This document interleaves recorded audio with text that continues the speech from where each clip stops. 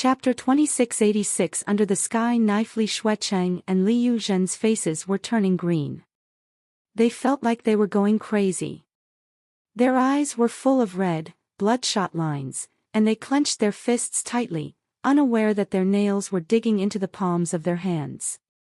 They were like two madmen as they watched Han Sen make battle. Impossible.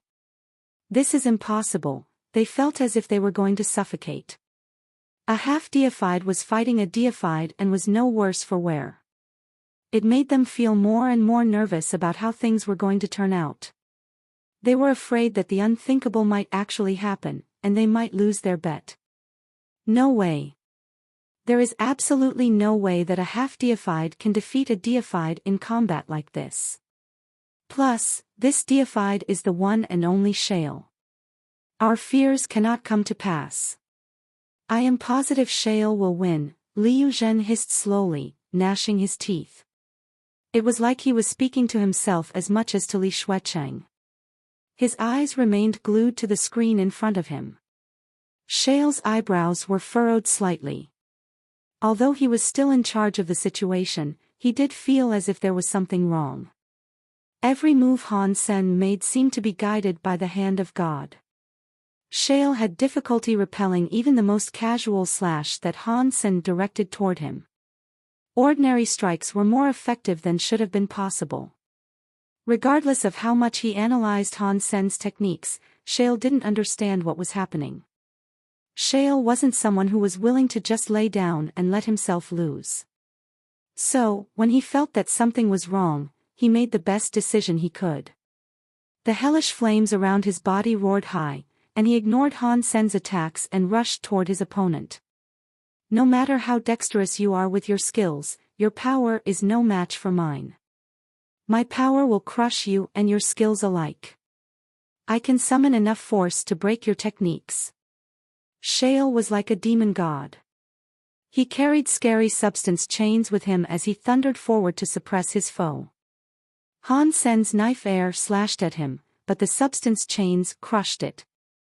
Han Sen was unable to break through the substance chains to damage Shale's body. Han Sen didn't panic, though. His body floated from side to side like a cloud. Shale had gathered an immense amount of raging power, but he was unable to hurt Han Senator. It was like watching a little boat go up against a big wave. The big waves were going wild, but they couldn't flip the boat that effortlessly surfed from crest to crest. Han Sen was like a holy man that could ride the wind. His body was brimming with the energy of his knife mind. Shale continued to bump Han Sen around, but he couldn't ruffle Han Sen's clothing. Bishi watched Han Sen and Shale's fight with a gaping mouth. Will Shale? He was wondering if Shale was going to lose, but he realized he shouldn't make such a suggestion in front of Li Chengqiu. So, he swallowed the words. I'm afraid he is going to lose. Shale is strong, but he comes from a bad place. His practice time was too short. If there had been another 3 years to train him, perhaps he wouldn't be in this situation, Li Chengqiu said coldly. Bishi nodded. That kid Han Sen is lucky, eh? But by the way, his knife mind really is something quite special. It exudes the presence of sky and men combined together. That isn't sky and men combined together. He is just following the will of the sky, Li Chengqiu said. Compared to you, big brother, he is nothing. But compared to ordinary people and creatures, his will is disturbingly impressive, Bishi said after a moment. Li Chengqiu nodded and said, Exquisite and Li Qir both use Han Sen as their silkworm. Outside of the very high, a genius like this is very rare. Open Sky Elder looked very relaxed right now. He smiled and said, Deified. So what, even if you are deified? You are still going to lose. My eyesight isn't too bad. Chiyu Elder looked at him with disdain. When Shale became deified, Open Sky Elder looked like he was watching his own parents die. But of course, Chiyu Elder didn't say that out loud. As the fight went on, more and more of the very high noticed that Han Sen's grim situation had taken a turn for the better. Shale fought with bestial strength, but he still couldn't bring damage to Han Sr. Han Sen's knife skills are very good. They are more than good. They are top class. They really are knife skills that come from the sky. Of course. The sky were kicked out by our race. We should expect this from one of their knife skills. Hey! Hey! How about this? If Han Sen really does achieve first place, I wonder what that asterisk Shou Li Shua Cheng's face will look like. I still don't think he will win. Han Sen's knife skills are strong, but his power isn't any better than Shale's. Shale cannot hurt him, but he cannot hurt Shale. This fight will end without a winner, but neither will there be a loser. If they fight long enough, maybe the stamina of the half-deified will deplete. With the deified having greater stamina, he will be able to outlast and win that way. Who knows? You're making a lot of guesses, there. Haha. If Han Sen takes first place, Li Shuecheng's face will look brilliant. Li Shuecheng won't be the only person devastated. Li Yuzhen will be in the same boat. Without Li Yuzhen, Li Shuecheng would never have known treasures weren't allowed to be used in this silkworm bout. I really hope Han Sen wins. And then, I want to see the faces of those two asterisks holes. How dare they try to trick us? Li Shuecheng and Li Yuzhen's faces already looked fairly amazing. Their eyes had almost popped out of their sockets as they watched the battle video. He won't lose. Shale will not lose this. He will win. He will win. The two of them were going insane. Their mouths kept repeating those sentences. The unease within them was growing with every passing second. The sky and the ground are like a game of chess that keeps changing. Everything is like a knife, and they all have a path. Shale, try to taste my under-the-sky knife. Han Sen's knife mind was like a volcano that could no longer keep its magma inside. It erupted in a large fountain at Shale. Han Sen used his hand like a knife and slashed towards him. Good job. Shale had power, but there had been nowhere for him to use it. Now that Han Sen wanted to fight directly, this was perfect for him. Scary substance chains gathered on his fist, and he threw his fist forward to meet Han Sen's attack. Buzz! Space rippled and shattered under the force of Shale's punch. Substance chains that looked like demon lions ripped through reality around him. Lion mouths became giant black holes in space, and they tried to swallow Han Senator, but Han Sen remained unmoving. His hand kept swinging downward, but no knife air appeared around his hand. His hand fell in a simple cutting motion. The sight filled the audience with confusion. As they watched, they saw all of the mountains and rivers of the valley, the grass, the flowers, and the woods, become consumed by a knife light. All different kinds of knife lights all across the valley lit up. Night lights suddenly seemed to make up the entire landscape around the two fighters. And all of those attacks were coming for Shale. Countless knife lights crossed each other. There were so many, it was like a flood. All of them surged toward Shale and his demonic lions. Shale summoned the power of his substance chains. He wasn't afraid of those king-class knife lights, but he realized belatedly that there were too many of them. Scary demon lion punch powers and substance chains were breaking in the middle of that knife light. Chapter 2687 Apollo said at that moment, all anyone could see was the image of Han Sen thrusting a blade forward. Every object in the universe seemed to be releasing a knife light. They all followed the will of Han Sen's blade, pulling together into a barrage of knife lights that covered the sky and the ground. They were all coming together around Shale, who looked like a demonic lion. Not even an elite like Shale could block knife lights that appeared to have been generated by everything in the universe. The demonic lion surged toward Han Sen, determined to push through the tide of knife lights. He was breaking through the rush of attacks like a dam against a flood. Impossible. Shale cannot lose a fight like this. No, no, no. Liu Zhen and Li Shuecheng's jaws were clenched and their nostrils flared. And then, their mouths fell open.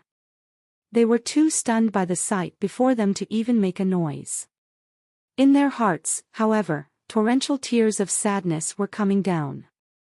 But their inner cries wouldn't be able to save Shale.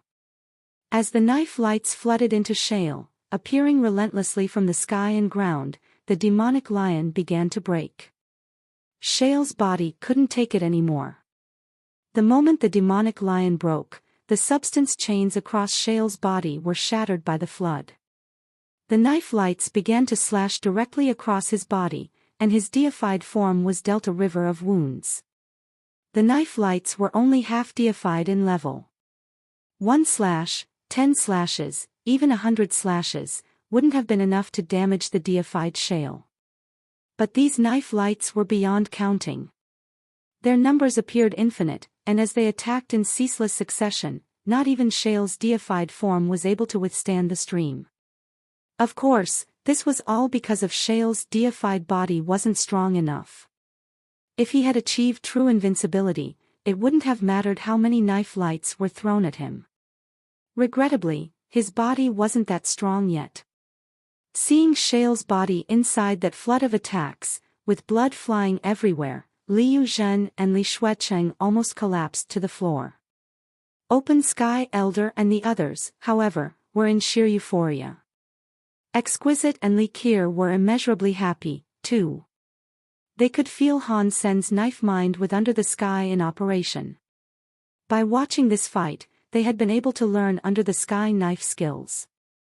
Ultimately, that scary flood of knife lights hadn't come directly from the sky or the ground. Not even a little. It was all a knife light Han Sen had already cast. After it broke, it melted into the sky, the earth, everything there was. He used the powers of the sky and the earth to reconstitute that energy into knife lights. This was similar to knife silks but even better. The sky and the ground themselves had become carriers for the knife lights. After the knife lights were generated, they appeared in every element imaginable. They had become far scarier than the pure knife silks that Han Sen had used for so long. The knife lights that broke and entered water, after they regenerated to become knife lights again, would carry the water element with them. When the knife lights melted into the soil of the mountains, after they generated again, they would carry the elements of the mountains. But Under the Sky still relied on Han Sen's own powers. It had taken a long time for Han Sen to accumulate enough power in his surroundings to pull off this attack. The more Han Sen used knife lights during a fight, the stronger the knife light flood would be when he finally activated it. That meant this skill required a lot of time to prepare. Otherwise, he wouldn't have been able to unleash such a vast amount of power. Under the Sky is decent. With this skill, Han Sen can fight others of the same level or a higher level. If he can repeat this whenever he wishes, he will be an unbreakable combatant.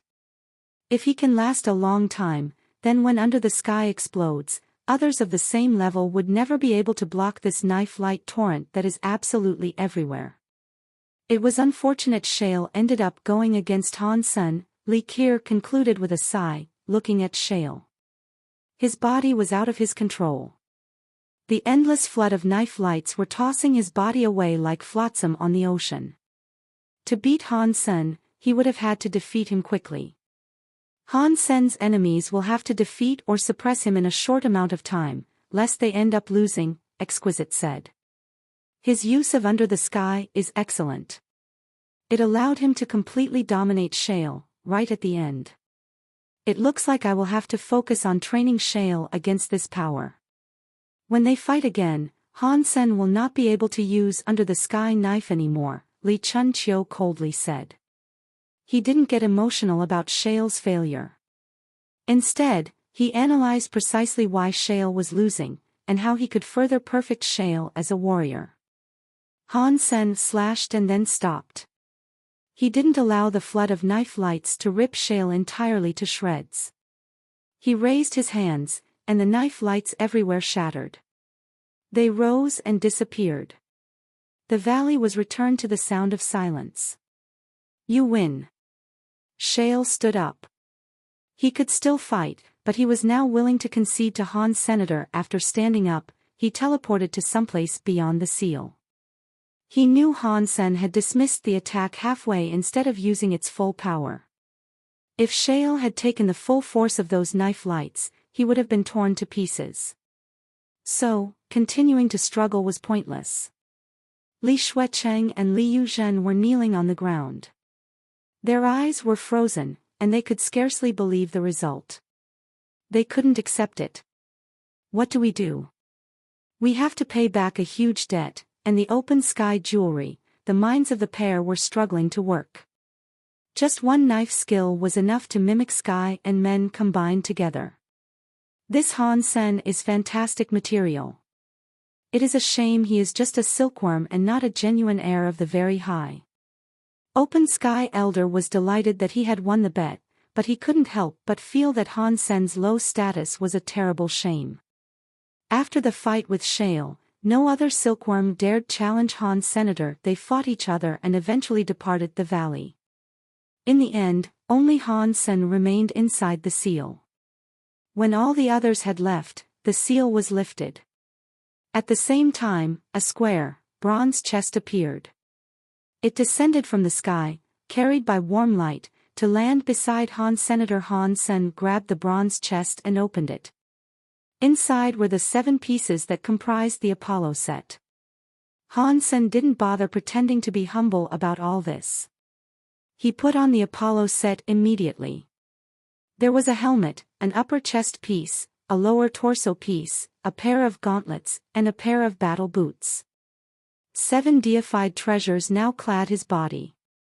The chrome of the armor made Han Sen look like a mirror man. When Han Sen put on the last piece of the armor, a giant, silver pair of wings appeared on Han Sen's back. They really did make him look like Apollo, shining in the sky. Many of the silkworms looked at Han Sen with great envy, but Han Sen actually had the audacity to complain. What kind of crap is this Apollo set? It's like I'm wearing a light bulb. This makes me stick out like a sore thumb. I'll be brighter than the sun itself. The enemy will see me coming from tens of thousands of miles away. It's not like I'll be able to hide in the bushes when I'm wearing this thing. It's like a giant, bright, neon target. Although Han Sen was complaining, the Apollo set did exude a powerful aura. That made Han Sen very happy. His half-deified power wasn't enough to activate the full might of the Apollo set just yet, but it would still complement his current standing. It could already generate a few minor substance chains. And that was especially true of the Apollo wings that had appeared behind him. They gave Han Sen a speed that could rival a primitive deified. He might have even been a bit faster than Shale. Han Sen spread the Apollo wings, then teleported next to Li Qier and Exquisite. His speed was far greater than it had been before.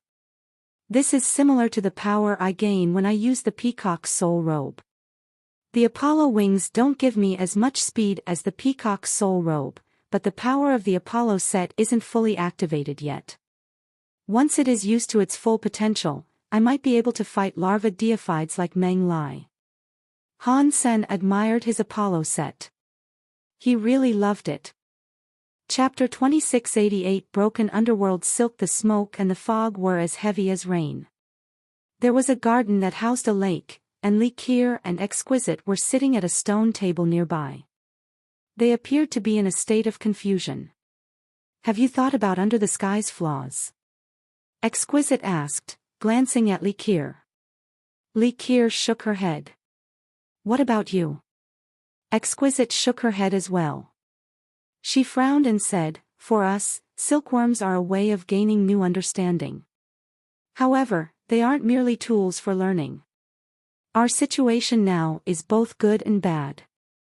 On the positive side, we're learning a lot from Han Sen, and he's allowed us to feel what having a truly powerful will is like. He will help us accelerate our growth. But if we keep learning and following him, we will simply be copying his progress. We will be aping him, so to speak. And no matter how closely we try to replicate what he has done, we will never achieve what the true Han Sen can accomplish. The path we tread must be one that leads to glory greater than our silkworms. We need to trailblaze a path of our own. But with the way things are now, that might be a very difficult prospect. Li Qiu cut in quickly. Perhaps, but Han Sen's will is too strong. At our level, we won't be able to pinpoint his flaws for our own betterment. The fact that we can confess something like that is terrible, without a doubt. He is supposed to be our silkworm. We are not supposed to be his. If Han Sen leaves the impression that we cannot exceed his talents, then we are already limited by him, Exquisite said with a look of seriousness. In that case, what do you propose we do about it? Li Qiu couldn't think of a way around this problem. If Han Sen left an indelible impression of invincibility on their peers, then their achievements would be forever overshadowed by his own.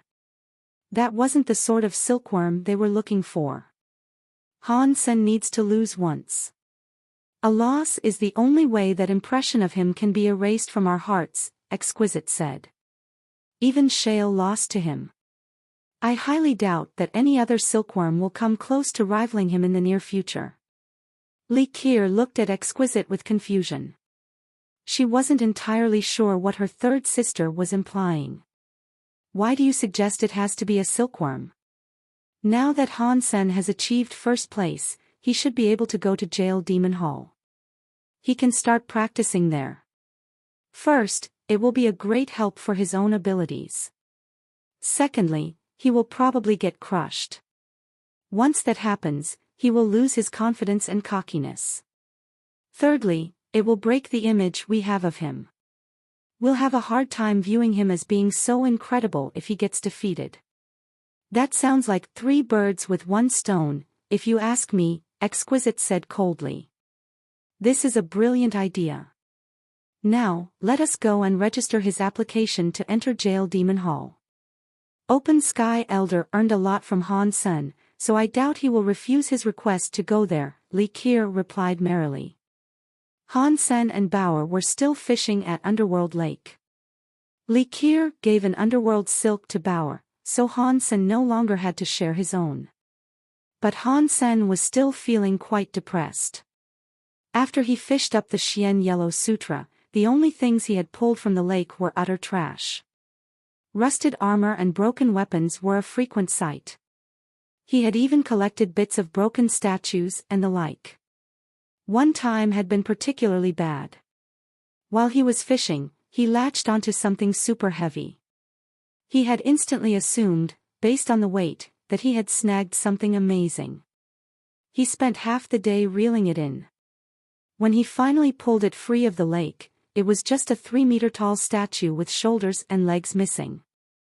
Han Sen's lungs almost exploded. Bauer was sometimes able to fish up pieces of jewelry. Han Sen didn't know what they were for. And also, the entire time, the 16 pigs continued to follow Bauer around. They frequently munched on Bauer's snacks, but they didn't grow at all. They each remained the size of a fist.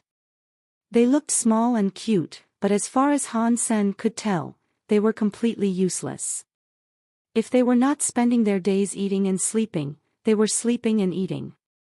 It was either that or following Bauer's *SS and running around everywhere. Dad, come here. There is something coming. It is so heavy, Bauer suddenly exclaimed. Han Sen quickly approached her, and he started tugging the string. It really did feel like something absurdly heavy. It was like the other end of the string was attached to a small mountain.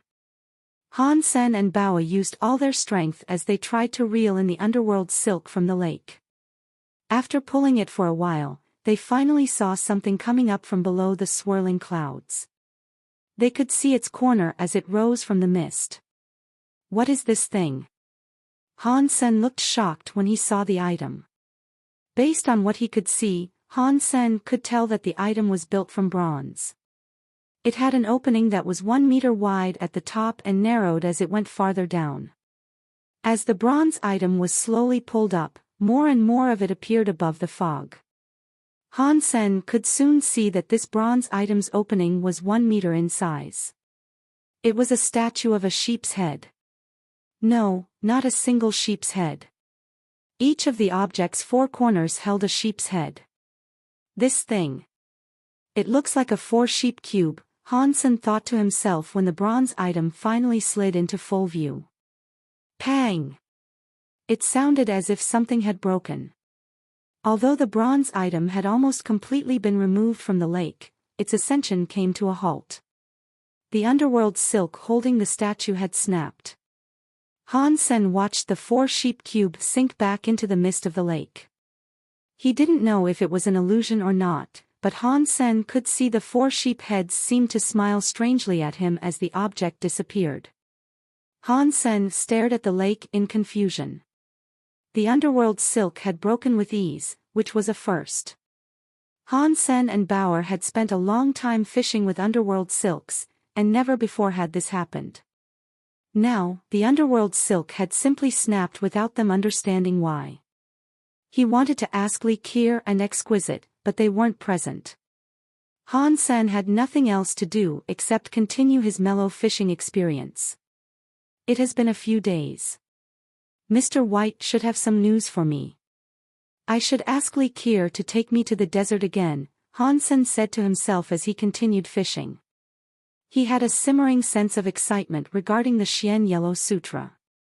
Han Sen wouldn't even have to practice the strange Geno art. He only had to reverse his Blood Pulse Sutra to make use of it.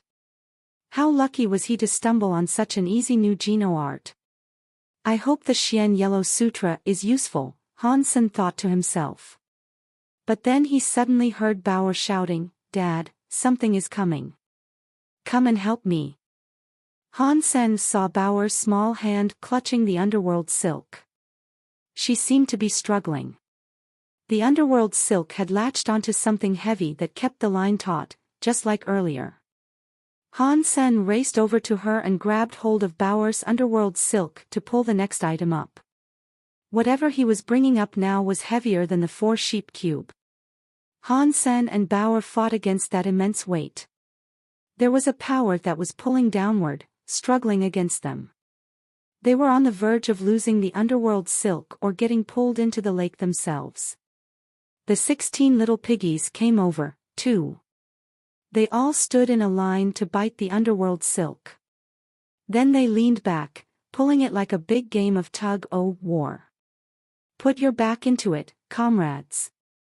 1, 2, 1, 2, 2 people and 16 small piglets were pulling the silk. They all shouted. After half a day, they finally saw something emerge from the lake. When they finally saw it, Han Sen couldn't help but shout, "It is the 4-sheep cube again." Chapter 2689 Jail Demon Hall, we managed to fish it up again. Han Sen was shocked. He thought about the 4-sheep cube that plummeted back down with the 4 eerie faces smiling at him. He looked closely at the heads of the sheep. He jerked back in surprise. The bronze sheep had their eyebrows lowered, and their eyes were half closed. They looked like monks that were meditating. They were no longer smiling as they were earlier. Are the expressions on the 4 sheep heads different? Han Sen wondered to himself. Then, he heard a pang. The underworld silk snapped again. Han Sen watched the 4-sheep cube quickly sink again. This time, he could see the bronze sheep heads clearly. Their meditative expression was gone now. The sheep smiled creepily. It looked as if they were squinting their eyes to look at them. Is that thing alive? Han Sen wondered curiously. But before he could examine it any further, the 4-sheep cube was lost in the lake once more. Now this is weird. Why have we fished up the same thing twice in a row? And why does that thing seem as if it is alive? Do living creatures actually exist in the antimaterial world? Han Sen pondered. He didn't know much about Underworld Lake, and he would have to wait for Li Keir and Exquisite to return so he could ask them. Many more occurrences followed that one, though. Bauer managed to fish up that 4-sheep cube a number of times. She could never pull it all the way up, though. The object would always detach and fall back into the lake. As for Han Sen, he only ever managed to fish up useless garbage. The triangular symbol on the small jade figure lit up. Han Sen knew Li Qier and Exquisite were on their way back. Not long later, he saw them appear via teleport on the shores of the lake. Han Sen, I understand you are always keen to hunt xenogeneics, yes? We have found a suitable location for you. There are primitive deified xenogeneics to kill, and it is safe. You will have the chance to take down a primitive deified xenogeneic solo, Li Qier said with a smile. There's such a good hunting ground out here. Why didn't you tell me sooner? Han Sen asked, looking at Li Qier with suspicion. Before the silkworm bouts, there were places that you weren't qualified to enter. Now that you've earned first place among the silkworms, though, things are different, Li Qier explained. I see. Han Sen's mind wandered back to the 4-sheep cube, so he told them about his experience trying to fish it out of the lake a few times. When they heard the story, Li Qier and Exquisite's faces both went gray. Exquisite looked at Han Sen and asked, the 4-sheep cube you fished up. Would you say it was 3 or 4 meters tall? Exquisite described the 4-sheep cube she was thinking of, and it turned out to be the exact same one Han Sen had seen. Yes, that is the one. Is there a problem with it? Han Sen asked, glancing at the two women's expressions. He knew there was something dodgy about this. Li Qier and Exquisite looked at each other. Exquisite said, this 4-sheep cube is something the very high have fished up before. After saying that, Exquisite stopped. And then? Han Sen asked. Let me explain. Li Qier looked at Han Sen with a strange face and said, our people have fished up the 4-sheep cube before. But that thing is not an omen of good luck. All the very high who fished up the 4-sheep cube ended up having misfortune fall upon them. Han Sen's heart jumped. He frowned and asked, what happened to them? Were they injured, or did they just end up dead? Li Qier shook her head. They were neither hurt nor killed. According to the histories of the very high, there were 3 very high that fished up the 4-sheep cube. One of them was the one who made the sky and sky palace. Isn't that a good thing? Why would you consider that unlucky? Han Sen didn't understand what she was trying to say. Building a race and becoming supremely powerful was something glorious. Why would they consider that a misfortune? Well, with a wry smile, Li Qier went on to say, the second very high that fished up the 4-sheep cube had something happen to him. It made him kill his parents. And then, he betrayed the very high. After pausing, Li Qier said, the third one that fished up the 4-sheep cube ended up stealing an important treasure from the very high. Then, he disappeared. Where he went, no one knows. So whoever fishes up the 4-sheep cube is from the very high, and they have all betrayed the very high. Now Han Sen understood why the 4-sheep cube might have been deemed unlucky. Although there is no proof, there are records that confirm that the 4-sheep cube was connected to all 3. Exquisite had a wry smile. Han Sen coughed awkwardly. I'm not from the very high.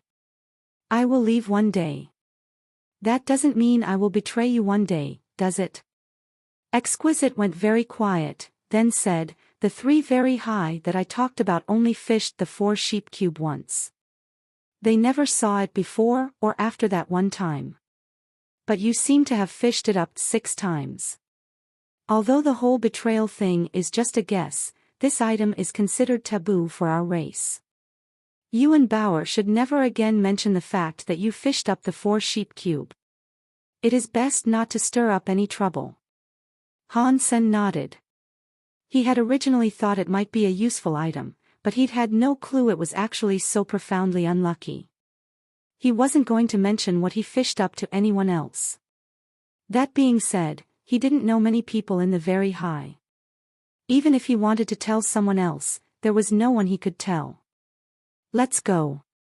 You two shouldn't visit Underworld Lake for a while, Exquisite said to them. Then, she teleported Han Sen and Bauer away from the lake. Han Sen asked Li Qier about the place they were headed, a location known as Jail Demon Hall, and what sort of xenogeniacs he would be able to kill. He learned that the place used to be a mere cave, but the Very High built a palace atop it. Calling the structure a palace was a bit misleading, though. In actuality, it was more like a prison. A xenogeniac had lived in the cave beneath Jail Demon Hall for a long time. The creature lacked the power to escape its prison, but after a while, it learned how to create a doppelganger that could enter the palace above the cave. The doppelganger was a primitive deified.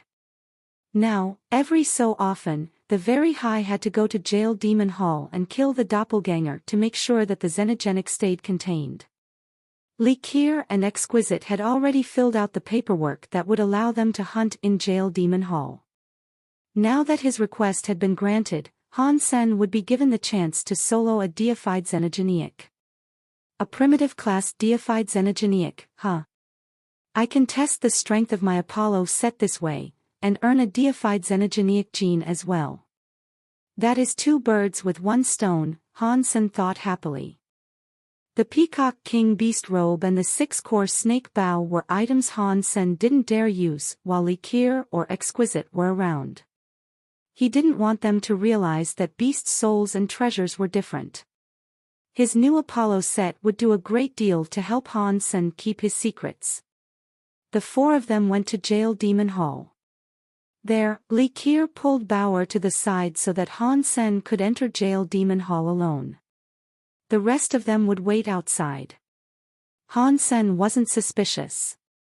He thought they just wanted to get more of his battle experience and knowledge, and that was why they had asked him to go and kill the doppelganger xenogeniac. He pushed the door open and entered Jail Demon Hall. Chapter 2690 Scary Primitive Deified Xenogeniac Jail Demon Hall had been built for that xenogeniac. When Han Sen entered it, he couldn't feel the restrictive effects. The hall's architecture was incredibly strange.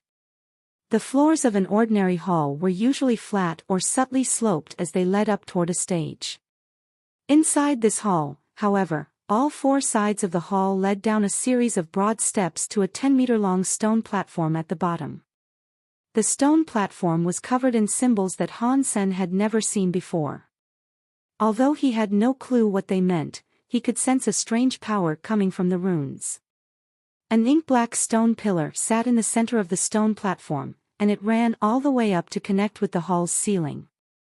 The upper portion of the pillar was covered in engravings and markings, but Han Sen's attention was instantly drawn to the pillar's base, and to the creature that had been bound there.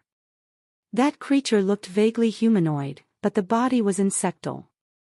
Its shell was blood red, and a red horn rose from its head, making it look something like a unicorn. Its eyes also flashed with a bloody, crimson color. It was full of rage and murderous desires. While Han Sen observed that trapped creature, the creature stared up at Han Sen, too. It suddenly opened its mouth and revealed the jagged, saw-like teeth that adorned its maw. It let out a high-pitched scream at Han Sen. It began to thrash around violently, and when it moved, the markings across the stone pillar lit up. The chains attached to the pillar also began to glow. They tightened their grip on the creature, making it harder for the furious being to escape from the stone pillar. It really is a primitive deified. Upon seeing the red substance chains appearing around the creature, a delighted expression crossed Han Sen's face. Outer Sky had many xenogeniacs, but most of them were very frightening. It would have been too risky for Han Sen to go out and pick a fight with some random xenogeniac. Now, a primitive deified xenogeniac had been handed to Han Sen on a platter. Han Sen was extremely pleased with the way this was turning out.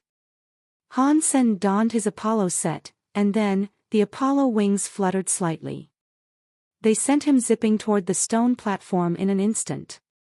He turned his hand into a knife and slashed at the xenogeniac bound to the stone pillar. Han Sen was still using Under the Sky, but with the extra strength that the Apollo set was giving him, a frightening substance chain knife air was unleashed as he activated the skill. His attack was like a sunlight blade as it came down against the Xenogeniac's neck. The Xenogeniac hissed like a viper, and its red substance chains exploded like a volcano. It broke free of the restraints of the stone pillar, and its talons flashed toward Han Sen like red blades. Catcha! Han Sen's knife air was as strong as the strike of an ordinary primitive deified, but against that Xenogeniac's claws, Han Sen's attack didn't stand a chance. Before Han Sen could even attack, the creature had brushed aside his attack and rushed within striking distance. The hand knife and the claws collided. The claws left deep cuts across Han Sen's gauntlet. 3 bloody scratches across his hand before to ooze blood. Fortunately, Han Sen was able to react quickly. He abandoned his attack and then teleported away. If he hadn't reacted instantly, the creature's blow would have amputated his hands. Why is it so strong? Han Sen wondered in shock. He had just finished teleporting away when the Xenogeniac was in front of him again. Its claws came down on his chest, cutting straight through the Apollo armor like it was made of butter. The wings of the Apollo set flapped. Han Sen quickly retreated, putting more distance between himself and the Xenogeniac. But there was a glow of bloody light around the creature's body, and it came for him again like a rocket. Its speed was unfathomable, and again, its claws were digging into Han Sen's chest. The red substance chains became claw-like lights, and they carved 5 grooves deep into Han Sen's chest. His ribs were almost visible through the wounds. Is this guy really just primitive? Han Sen muttered in consternation. He used Under the Sky and teleported rapidly as he attempted to get ahead of the Xenogeniac. But it was a futile endeavor.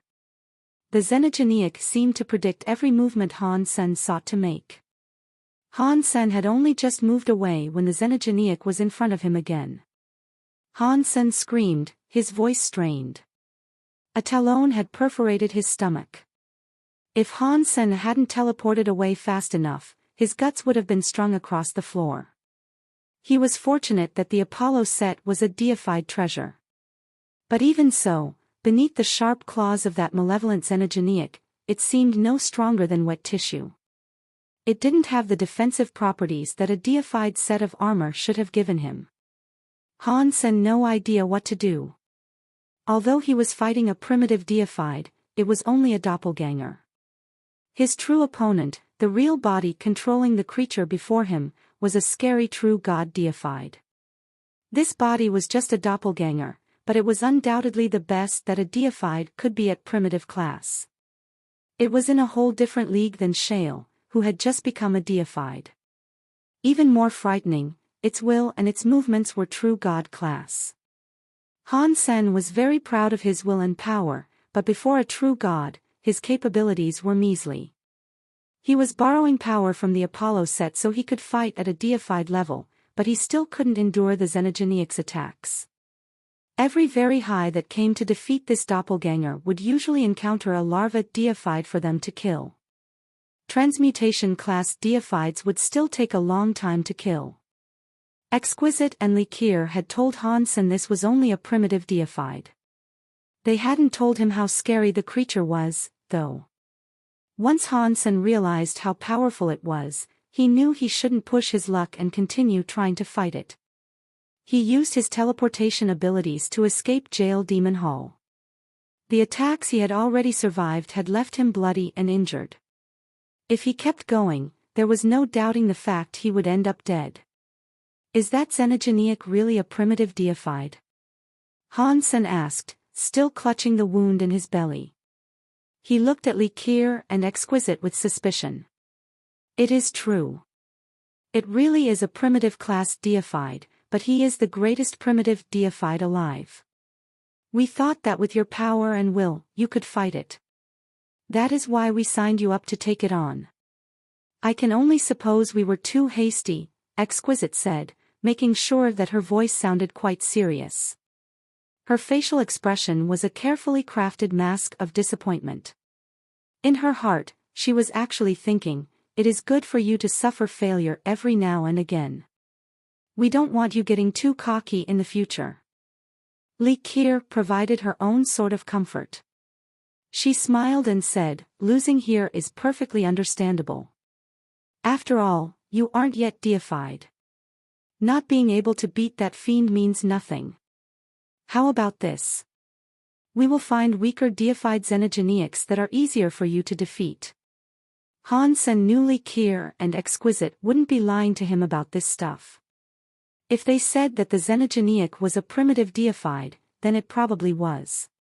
That xenogeneic really was strong.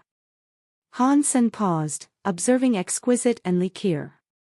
Then, he said, is there a time limit to kill this xenogeneic? It will take 6 months for the jail demon hall's xenogeneic to build up enough power to escape its prison. Usually, our people try to kill it within 3 months, just to be on the safe side.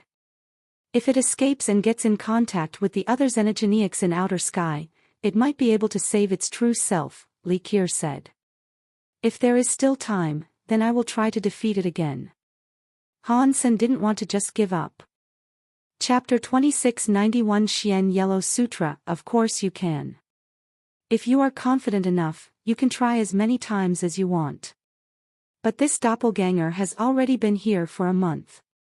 If you cannot kill it in the next couple of months, we will have to send in a deified elite that is strong enough to kill it. So, remember, you have a limited amount of time, Exquisite said. That should be more than enough, I should think, Han Sen said with a nod. He was still thinking about the fight he had just endured against that xenogeneic.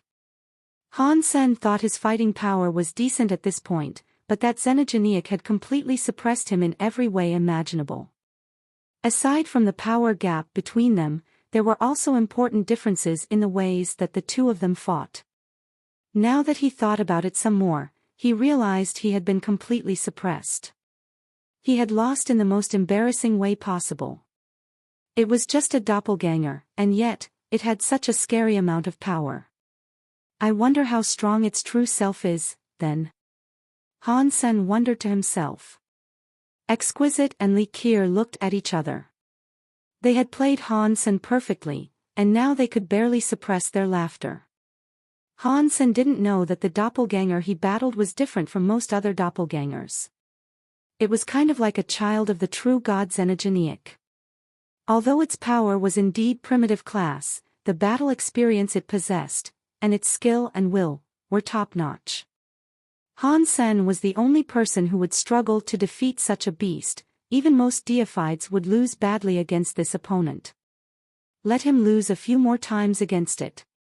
Let's wear him down a bit, Li Keir smiled and thought to herself. Han Sen's wounds recovered quickly. To aid his self-recovery power, Li Keir and Exquisite provided him with a geno-fluid produced from xenogeneic genes. It was very good for healing one's physical wounds. With the combination of those two powers, every speck of damage had disappeared within 7 or 8 hours. Over the next few days, Han Sen went to the jail demon hall to do battle against the xenogeneic. He came up with many different plans to bring the creature down, but every attempt was useless. The longest Han Sen was able to last inside was 2 minutes. Once he was done, he had to teleport away. If he hadn't, he would have been killed. He would only be given a sliver of time to cast his knife airs. Even when he used Under the Sky, it seemed to do nothing to the xenogeneic. Not only did he fail to kill it, but he couldn't inflict a single wound on his foe.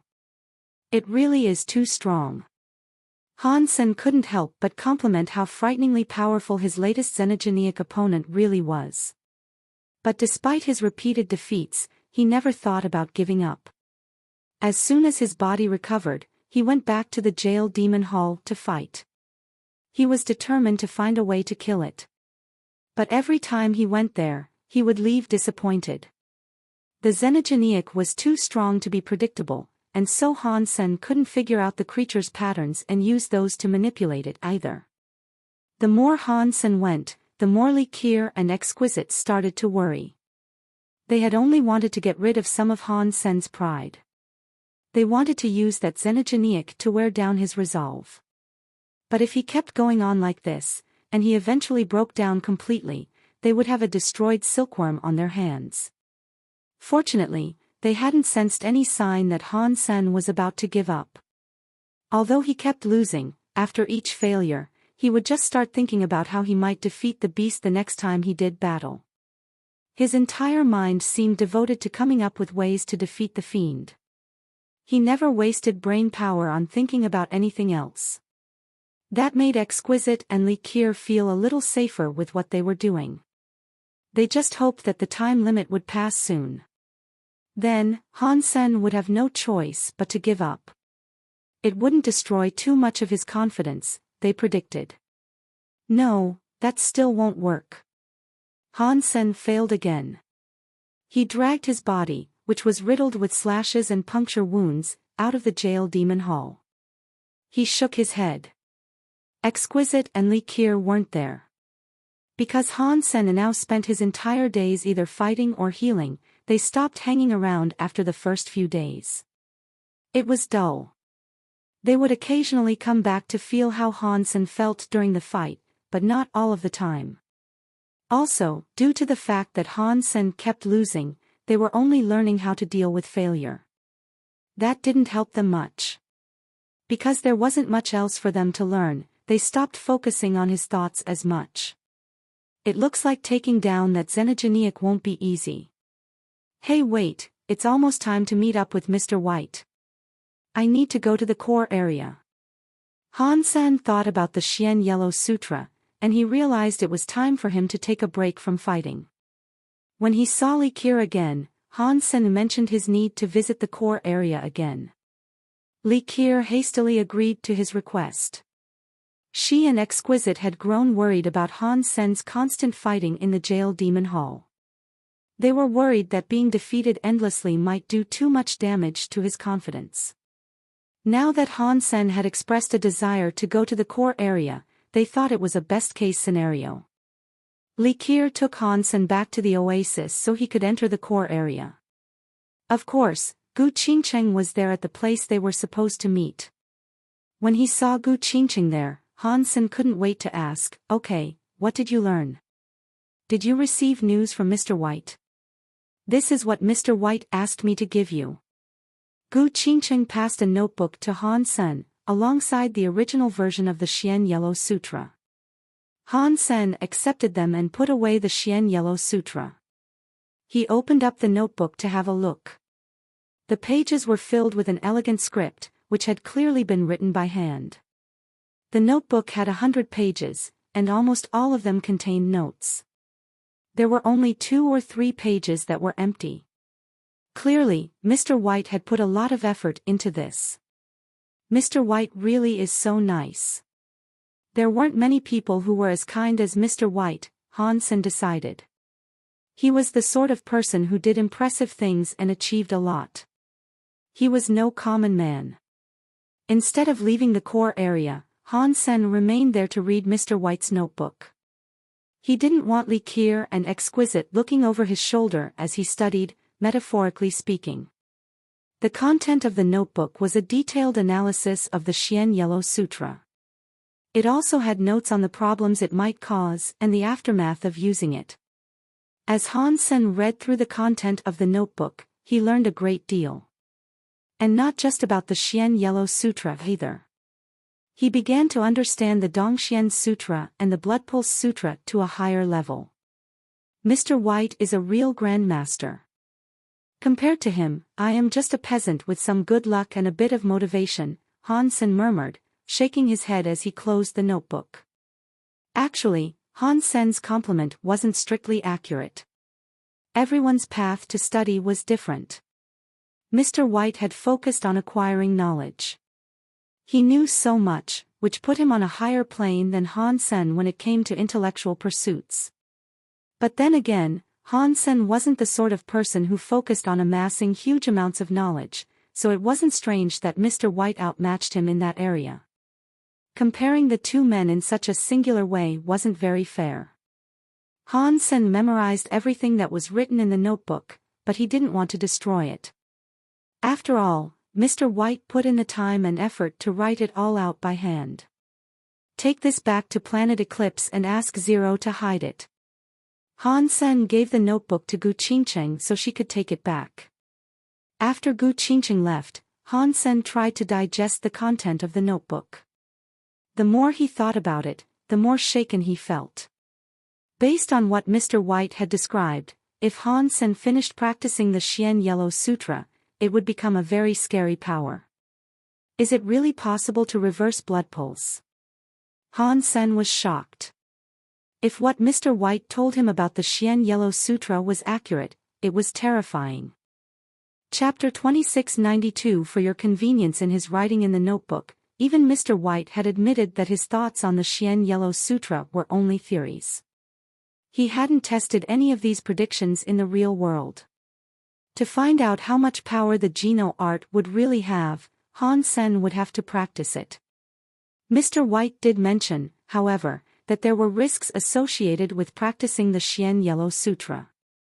The Geno art could theoretically reverse a person's bloodline, but doing so would be very dangerous. Attempting such a feat would have consequences throughout Han Sen's body. If his body was unable to withstand those effects, the ramifications could be dire. Han Sen was very tempted to learn it because of the scary powers that the Xian Yellow Sutra offered, but the risks were severe enough to make him hesitate. Since I don't need to practice the Xian Yellow Sutra and I don't actually need to use it, there is no point in me trying to reverse my bloodline. After Han Sen came to this conclusion, he decided to put the Xian Yellow Sutra out of his mind. Now, he turned his attention back to the Xenogeniac in Jail Demon Hall. He had less than a month to go. If he was unable to kill it in that amount of time, then he would lose this opportunity. He would need to wait for the next doppelganger to show up before he could fight it again. How can I kill it, then? I will have to wait until Li Qier and Exquisite are somewhere else so I can try to kill it with a different Geno art. That's my best chance, Han Sen thought to himself. When he left the core area, Li Qier was there waiting for him in the oasis. Why are you back here so soon? Li Qier wasn't worried like she had been the last time. She was actually surprised to see him return so quickly. In truth, she had been hoping that Han Sen would stay in the core area until the Xenogeniac in Jail Demon Hall was killed. I was just meeting up with a friend. I don't have much time. I need to kill that Xenogeniac in Jail Demon Hall, so I couldn't stay there for very long, Han Sen said. You're really going to keep trying, aren't you? You're planning on returning to Jail Demon Hall, Li Qier said to Han Sr. Why shouldn't I keep going there? It is rare to tackle such a powerful enemy, and it isn't as if I have to worry about my safety. This is the perfect opportunity for me to hone my skills, Han Sen said with sincerity. Li Qier looked at Han Sen, her head tilted slightly to the side. She could sense that Han Sen was speaking the truth. No matter which race they came from, ordinary people would struggle to maintain their drive and dedication in the face of such overwhelming failure. Most people could only have their dreams crushed so many times before they gave up. Han Sen had failed many times already, but he hadn't been broken down. His resolve was strong, and he clearly intended to keep on going. That sort of personality had its upsides and downsides, that was for sure. Li Qier opened her mouth to say something, but no words materialized. She didn't want to destroy Han Sen's positivity. Whatever. There is only a month left. With his unbreakable determination, it shouldn't bode too ill for him, Li Qier thought to herself. After returning to Jail Demon Hall, Han Sen continued to challenge that Xenogeniac every day. And every day, he kept failing. After 2 weeks had passed, Li Qier and Exquisite rarely visited anymore. He had failed far too many times, and he had yet to learn anything new. There was no reason for them to spend time watching such pointless fights. While he was occupied doing his own thing, the girls wanted to practice the knife skill under the sky, which they had learned from Han Senator. Although their mental access to Han Sen's personal experience made it easier for them to cast the powerful skill, they were still having difficulty getting anywhere close to the talent Han Sen had with the skill. He is very talented when he fights. This kind of knife skill and knife mind are very rare to see. He should be a great help for us when practicing the very high sense, Li Qiu complimented. It is a shame he isn't one of the very high. Otherwise, with his level of talent, he might be able to practice the very high sense, Exquisite said, her voice carrying a distinct note of regret. Li Qiu sneered slightly. What is good about practicing the very high sense, anyway? I don't want to become one of those cold-blooded monsters. If I was given the choice, I would have never decided to practice it, at all. It is because you have a 10 armor talent. Those with an armor talent that high must practice the very high sense. That is the rule of being one of the very high, Exquisite said. But why me? I really wish my talents were below 9 armors, Li Qiu grumbled. Han Sen lost his next fight. He stumbled out of jail demon hall, covered with injuries. But then, he suddenly saw a very high man standing outside the hall looking at him. Han Sen didn't recognize this very high, but the man's eyes definitely looked hostile. This guy can't be Li Shuecheng, can he? Han Sen thought to himself. In his time in Outer Sky, Li Yuzhen and Li Shuecheng were the two people he had offended the most. He had seen Li Yuzhen before, but he had never seen what Li Shuecheng looked like. Even if this man wasn't Li Shuecheng, he was probably related to those two. Han Sen, you have been using Jail Demon Hall for 2 months. If you cannot kill the red blood demon, then get out of there. Don't waste people's time, Li Shuecheng said, staring at Han. Senator Li Shuecheng and Li Yuzhen had lost everything after the silkworm fights. All they had left were their undies. Their parents had helped them pay back most of their debts, but they still owed a lot to a lot of people. Right now, the two men had nothing. Literally nothing. Even the resources they needed for practice had to be used as payment for others. Li Shuecheng had the idea of fighting the red blood demon. The red blood demon's xenogeneic gene was required in order to craft a particular deified treasure.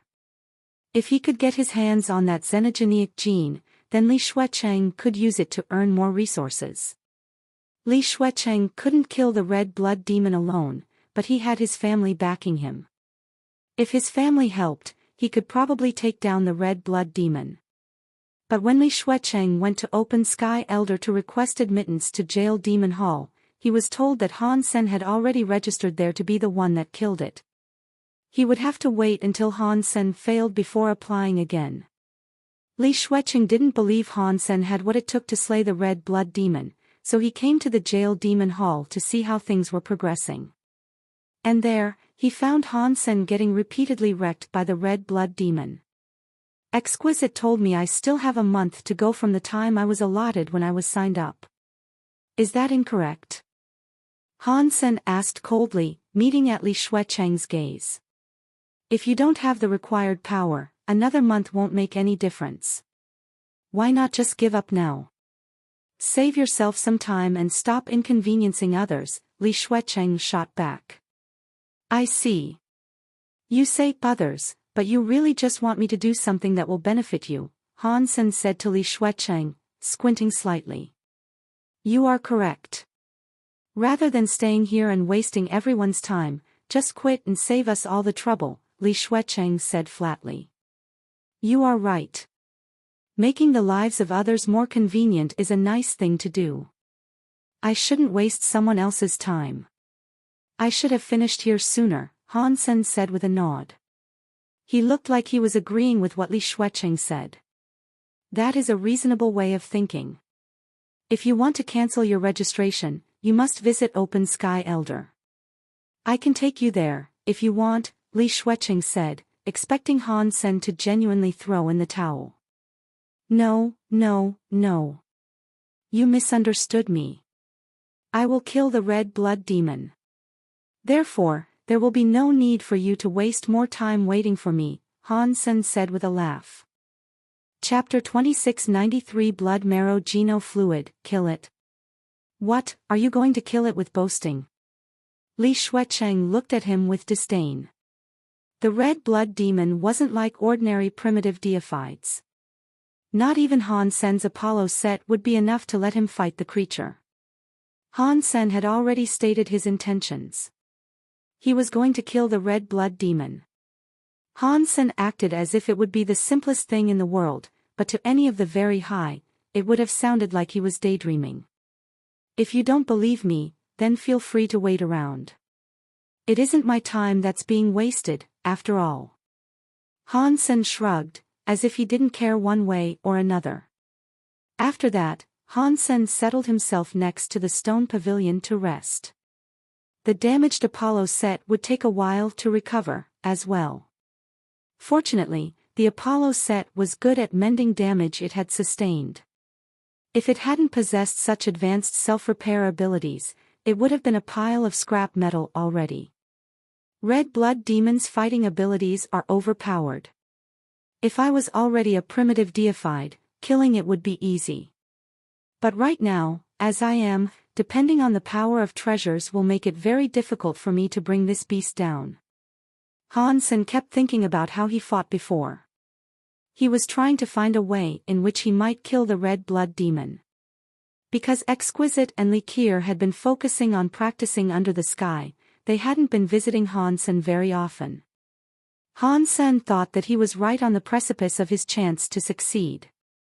He just needed to find a chance to fight the red blood demon when they were not around. Then, he could use whichever Geno art or beast soul he fancied. Li Shuecheng frowned. The very high were very strict about their rules. Even though he was one of the very high, he couldn't circumvent the rules. If Han Sen wasn't going to give up, Li Shuecheng really would have to wait another month. If Han Sen couldn't kill the red blood demon before the time limit, Li Shuecheng could register for permission to enter and slay the fiend. But Li Shuecheng was being hung to dry. He was in a rush to get as many resources as possible, so he didn't want to wait a month. He rolled his eyes. He walked to the stone pavilion, looked at Han Sen, and said, "You said you will find a way to kill the red blood demon, right?" "That is correct," Han Sen said with a nod. He had been fighting the red blood demon for a while now, and he hadn't really gotten much out of it, other than a general understanding of the red blood demon's capabilities. "Very good," Li Shuecheng said, nodding to himself. Then, he turned around and left. That surprised Han Senator. He wasn't sure what the man meant by that. Han Sen had thought Li Shuecheng would hang around and annoy him for a while, but the man left without another word. Han Sen thought about the expression he had seen on Li Shuecheng's face, though. It was unlikely that the man would give up so easily. Li Shuecheng left Jail Demon Hall to seek out Li Yuzhen. "You know that Han Sen has been in Jail Demon Hall trying to kill the red blood demon, right?" Li Shuecheng asked Li Yuzhen. "So? Does it matter whether I know this or not?" Li Yuzhen was annoyed by just hearing Han Sen's name. He had lost so much on his wager during the silkworm fights. Although his family had paid off much of the debt, he still had a lot he needed to repay. Paying it all off would be incredibly difficult. At this time, Li Yuzhen was in no mood to wonder about what Han Sen was doing. Just thinking about how to pay off all of his debts was enough to make his head explode. "I was going to ask for someone's help to kill the red blood demon and gather more resources, but Han Sen registered to kill the red blood demon before I did. I need to wait another month before I can register." Li Shuecheng explained what had happened. "What is that supposed to mean?" Li Yuzhen didn't understand why Li Shuecheng was bothering to tell him all this. The very high were strict when it came to the law. The two young men had no choice but to abide by them.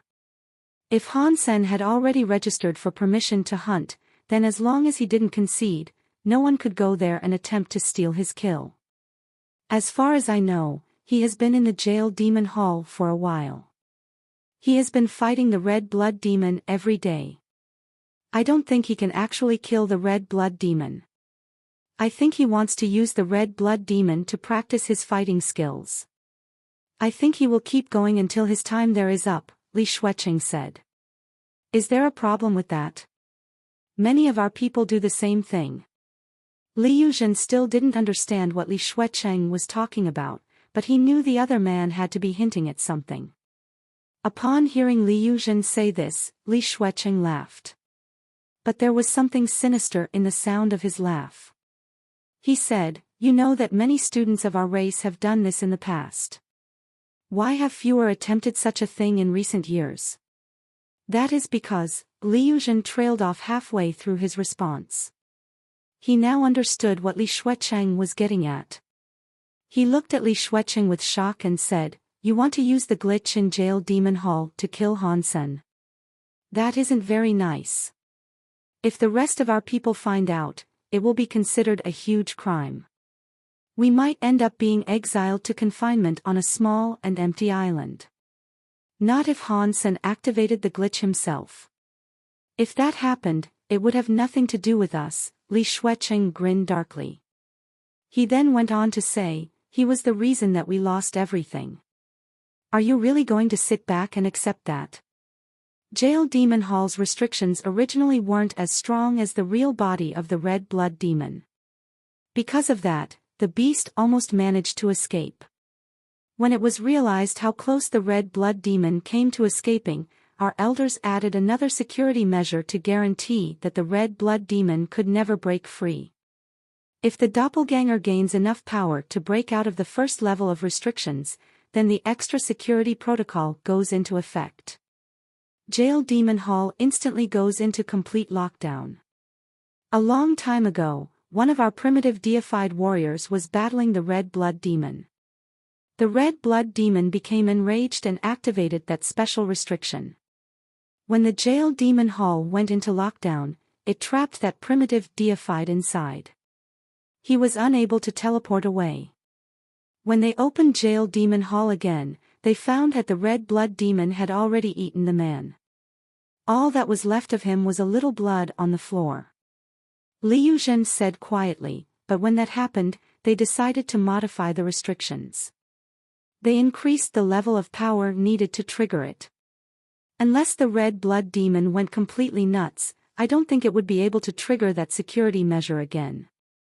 Han Sen can't really threaten the Red Blood Demon, so there's no way he could inspire that much fury in the creature.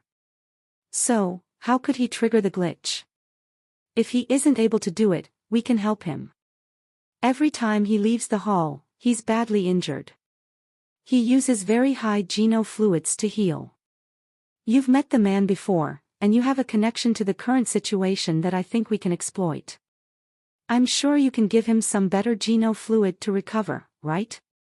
Li Shuiqing said. You mean like blood marrow geno fluid? Li Yuzhen's eyes brightened. Now he knew what Li Shuiqing really meant. Blood marrow geno fluid was made from the Red Blood Demon's xenogeneic genes. It was very good for recovering from injuries. Of all the healing geno fluids that existed, it was one of the priciest. It was usually used by deified elites. It worked very well for deified wounds, so its efficiency with kings went without saying. As long as a person wasn't dead, they could be healed in a short amount of time. But not many knew that because the blood marrow geno fluid was made from the Red Blood Demon's xenogeneic genes, the Red Blood Demon was very sensitive to it. Using a small amount wouldn't have much of an effect. But if Han Sen used too much and then entered Jail Demon Hall, it might trigger the true ire of the Red Blood Demon. 2694 Triggering the restrictions. Because Han Sen was being injured every day, he required a lot of healing geno fluids. Exquisite came to see him every few days to resupply him. Aside from providing him with healing geno fluids, she gave him other kinds of geno fluids as well. They could help with all sorts of things involving his body and his practice. They were fluids synthesized by the very high themselves. Due to the wealth of resources available in outer sky, Han Sen was being given access to resources that few kings could ever hope to get their hands on. The very high didn't have a large population. They didn't have many people devoted to producing healing geno fluids, but they also rarely used healing Geno fluids themselves. So, most of the time, the very high created the Geno fluids quite slowly. They kept enough on hand for ordinary use, but as Han Sen stubbornly continued to fight the red blood demon, he had created a situation that the very high were uniquely unprepared for. Within a month, Han Sen had almost cleared out their Geno fluid reserves. If he wanted more, he would have to wait for more to be created. That meant one every few days. Why are there no more healing Geno fluids? Han Sen saw the Geno fluids Exquisite had brought him, and he noticed they weren't the same Geno fluids he usually used. Rather than the healing fluids that he really needed, these other Geno fluids would merely reinforce his genes and physical power. Even if there was a whole warehouse full of healing Geno fluid, it wouldn't be enough to support the amount you keep consuming, Exquisite said. She pointed toward a box with 6 red Geno fluids and went on to say, "This is a high-class healing Geno fluid. They only offer it to deified fighters. Since there are no more of the weaker fluids available, you are being gifted these. Do not go through them willy-nilly. If you use up these, you won't be granted any more for the next 2 weeks." Exquisite didn't know that blood marrow Geno fluid had the xenogeneic genes of the red blood demon in it. After all, few people knew exactly what was inside a medicine when they took it. The red blood demon's xenogeneic genes were just one element of these fluids. They weren't even the primary ingredient. Even if Exquisite had known the xenogeneic genes were in the fluid, she wouldn't have known about the potential side effects in this situation. Liu Zhen and Li Shuecheng knew about this because one of their elders had used a large amount of blood marrow Geno fluid before going into the jail demon hall to kill the red blood demon. The red blood demon had instantly gone into a fury. Luckily, the man had been a larva-class deified. Despite the red blood demon's rage, he had been able to kill it. Only a few people who were close to that elite knew about this. Exquisite and Li Qier didn't know much about that elite, so they didn't know how taking the Geno fluid would affect the monster inside the hall. Liu Zhen and Li Shuecheng wouldn't have come up with this plan if the creature's reaction to the Geno fluid was generally known. Hearing that there was an even better Geno fluid that he could use, Han Sen was more than pleased. If he could recover faster, he could spend more time fighting the red blood demon. Although he was unable to beat the red blood demon, he was honing his talents as he fought the creature. That was because the red blood demon had been continuously suppressing him. Han Sen had gained a huge amount of experience by being so determined. This kind of wound really hurts. Han Sen looked down at his chest and saw his exposed heart, which had come close to being shredded. He had a wry smile. If Han Sen had lacked his impressive abilities of recovery, such a strike would have likely killed him. Opening a blood marrow Geno fluid, Han Sen quickly gulped it all down. He felt a warm sensation race through his body. A numb, itchy feeling passed over his wounds, and Han Sen's injuries began to heal. He watched in amazement as his wounds sealed closed. This is good stuff. No wonder this is considered a superior item usually reserved for deified elites. The effects are 10 times stronger than what I was using before. Han Sen grinned widely when he saw the wounds heal so quickly. His wounds would have taken half a day to heal previously, but now they took less than an hour.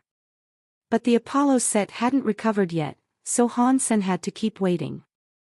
Without the Apollo set, his body wouldn't last. Han Sen didn't waste a single second of his free time, though. He practiced very real body in God's Wander for a bit. Those 2 Geno arts were very beneficial for him to practice with. They could be used at any time. When the Apollo set had finally recovered, Han Sen decided it was time to enter Jail Demon Hall again. But to Han Sen's surprise, the red blood demon was sitting on the stairs staring at him when he entered. It didn't attack him as soon as it saw him. What is this? Han Sen wondered. It seemed odd that on this random day, the red blood demon's temper had improved so much. While Han Sen wondered what it was doing, the red blood demon's body flashed with a bloody light. Its bug wings opened.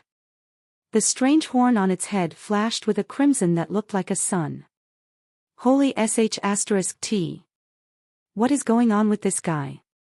Why has it suddenly exploded with a scary power like this? Han Sen was very confused. He had fought the red blood demon for a very long time now, but he had never seen it so enraged. And it had suddenly gained a frightening amount of power.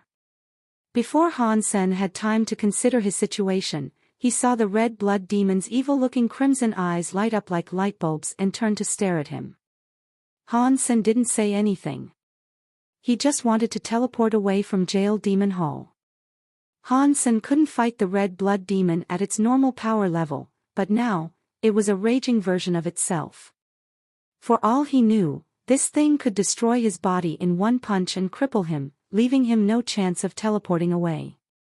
But the moment Han Sen ripped space open to leave, he saw all of the markings across Jail Demon Hall light up in a single, brilliant flash. The whole of the Jail Demon Hall was covered in a holy light. Pang! Han Sen bounced out of space and almost hit the ground. He descended into a nice roll, which was how he managed to maintain his balance. What is this? Why have Jail Demon Hall's restrictions flared up and sealed the entire structure with me inside? Han Sen's face changed. He looked around frantically, and he found that wavy beams of light covered every surface of the hall. The whole building was sealed up tight, and there was no getting out now. Han Sen realized that he was in a scary and dangerous situation.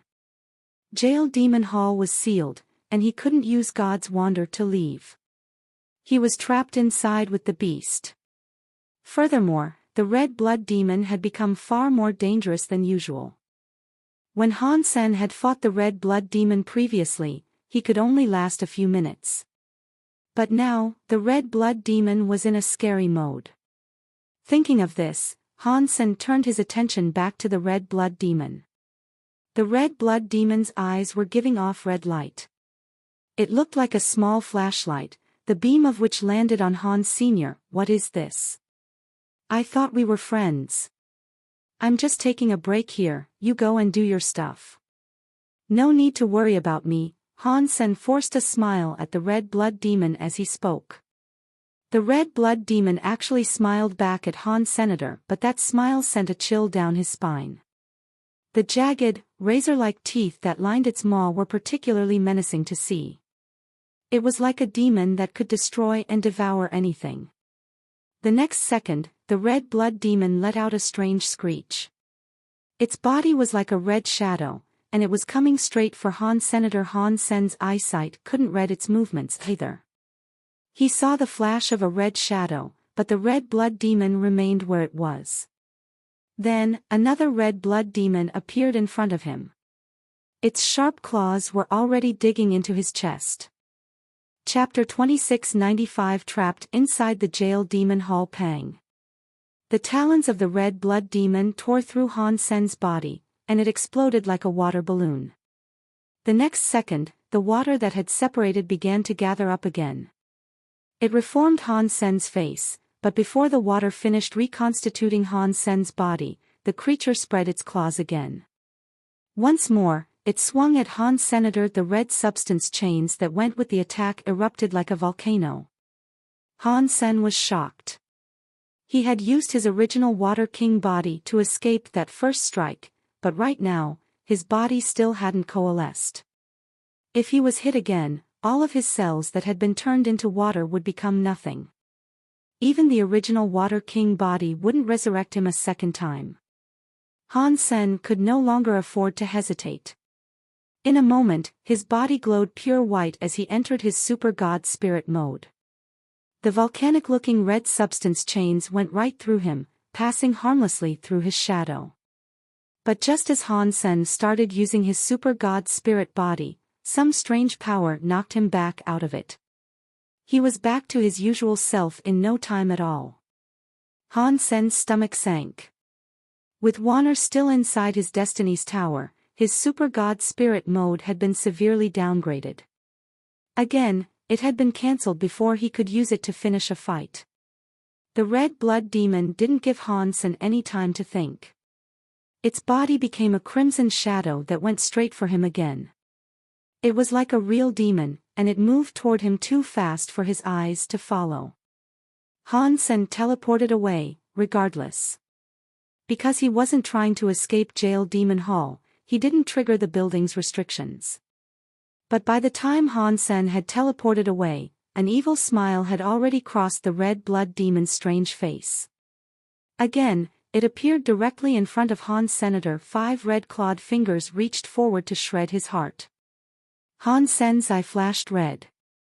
That red color spread across his body, and then he simply disappeared. He went straight into the red blood demon's eye. Han Sen had been pushed far enough that he had no choice but to use his blood eye evil god's beast soul. With the eye skill, he entered the red blood demon's eye.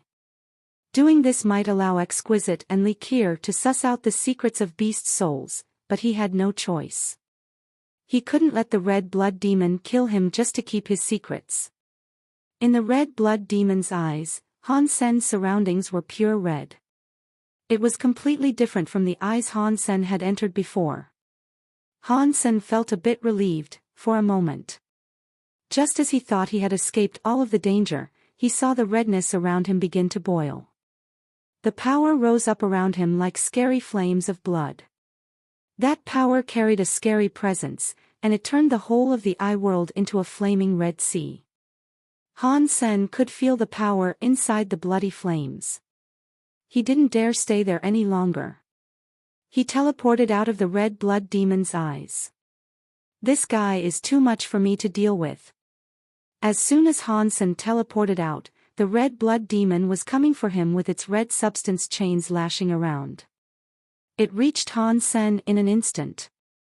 Han Sen's purple eye began to spin as he used the purple eye butterfly beast soul to trace the movements of the red blood demon. He used the power of all the beast souls he had, without hesitation. He used Move Mountain Area's area beast soul and even his own Dongxian area.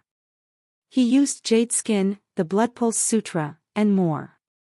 He used everything he could to repel the monster. He pushed all of his powers to the max. Aside from the Peacock King's soul robe that couldn't be worn in tandem with the Apollo set, Han Sen used every beast soul he had at his disposal. Even so, Han Sen's power and speed were unable to close the gap between him and the red blood demon. He used his formation and judgment powers to their full potential, and he barely dodged the next attack. Catcha! When the red blood demon attacked for the 3rd time, it was already too late for Han Sen to avoid. The red substance chain brushed right by his ribs. 3 of his rib bones snapped instantly, and his flesh was torn through. I have to fight for my life again. Han Sen's mind was still calm at that moment, though. Thinking too much about things wasn't going to help him now. He needed to calm down. He used the full potential of every power he could to battle the beast. He had to stall for as much time as possible, all so he could be saved. Jail Demon Hall has some kind of isolation protocol. The Very High must know about this, surely. I need to keep going until the Very High come. Then I can be saved. Han Sen tried to comfort himself. But Han Sen had forgotten one thing. Outer sky was way too big, and there weren't many of the Very High. Jail Demon Hall was far away from where most of the Very High lived. It was in the middle of nowhere, and there was usually no reason for anyone to visit. If the Very High noticed there's something amiss, it would still take them half an hour to get there. It might even take them longer than that. Han Sen didn't know if he could even last that long. At this time, Liu Zhen and Li Shuecheng had been focusing their attention on Jail Demon Hall. When they saw Jail Demon Hall's door suppress the red demon beast's light, they knew that their plan had succeeded. The red blood demon had already gone mad with rage and triggered the defensive properties of its prison. They had trapped Han Sen inside with the infuriated red blood demon. The guy in charge of Jail Demon Hall won't be able to get here for at least half an hour. And half an hour from now, I don't think there will be anything of Han Sen left to save, Liu Zhen said with a cold laugh. Li Shuecheng looked at Liu Zhen and asked, "Is the warehouse okay?" "Don't worry. Everything is fine. The healing geno fluids Han Sen always used are all gone. The warehouse only has the recommended, superior healing geno fluids left. No one will know that a geno fluid can trigger the red demon blood's power. Even if they found out it was the blood marrow geno fluid that triggered the red blood demon's rage, they couldn't blame me. It would just be an unfortunate event, caused by no one but himself." "That is great," Li Shuecheng said with relief. He smiled and went on to say, "Exquisite just gave him some geno fluids, too. She won't be here for another 2 days, at least. He is very dead this time. He is such a genius. It is a shame he has to die. But no one asked him to be our enemy." Exquisite and Li Qier were practicing under the sky, trying to employ Han Sen's experience to their advantage. All of a sudden, both of their phones rang at the same time. They saw the number, and it shocked them. "Why is the inspection department calling us?" Li Qier asked with confusion. She quickly answered her phone. It didn't take long for Li Qier and Exquisite's faces to change. Li Qier screamed, "What? Jail Demon Hall's restrictions have been triggered."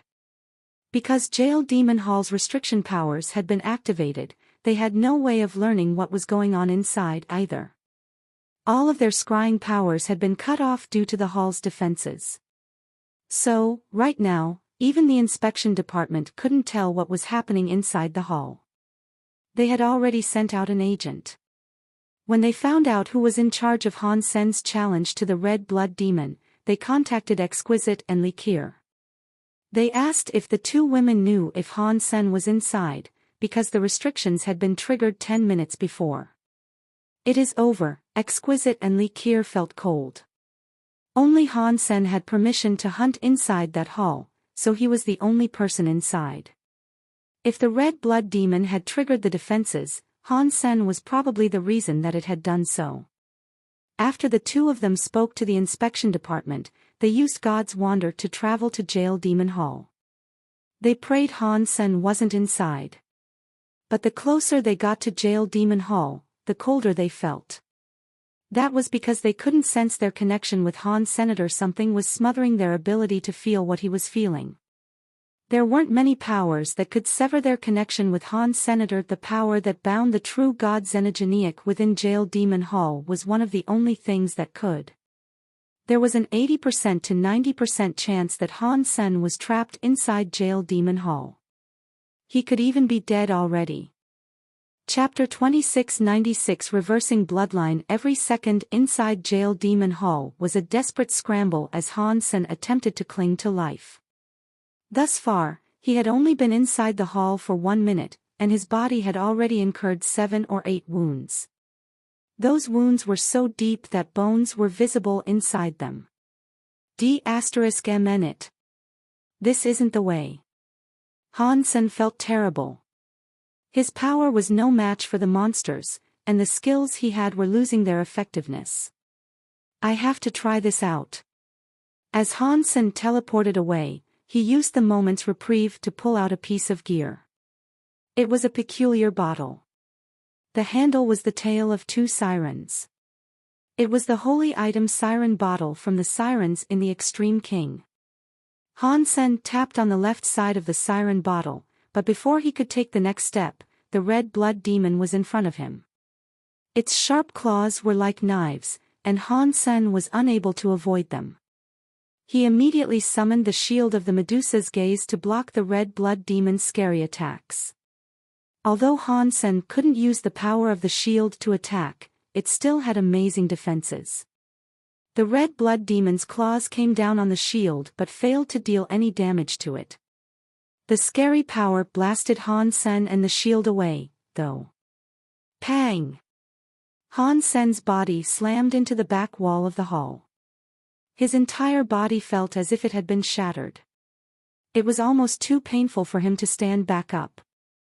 Han Sen got control of his pain and teleported away. The next moment, the red blood demon was right where Han Sen had just been. The red substance chains lashed out against the wall and made the spells flash. The siren bottle that had fallen to the floor was glowing weirdly. It displayed the face of the Siren Virgin. Siren Virgin, I'm in trouble. Help me get rid of this guy. Han Sen quickly shouted at the Siren Virgin when she appeared.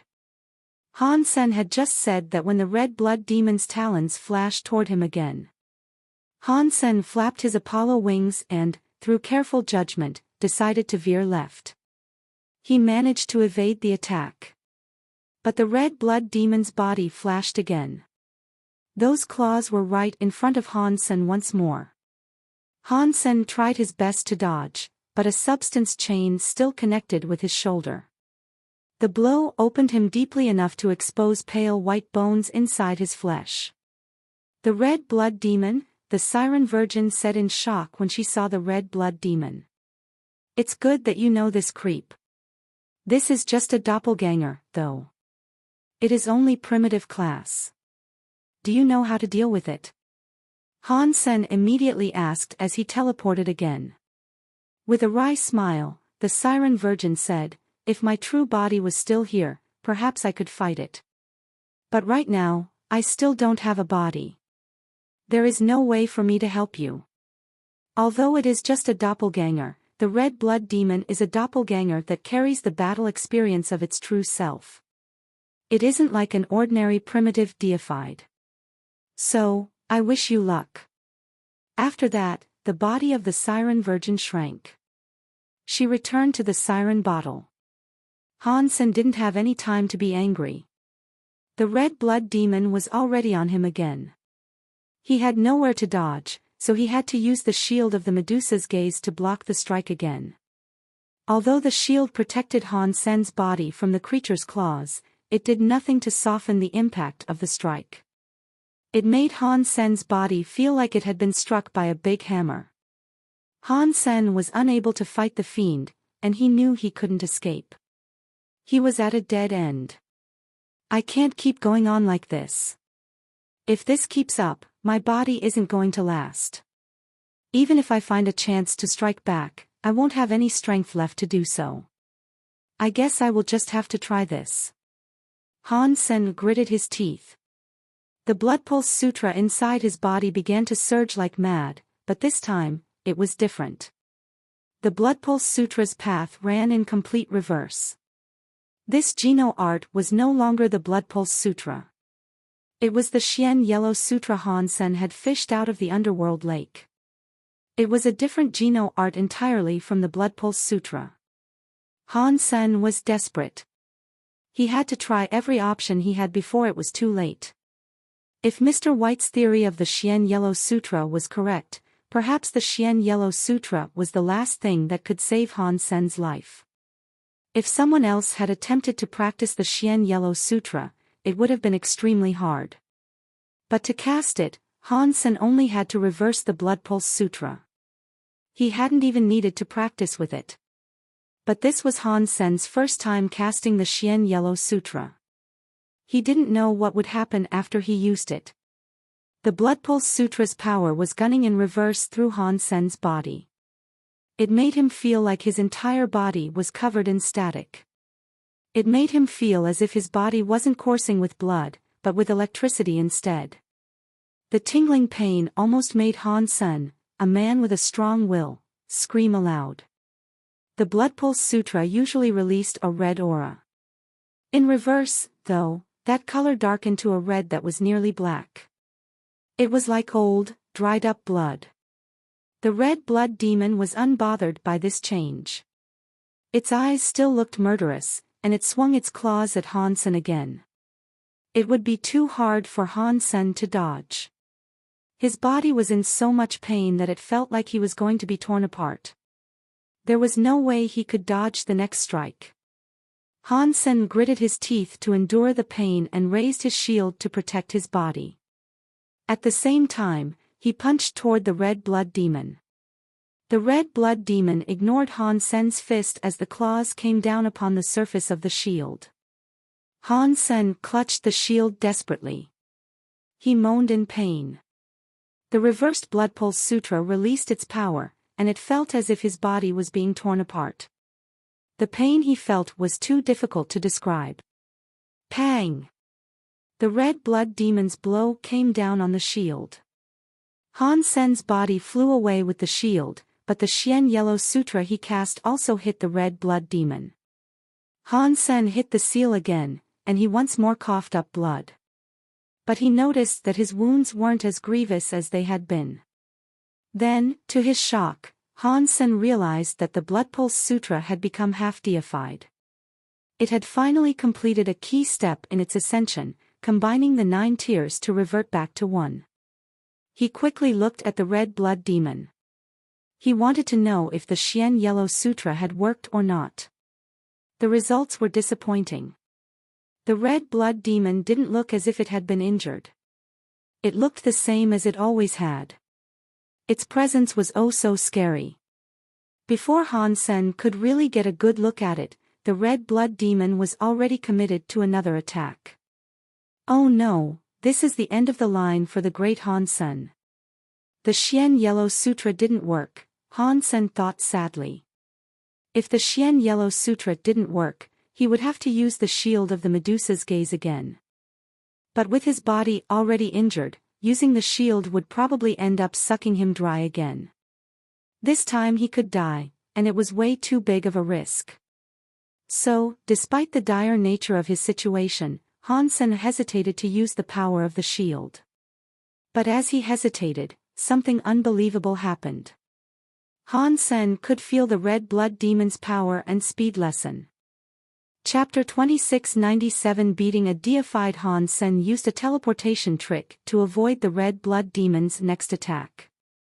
The creature's reaction speeds were clearly much slower than they had been before. Its reduced speed gave Han Sen the opportunity to slide out of range. Although Han Sen was still mostly outmatched by the red blood demon, he discovered that his powerful predictive abilities, when used in concert with God's wonder, were allowing him to begin protecting himself from the creature's attacks. Has the Xian Yellow Sutra started working? But this effect is much weaker than I thought it would be. It has only made the red blood demon a little bit slower. Even though his thoughts were negative, Han Sen was quite happy with this result. Although his enemy was only a little weaker, it was enough for him to keep going. He wouldn't be killed by the red blood demon, and that meant he could wait for the very high to rescue him. But as time went by, he noticed that the red blood demon's power was continuing to decrease. Its red substance chains became thinner and thinner, and many of them were starting to fray and break. What is going on? Han Sen thought in confused excitement. If this was the power of the Xian Yellow Sutra, then it really was scary. It was even weakening the red blood demon's substance chains, which were the essence of a deified's power. The shine of the red blood demon's armor started to dim, and its body seemed to be changing. The creature started to expand. It was like watching a bodybuilder slowly being transformed into a fat man. The body became bigger, but the strength and speed of the being decreased. Han Sen's fight was becoming easier and easier. He wasn't quite able to beat the red blood demon yet, but he was certainly able to protect himself. He didn't need to teleport away anymore, at the very least. While Han Sen reveled in his sudden good fortune, he saw the red blood demon's blood-red substance chains explode like fireworks. Life force was leaving Han Sen's enemy like the air from a leaking balloon. This cannot be a deified dropping to become half-deified, can it? Han Sen couldn't believe his eyes. But judging from what he could see, that seemed to be what was happening. There was no other explanation that made sense. The red blood demon's entire presence was more like a king class now, and its power was insufficient to generate substance chains. It didn't look deified at all. Pang! Han Sen was still holding the shield of the Medusa's gaze, and with it, he blocked the next strike from the red blood demon. Their powers were tied, and Han Sen wasn't tossed away like he had been before. Oh, crap! The Xian Yellow Sutra is ferocious. It really did bring the red blood demon down from deified to king class. That is so scary. Han Sen was crazily happy. Although Mr. White had predicted that the Geno art would be very strong, Han Sen hadn't expected the effect of the Xian Yellow Sutra to be that powerful. It had reversed the blood pulse of a deified creature, sending it back to king class. The red blood demon's face was covered in disbelief. It was flabbergasted about what was happening to it. Now that we are both kings, the fun can commence. Han Sen's eyes started to shine. He had been suppressed by the red blood demon for so long, and he had almost been killed. Now it was time to unleash all the pent-up anger he had built up throughout the mistreatment. Die! Han Sen thundered. He pounced like a tiger toward the red blood demon. The red blood demon's battle experience and will were still there, but its power had been reduced to that of a half-deified. Han Sen used his Apollo set and his beast souls, and he carried deified power into battle with him. Now, the advantage had switched. Although the red blood demon's mind and skills were strong, Han Sen's absolute power was still enough to turn the tables in his favor. And Han Sen's battle experience and will weren't weak either. And after all the time he had spent fighting the red blood demon, his experience had grown. His knowledge about the way the red blood demon behaved probably exceeded what the very high knew. Before, Han Sen lacked the power to fight the red blood demon. But now, things had taken a turn. Han Sen's power had an absolute advantage, and he pressed that advantage hard, utterly suppressing the creature. His 6-core snake bow kept firing arrows. All of the arrows punched through the red blood demon's body, making it weaker and weaker. Han Sen didn't know how long the Xian Yellow Sutra's power would last, but he wasn't going to wait around to find out. He focused all of his power on killing the red blood quickly. Their initial fights had only lasted a few minutes, and this one wouldn't last much longer. Within 3 minutes, the red blood demon had been punctured a dozen times, and even more marks were left across its shell. It was bleeding everywhere. The Xian Yellow Sutra didn't just weaken enemies. It made their blood pulse reverse. Their bodies would devolve. The red blood demon was a far cry from the primitive deified that it had once been. Catcha! Han Sen's bowstring started cutting. When he was halfway through slicing the red blood demon's head off, the creature was reduced to squeals as it thrashed on the ground. As he continued with his work, Han Sen saw the red blood demon's red light flash. It was starting to coalesce substance chains again. Oh, no! The Xian Yellow Sutra's power is waning. Han Sen was shocked. He didn't dare delay these proceedings. He generated power and went right up to the red blood demon. He wanted to kill it completely before it had the opportunity to recover. Fortunately, Han Sen had already injured the red blood demon badly. Now, the creature was gasping its final few breaths. Exquisite and Li Qier tried their hardest to get to Jail Demon Hall. When they got there, people from the inspection department were already there. They were trying to shut down the restrictions that kept Jail Demon Hall locked. What's going on in there?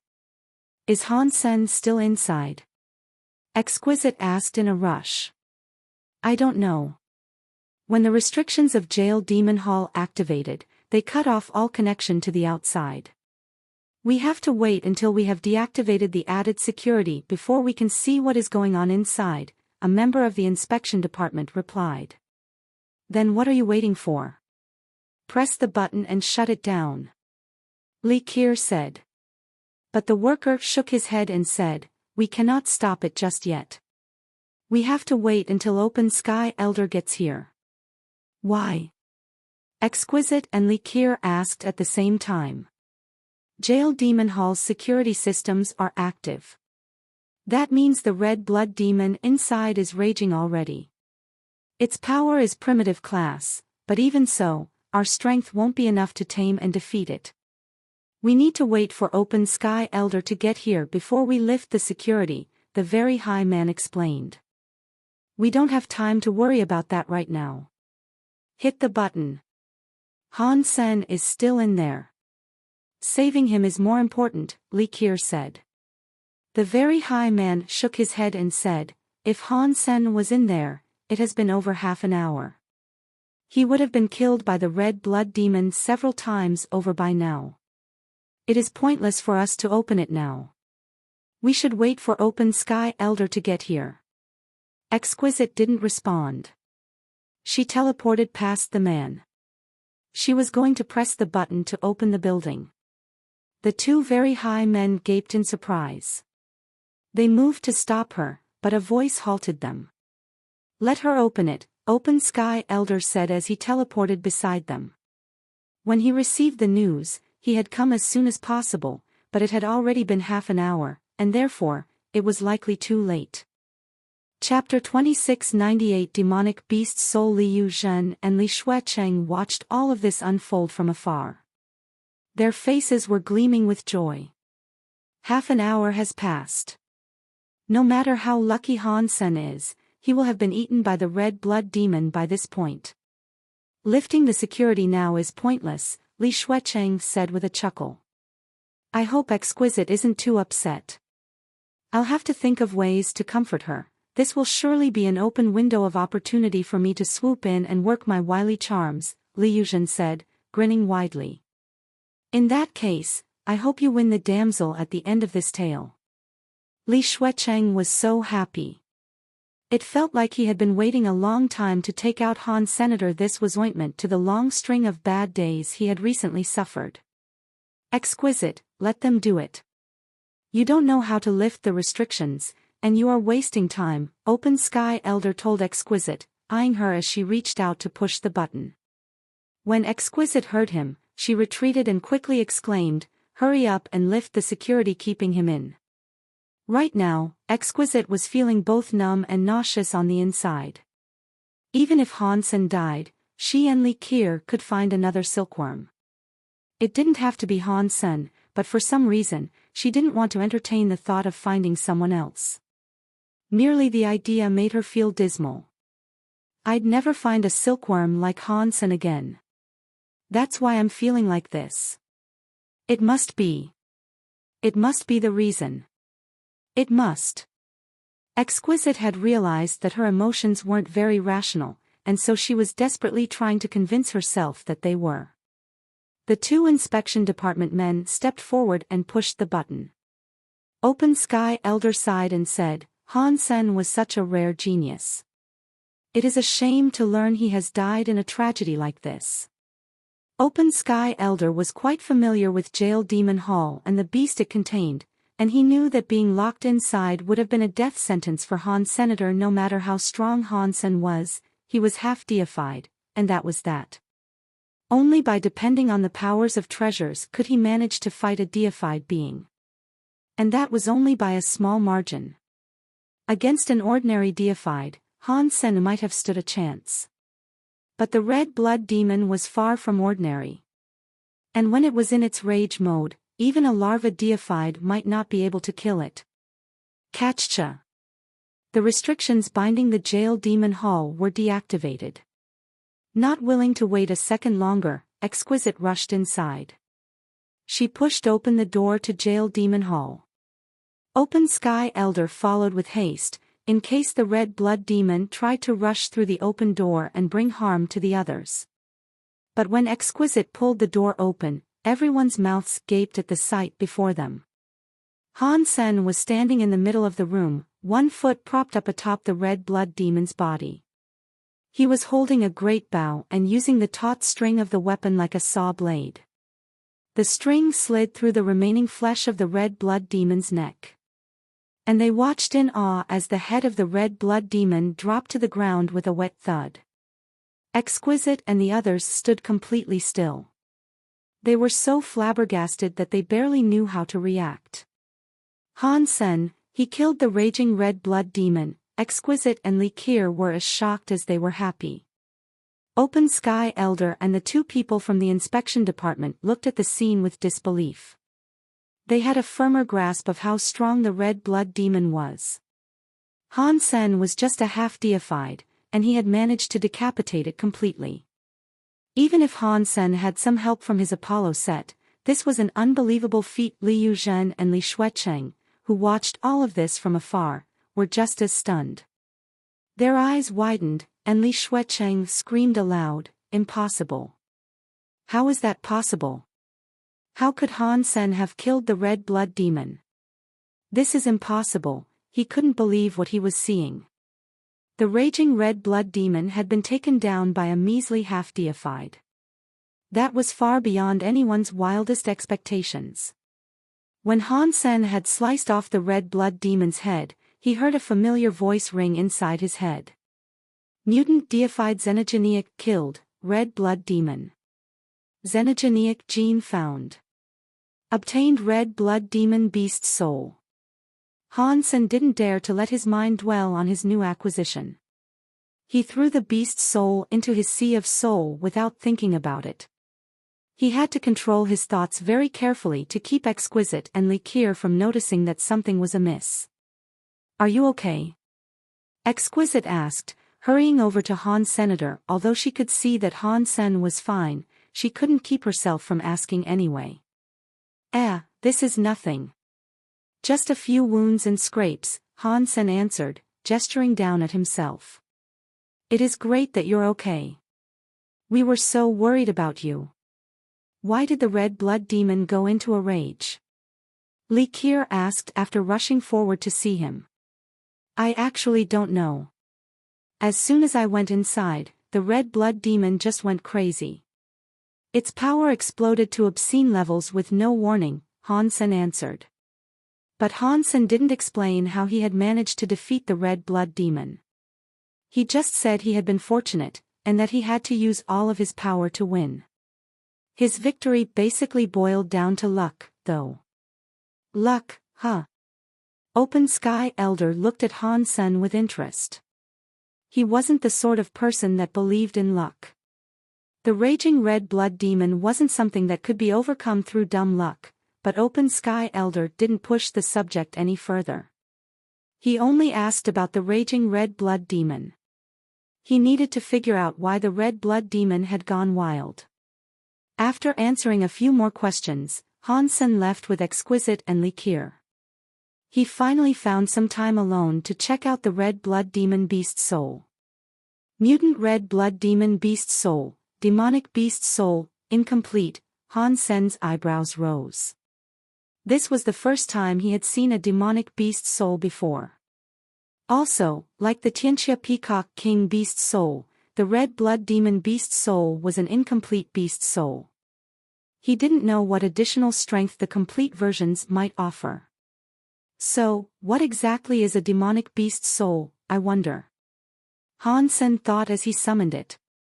The next second, Han Sen felt as if some scary power was washing over him.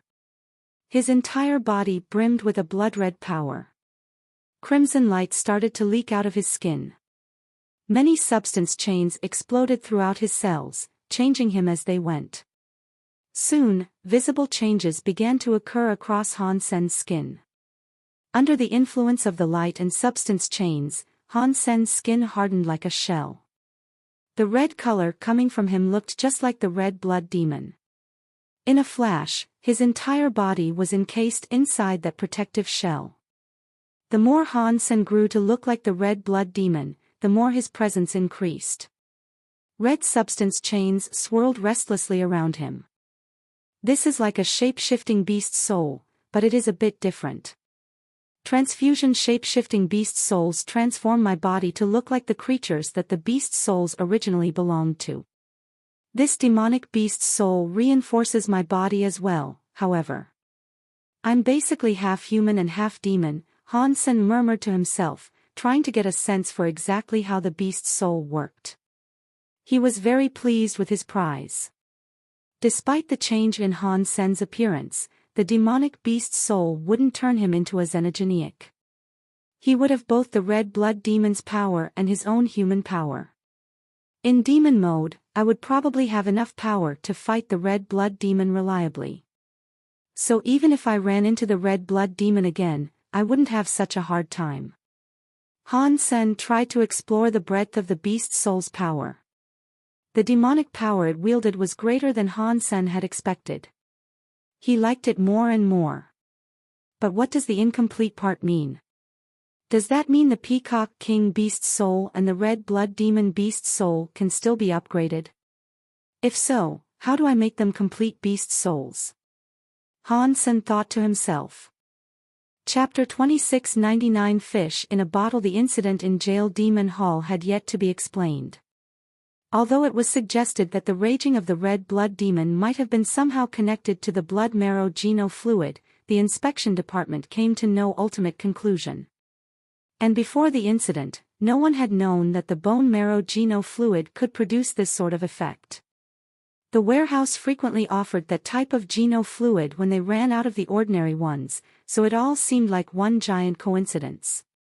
No one should have been responsible for what occurred. But Han Sen thought things couldn't have been that simple. He firmly believed the event had something to do with Liu Zhen and Li Xuecheng. Li Xuecheng had visited him not long before the lockdown took place.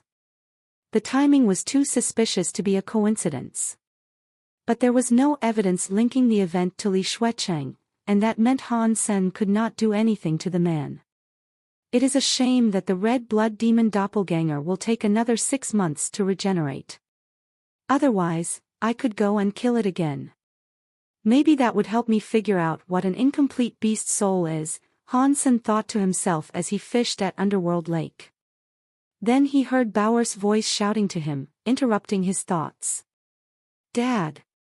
"I fished up the sheep head again," Bauer yelled as she pulled at the underworld silk. Han Sen looked toward her and saw that she was indeed pulling the 4-sheep cube toward her. Half of it was visible through the clouds of the lake. Han Sen had gotten used to this happening. Bauer frequently caught the 4-sheep cube on the end of her line, but she was never able to bring it out of the lake. Indeed, whenever the 4-sheep cube was on the cusp of being pulled free of the lake's surface, the underworld silk tended to snap. The 4-sheep cube would sink below the white mists again. After fishing it up so many times without actually being able to catch it, Bauer was starting to get angry. As she watched the 4-sheep cube again, waiting for the moment it fell back into the lake, she decided to try something new. With her free hand, she summoned her little gourd. She aimed the gourd at the sinking 4-sheep cube. Then Bauer tapped the top of the gourd, unleashing a weird power. It was like an invisible lasso had been slung over the 4-sheep cube. It yanked the 4-sheep cube in the direction of the little gourd. Han Sen looked at Bauer with shock. The things in Underworld Lake were very special, and generally, only strings made of underworld silk could affect them. Other powers didn't really do anything in Underworld Lake. Until an item left Underworld Lake completely, no types of power should have worked on it. Han Sen had already tried using his own powers to remove the 4-sheep cube from the lake, but it hadn't worked. If his power touched the surface of Underworld Lake, the mist would disrupt and render it null. But the little gourd's power of suction didn't seem to be affected at all by the lake. It easily pulled the 4-sheep cube up and away. Unfortunately, Bauer didn't have enough raw power, and she seemed to be struggling to pull the statue free of the clouds. He didn't know if it was an illusion, but it felt like the 4-sheep cube was using its own strength to pull itself back into the lake. It was trying to return to the camouflage of the clouds. Bauer gripped her little gourd tightly, and the weight of the statue slowly began to drag her little body toward Underworld Lake. Han Sen's heartbeat sped up, and he teleported over beside her and grabbed hold of her. Han Sen sensed that a foreign power had wrapped itself around Bauer's body, and it was towing both of them toward the lake. What a scary power! Han Sen's face paled slightly. He didn't have time to think, so he simply summoned his Peacock King's soul robe and used all of his power to remain still. His legs dug into the lakeside soil. It wasn't enough. Not even the powerful beast's soul could prevent the malevolent force from pulling him closer to the lake. Han Sen's legs slowly tore a trench through the soil as he was dragged toward the lake. Han Sen and Bao used all of their strength, and Bao's face flushed a deep red. But she couldn't fight off that power no matter how hard she tried, and she was on the verge of falling into the lake. Han Sen was about to tell Bao to put away the little gourd, but he suddenly felt a new power latch onto him from behind. The powerful force launched them backward, almost yanking the 4-sheep cube clear of the mist. Han Sen looked behind, and with much shock, he saw that it was the 16 little pigs. They had all lined up single file, with each pig biting the tail of the next one in line. The little pig in front was biting Han Sen's soul robe, pulling him back. Mysterious spellwork glowed on the forehead of each little pig, and a strange power was spreading amongst them. Han Sen was shocked. This level of power should have been far out of reach for a mere king-class being. Even after donning his Tianxia Peacock King's soul robe, Han Sen had still been pulled toward the lake. But the 16 little pigs were holding on just fine. That was a bit weird. Han Sen didn't put too much thought into it, though. After all, he and Bao had been putting all of their strength into the effort. Perhaps they had only needed a tiny bit more power, and it just so happened to be provided by the 16 little pigs. The little creatures probably weren't that strong. The 4-sheep cube was on the verge of being pulled out of the lake, and Han Sen could see the faces of the bronze sheep above the clouds. They almost appeared frightened. Very good. Let's pull you up so I can see what the hell you are. Realizing that their tug-of-war with the 4-sheep cube was almost over, Han Sen started to get excited. Every time they had failed to pull the statue free, the sheep heads had mocked him. That had always upset Han Senator. The moment the 4-sheep cube was lifted from the lake, Han Sen felt the tension on his hands loosen. Suddenly, Bao and the little pigs were all flying backward. Pang! The 3 to 4 meter high 4-sheep cube came flying out of the clouds. It landed on the soil, one of its corners digging into the ground. Grass and soil sprayed everywhere, showering Han Sen and Bao. Ah, I finally got you out.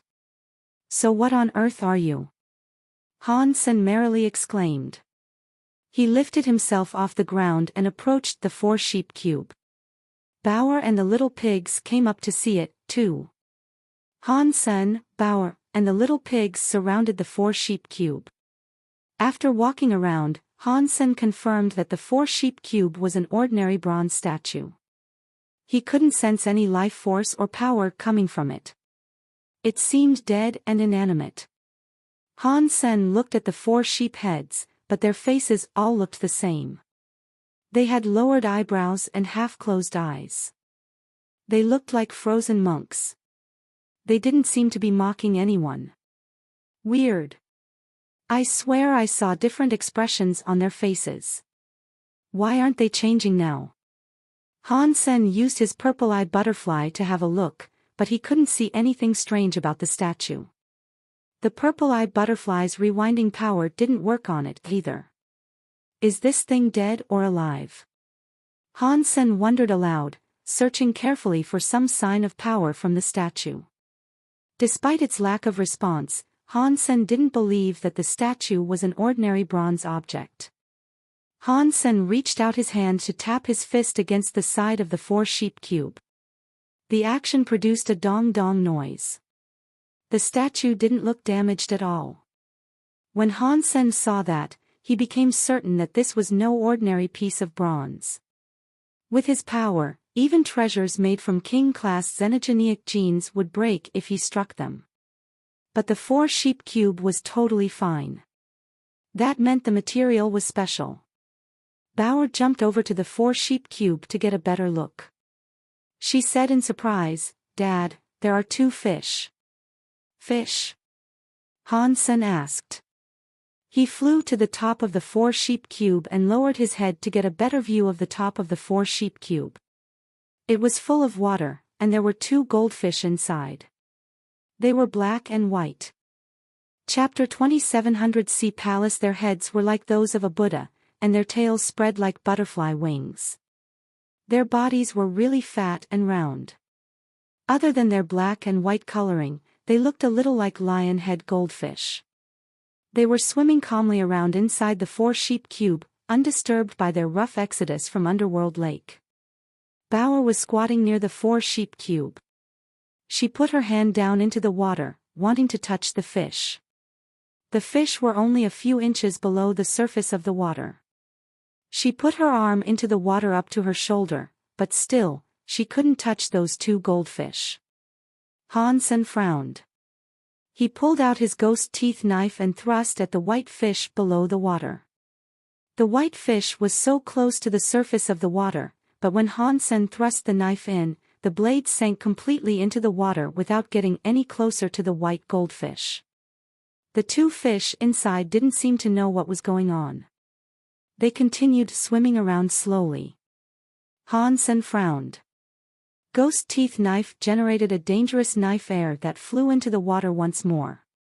While that demonic-looking Fang knife air was capable of tearing through the fabric of space, it was unable to touch the white goldfish. The white goldfish was still swimming around slowly. It didn't seem even remotely shaken by Han Sen's attacks, and the few inches of water above it was like the length of an entire solar system. No matter how scary Han Sen's knife air was, it couldn't go through the water to touch the fish inside. This four-sheep cube is so weird, Han Sen thought to himself. He reached out, grabbing the cube and toppling it onto its side. Water began pouring out of the top of the statue.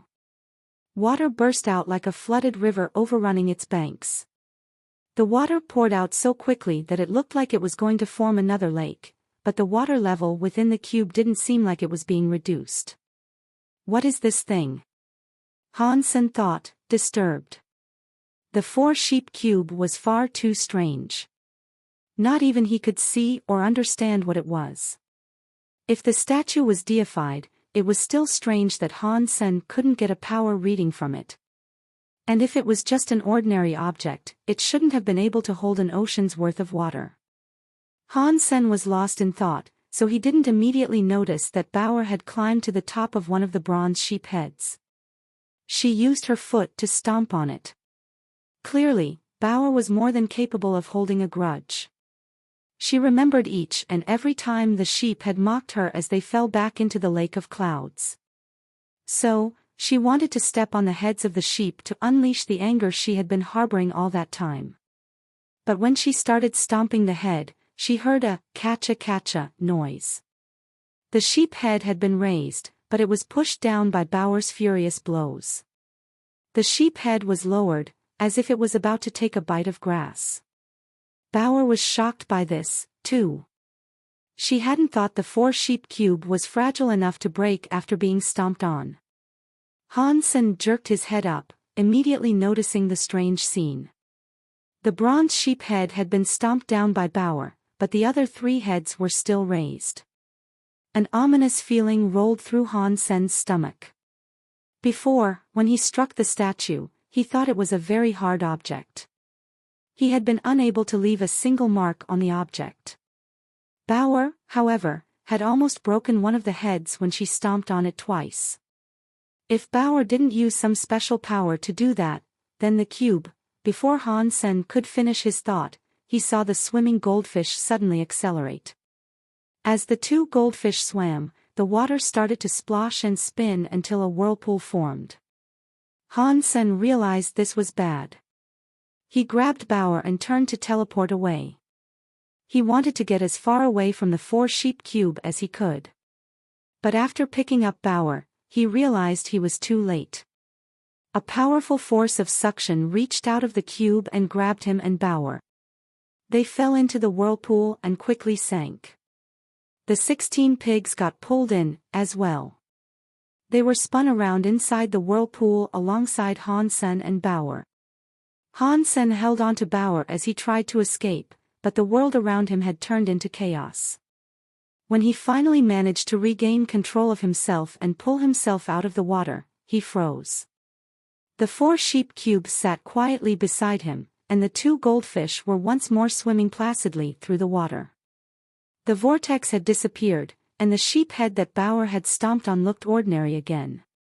Just like the other 3 sheep heads, it was raised. Its eyebrows were lowered and its eyes were half open. It looked as if nothing had happened. The 16 small piggies emerged from the water, too. They lay on the frame of the cube as they shook the water off of their skin. Nothing seemed to have changed, but the environment around them was completely different. Han Sen and the others had been on the shore of Underworld Lake only moments before, but now they were someplace else. As he looked around, Han Sen didn't even think that they were still in outer sky. They were standing near a range of palaces. Unlike the palaces that could be found in outer sky, however, these palaces hadn't been constructed atop mountains. Rather, they were built across the surface of a nearby sea. All kinds of different palaces stood across the seemingly endless sea. They were like islands, spread out across an infinite ocean. This place wasn't anywhere to be found in outer sky. What is this place? Han Sen looked around.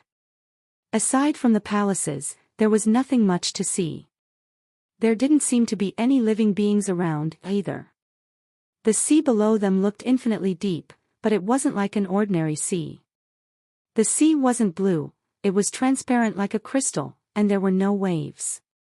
The water looked strangely quiet and still. Dad, the sun is weird. Bauer lifted a finger to point at the sun in the sky. She looked at it with curiosity. Han Sen hadn't noticed the sun, but now that Bauer was pointing her finger at it, he looked and became just as shocked. The sun was releasing light and heat, but it was so weird. Even calling it a sun was something of a misnomer. It was more like a clock in the sky. The clock face held 3 needles, varying in length and thickness, which obviously represented seconds, minutes, and hours. Although there were no numbers on the clock, the position of the needles seemed to be showing that it was 12 o'clock. A palace on a sea of silent water, where the sun is a clock. What kind of place have we come to? Han Sen thought warily. He didn't trust this place. The palaces floated calmly on the surface of the sea, although nothing seemed to be holding them aloft. Even the 4-sheep cube was floating unaided on the surface. Everything around them was so quiet. Since they had arrived, Han Sen hadn't noticed a single sound or movement from their surroundings. The 2 goldfish inside the cube were swimming. They seemed to be playing in the water. As he looked around at the palaces spread across the sea, Han Sen wondered what he should do next. But as he did, he suddenly heard a sound from far away. Dong! Dong! Dong! Dong! In that moment, the air was filled with the sound of tolling bells. Han Sen turned his head up to the sky to get a look at the sun clock. The 3 needles on the sun were pointing to the very top. For a normal clock, that either would mean it was 12 a.m. or 12 p.m. Chapter 27:01 Giant Prisoners. The sound of the tolling bells echoed across the vast ocean. It was extremely strange to hear so much sound in a place that had previously been so dead. 5 times, 6 times, Han Sen was silently counting each chime. He counted all the way to 12, then the bells fell quiet. The moment the bells stopped, the doors of every palace opened wide. Some of the buildings looked like modern metal structures, while others were crafted like vintage castles. Regardless of their appearances, all of the palaces opened their doors at the same time, as if they had been rigged to do so automatically. When the palace doors opened up, a sense of life came to the previously dead and barren ocean. Han Sen could even hear footsteps echoing from the nearest palace. Even a person who was almost deaf could have heard those booming footsteps. Each one was like a small earthquake, and the sounds pressed against Han Sen's eardrums like a physical weight. Those earthquake-like footsteps drew Han Sen's gaze toward the palace's door, and he soon saw something massive emerging through the open door frame. It was a giant that was 100 meters tall. Although it was big, it didn't seem clumsy or awkward. Instead, it moved its massive body with grace, exuding a sense of explosive power with every motion. If the being wished to, Han Sen figured it could cast power with enough strength and speed to destroy an entire planet with ease. Han Sen's brows furrowed as he noticed the manacles attached to the giant's hands and legs. It gave him the sense that this was a prisoner of some notoriety. The giant's eyes looked very dull, and it just stared forward into space. Han Sen quickly realized that the giant he was watching wasn't the only one that had emerged. A giant now stood in front of every palace across that entire ocean. All the other giants were bound hand and foot as well, and their eyes were lifeless. They stood quietly in front of their respective buildings. They have such large bodies. They aren't sinking, despite the fact that they're standing on the surface of the sea. The current seems to be moving them, though. They're all being pulled in the same direction. Han Sen hesitated. He wasn't sure if he should follow and see what was up, as all of this seemed like weird nonsense. Outer sky shouldn't have allowed a foreign object to conduct space teleportation, but the four-sheep cube had brought them effortlessly to this strange sea. Han Sen had visited too many weird places in his time. So, even though this place was very strange, Han Sen wasn't too shaken. What caught him off guard, however, was the presence of those giants. There was an incredible gravitas to the presence of the giants, and it made Han Sen wonder if they were deified elites. But as Han Sen thought about it, he realized that he could see 200 or 300 of the giants. If they were all deified elites, he couldn't imagine what race they must have represented to have so many deified elites in their ranks. Even more frightening, these power giants were being treated like prisoners. Their limbs were chained, and something was wrong with their eyes. Who could have imprisoned giants like these? Han Sen wanted to go and find out, but he concluded that it would be too dangerous. If something had been able to trap those giants, it could likely detect Han Sen's presence, especially if he went looking for it. Never mind. Let's just find a way to leave this creepy place. Han Sen picked up Bauer and returned to the four-sheep cube. You aren't going to go see? Bauer asked, looking at the giants that were drifting away on the currents. It's too dangerous. For now, let's just figure out a way to get out of here, Han Sen answered with a shake of his head. He walked over to the four-sheep cube. He remembered Bauer stepping on one of the sheep heads, which triggered the whirlpool that had brought them to this place. Now, we have to take a risk. Han Sen directed the small pigs to go back into the pool of water in the four-sheep cube. He picked up Bauer and jumped in after them, but not before stepping on one of the bronze sheep heads. Catcha! When Han Sen's foot came down on the bronze sheep head, the two goldfish started to swim around like mad again. The water in the cube became a whirlpool once more. We must go back. Han Sen once more felt a magnetic force emanating from the cube. He and Bauer were sucked into the cube and its whirlpool. The 16 little piggies were spinning around inside like mad, too. When the water flow stopped, and Han Sen emerged from the cube, he realized with pleasant surprise that they were back on the shores of Underworld Lake. Is the four-sheep cube a teleporter? If that is the case, I wonder where it sent us. And what were those giants? Han Sen looked at the four-sheep cube as he mulled these questions over. He continued to think to himself, saying, this bronze sheep head gives me the ability to teleport. I wonder what the other three sheep heads do. Does each one provide a different function? Or will the others send me to different places?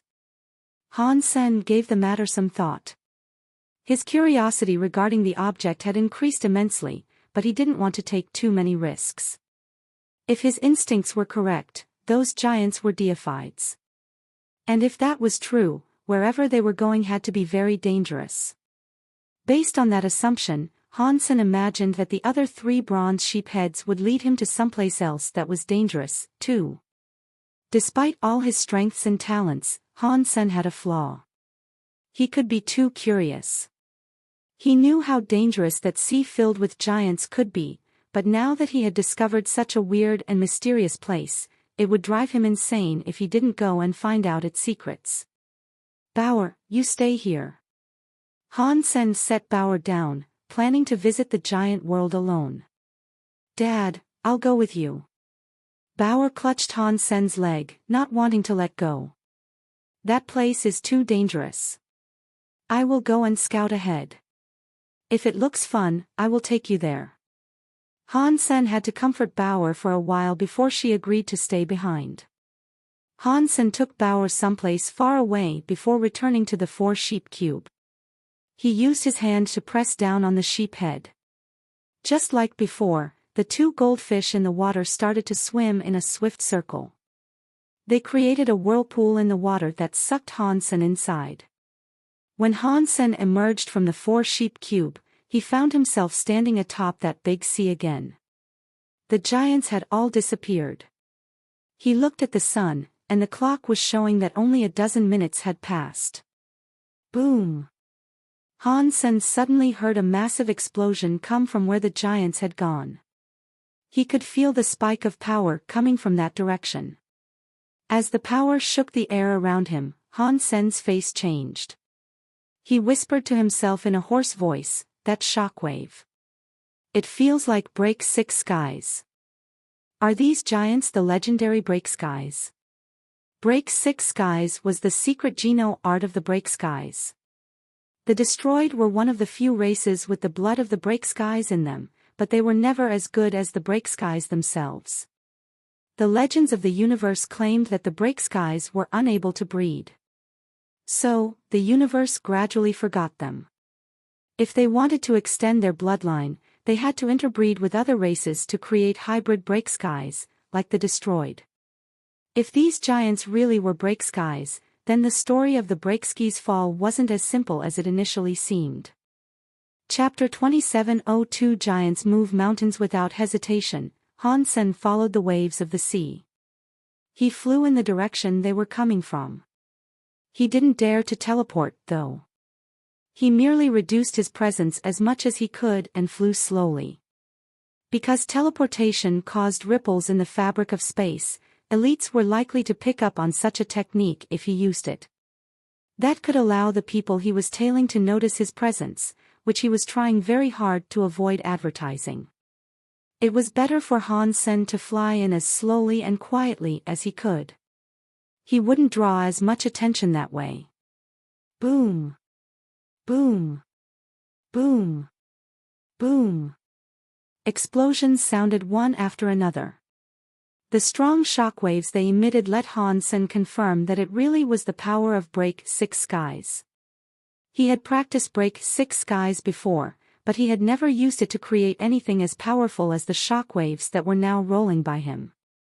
Whoever was using Break 6 skies right now was far stronger than he was, that was for sure. Are those giants really Break skies? What are they doing here? Han Sen was growing more and more suspicious of this whole situation. He wanted to teleport forward to get there with greater haste and see what they were doing. The hyper-scary Break 6 skies shockwaves might have suggested an obscenely dangerous battle was going on, but Han Sen couldn't feel any other powers or Geno arts being used. If the giants were fighting some other group, Han Sen should have been able to detect some evidence of foreign powers. Are the giants killing each other, maybe? Although Han Sen wanted to find out the truth, he still remained patient and flew forward slowly. He was careful not to rush. The sea sloshed and danced like mad with the energy that was being released. Han Sen flew between the wild waves, figuring they were a perfect opportunity to hide and remain out of sight. This sea was unimaginably weird.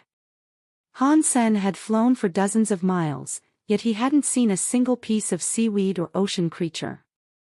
This sea was like distilled water, man-made, and without a single speck of bacteria. The palaces that floated on the surface were now far behind Han Senator. He had passed 300 of them as he flew forward, but that seemed to be all that there were. If each palace contained a giant, then that means there are 300 giants here. That is so many defied elites. That's almost as glorious as the legends I've heard of sacred. What kind of people could have trapped these guys? Han Sen was growing increasingly worried about this strange situation he had stumbled into.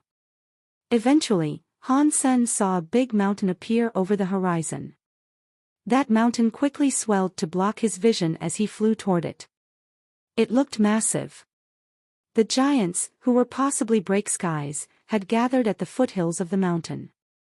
They were all swinging their fists to wallop the mountain. Han Sen had been waiting for this moment.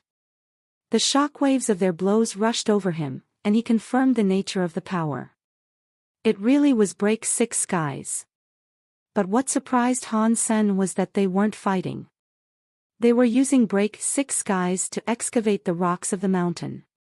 300 giants, all in tight manacles, were like prisoners condemned to a mining camp. They punched the mountain, breaking away pieces of rock with a slow, steady rhythm. The mountain looked gray, and Han Sen had no idea what sort of stone it was. Even though the giants were unleashing an insane amount of power as they worked, they only created a hole the size of one of their fists with each strike. The 300 giants swung their fists with the implacability of machines, but the mountain was simply too massive. When the giants' progress was measured against the immensity of their task, it was obvious that they were barely making any headway. What are these guys doing? It isn't as if they're collecting the stones. Their punches are pretty much destroying the rocks, so they can't be after the stone itself. Han Sen eyed the mountain curiously. Han Sen continued flying, checking out the nearby area. Aside from that huge mountain and 300 giants, Han Sen didn't see anything else of note. There was just water in every direction. Han Sen inched closer to the mountain, but he did not dare get too close. He was worried there might be creatures lurking about that he couldn't detect. He spent a while watching the giants, but even after a considerable amount of time, he couldn't understand what the giants were doing.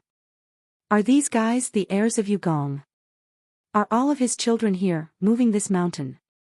Or does the mountain possess some kind of treasure? Han Sen wondered with interest. Han Sen examined the mountain more closely.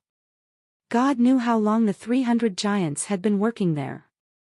They had only removed a small part of the mountain's foothills. If they were trying to make a tunnel, it would take years. The way they're striking seems like they're trying to move the mountain, not dig into the side of it, Han Sen thought with a frown. He decided that he should fly around the mountain. Perhaps he could find some piece of text carved into the mountain, or really anything that might shed light on this baffling situation. Han Sen hadn't flown very far around the mountain when his eyes widened. He came to an abrupt stop. A giant metal pillar had been pushed into the side of the mountain. It looked something like the sky god pillar, actually. Even more strangely, the metal pillar had been rammed through the chest of a giant. It was pinning him to the mountain. That giant looked stronger than the other 300 break skies that Han Sen had seen so far. Its armor was crusted with dull, dried blood. Its blood-matted white hair looked like a waterfall, but it also obscured the giant's face. What did he look like? Han Sen had no idea. Han Sen couldn't sense a life force within this massive creature, but he could definitely sense a presence. It was hard to describe. When Han Sen looked at the giant, he felt numb. Goosebumps flared across his skin. The giant was a dead man pinned to a mountain, but Han Sen felt as if his presence could break the sun and the moon. It was like the sky and the ground would be forced to obey this monster. How can a dead man have this much power? How strong had he once been, then? Han Sen's shock quickly gave way to confusion. Are these giants trying to move the mountain so they can bring this body down? That is so stupid. Wouldn't it be easier to dig around the lance itself? If they follow their current path, they'll have to dig through almost the entire mountain in order to bring the body down. Han Sen couldn't understand what the giants were thinking, and so he continued soaring around the mountain to see if he could find anything else. He ended up disappointed. He flew around the mountain, but aside from the pillar and the giant corpse pinned to the mountain, there was nothing else to find. The giants have to be after that body, but the way they're digging into the rocks makes no sense. There must be a reason why they cannot bring the body down right away, Han Sen thought to himself. Han Sen spent a long time watching them from afar. The giants kept using their fists to shatter stone. They did it with reprieve. Han Sen made a calculation. At their current speed, it would take more than 10,000 years for them to bring the whole mountain down. Dong! Dong! Dong! The bells in the sky rang again. Han Sen raised his head. The 3 needles were pointing north again. That meant it was 12 o'clock. Upon hearing the bell, the giants striking the mountain stopped their work.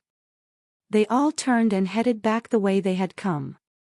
When the giants were gone, Han Sen saw something unbelievable. Chapter 2703 Horizontal Evil. The mountain that the giants had just been digging was slowly growing back. Every hole created by the fist of a giant refilled, and the mountain itself actually expanded. Han Sen froze in place as he saw this. To make sure he was seeing this correctly, Han Sen remained where he was for a while. The craters that the giants had made were becoming smaller and smaller. That meant his eyes weren't going funny, the mountain really was growing. Buzz! Han Sen was staring at it when he suddenly heard a high-pitched sonic sound. When that sound hit his eardrums, Han Sen's head became all blurry. He clutched his skill and tumbled down. He fell into the sea. Han Sen quickly cast a power to deflect that frightening sonic power. He felt a bit better, but his head was still ringing. He couldn't completely block the sound. Fighting his way back out of the water wasn't easy. His head had only just reached the surface when he could hear that sound clearly again. He realized that the sounds were actually coming from the metal pillar. The metal pillar spun like a drill bit, and the patterns across the metal pillar shone with a weird light. The lights spun with the metal pillar, carving into the scary giant's chest. Blood poured from the wound, splashing over the giant's armor and hair. The blood left red streaks over everything that it touched. Han Sen only now realized that the giant's armor wasn't actually red. It had simply been dyed red by the blood pouring out of him. Blood had clearly been soaking into the giant's hair for a long time, as well. Only the upper portions of the creature's hair had avoided the blood spray and maintained their silver-white color. Han Sen had thought the giant, impaled body was simply a corpse. However, as the metal pillar spun, Han Sen could sense the body trembling.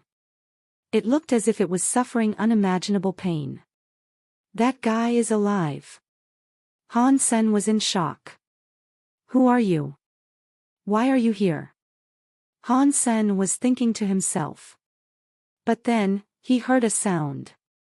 The metal pillar was still drilling brutally into the giant's chest, but with a thunderous noise, the frightening creature turned its head to look toward Han Sen. Its eyes peered at Han Sen through the unkempt hair. Although the giant was only looking at him, it made Han Sen feel extremely unsettled. The gaze was so intense that it almost felt like it was burning him. The scary giant's voice shook while it spoke. It seemed as if it was suffering. Han Sen couldn't imagine what the giant must be feeling at that moment. It would be worried if having a drill pushed into your chest wasn't excruciatingly painful. Who are you? And why are you here? Han Sen flew backward out of the water. He tried to put some distance between himself and the giant, so he retreated to a careful distance before he spoke. The scary giant continued to stare at Han Sen. He didn't look away. After a while, he said, "If you were able to come here, shouldn't you know who I am?" "Why would I know who you are?" Han Sen asked, once he had fallen back a little further from the giant. The scary giant looked shocked, and then he laughed. "If you don't know who I am, then that is great. That means you don't know who Sacred Leader is." "You are Sacred Leader." Han Sen was shocked. He looked at the giant with sheer disbelief. When the giant heard Han Sen ask that, he looked shocked as well. He looked at Han Sen with a strange expression, and he didn't speak. It was like he was trying to figure something out. When the giant fell silent, Han Sen asked again. Who are you? Why have you been pinned to the mountain? The scary giant gave Han Sen a conflicted look. He said, I am the Break Sky Alpha. Although he was pinned to a mountain and enduring torture, the scary giant sounded extremely proud when he said those words. It was like the whole universe had reason to look up to him, all because of that one simple fact. You are the Alpha of the Break Skies. These giants are really Break Skies, then. Although Han Sen had already guessed as much, hearing the scary giant admit he was one of the Break Skies still came as a bit of a shock. Yes. The others are all Break Skies, too. The Break Sky Alpha froze and asked Han Sen, who are you? Han Senator, I am a nobody crystallizer, Han Sen said, trying to be polite. Since when have the crystallizers developed bodies like yours? The Break Skies Alpha looked at Han Sen, but his face was impassive, and his thoughts remained hidden. I think you have been locked up for too long, and as a result, you don't know what has been going on in the wider world outside. The crystallizers are different these days. Han Sen then cocked his head to the side and asked. Why are you locked up here? Why aren't your people saving you? You are right. This is no longer the era of the Break Skies. The Break Sky Alpha sighed and said, if they hadn't tried to save me, they wouldn't be locked up here forever and forced to dig through a mountain each and every day. Who was able to trap you here? Was it Sacred Leader? Han Sen asked. The Break Sky Alpha had mentioned Sacred Leader earlier, so perhaps there was a connection between the two of them. Break Sky Alpha shook his head. He started to say something more, but then his expression changed. He told Han Sen, quick. Hide in my hair or you will be dead. Han Sen had already noticed that something wasn't right. Even the black crystal armor was releasing a sense indicating imminent danger. The Break Sky Alpha wasn't lying. Han Sen's body flashed away. He flew up to the Alpha's shoulder, then climbed into the giant's hair. No matter what happens, you cannot release a single speck of your presence, the Break Sky Alpha murmured. He stopped talking and turned to stare coldly up into the sky. Han Sen buried himself in the giant's hair and reduced the sense of his presence. The black crystal armor released some weird sort of power that locked down his body. Han Sen's aura vanished until he couldn't even detect his own presence. Suddenly, Han Sen felt a ripple flow through the space above them. Han Sen looked into the sky, and he saw something emerging from the area next to the sun clock. When he saw the shape of the descending body, Han Sen almost screamed. It was King Jun, the being he had seen on planet Eclipse long ago. After he was injured, Han Sen hadn't seen him again. He couldn't believe he was seeing him again here, of all places. Horizontal evil, have you given this some thought? King Jun was wearing gold armor and a gold helmet. He looked like a god king in the sky. His eyes were like lightning as they looked at the scary giant. It looks like your wounds have almost healed, and yet you have time to waste here every day. If you have so much time, why don't you try to find out who attacked you and made you like this, the scary giant said. Rather than being angered, King Jun replied with a voice full of cool spite. Horizontal evil, do you really want to be trapped here for all eternity? Do you want to see your people try to save you without rest? Chapter 2704 God Area. Even if you can endure the pain of this impaling punishment, are you willing to watch your people toil pointlessly for the rest of their lives? Do you want them to suffer in this place like a group of shambling corpses? King Jun looked down at the scary giant from high above. He looked like he was on cloud 9. Horizontal evil was suffering constant torture, but he still managed to laugh. Even if everyone abandons me, neither the living nor the dead will accept the Break Skies. So, what does it matter? Do you guys want Super Gene? Well, I'm not giving it to anyone. Han Sen caught his breath when he heard that. Finally, another mention of the elusive super gene. King Jun's face didn't change. He looked at Horizontal Evil calmly and said, "You are sacrificing yourself and your people for Sacred Leader's most treasured secret. Is it truly worth the cost? You are being tortured here. Did you not notice? All of your fellow Break Skies are going to die here with you. Where is Sacred Leader now? Did he ever express any desire to save you? Has he ever done anything for the Break Skies? You don't have to keep talking. No one will extract any of Super Gene's secrets from me. Sky armor failed before, and you, King Jun. You will fail, as well. Try harder," Horizontal said mockingly to his oppressor. King Jun laughed at Horizontal Evil. He didn't lose his cool as a result of Horizontal Evil's taunting. With his holier-than-thou attitude firmly in place, he said, "I have all the time in the world. You should take your own time and think about it some more. However, I have come to visit you because there is something I wish to tell you. I'm going away for a while. When I come back, I will give you a small gift. It will surprise you, and I think you should look forward to it." "What is that supposed to mean?" Horizontal Evil asked with a frown. "You will know it when you see it. And I assure you, you will be very surprised." A weird smirk crossed King Jun's face. He then turned around, flew toward that sun that looked like a clock, and disappeared. After a while, Horizontal Evil spoke to Han Sen in a gravelly voice. "You can come out now." Han Sen rose out of Horizontal Evil's hair, feeling relieved. Fortunately, King Jun had remained unaware of Han Sen's presence through the entire conversation. God only knew what might have happened if his presence had been disclosed. After King Jun left, the black crystal armor returned to its dormant state, as well. The alarms he was receiving from his senses and nerves gradually went quiet. "You are only King class. How did you get here?" Horizontal Evil asked Han Senator to him. Half-deifieds and kings were the same. There was no distinction between them. Han Sen told him about the 4-sheep cube, and after Horizontal Evil heard Han Sen's explanation, he frowned. "That means the 4-sheep cube is a treasure that comes from the anti-material world. That is certainly quite strange. Perhaps that is the reason it sent you here. What kind of place is this?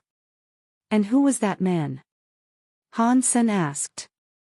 Horizontal Evil didn't answer Han Senator. Instead, he asked a question of his own. "Tell me about what is going on in the universe right now." Remaining patient, Han Sen began to describe the state of the universe these days. Horizontal Evil listened to every word and asked a lot of questions. His face grew more and more concerned as the discussion went on. Horizontal Evil eventually looked up at the sun in the sky and gestured for Han Sen to stop talking. "My time is almost up. You should come back tomorrow."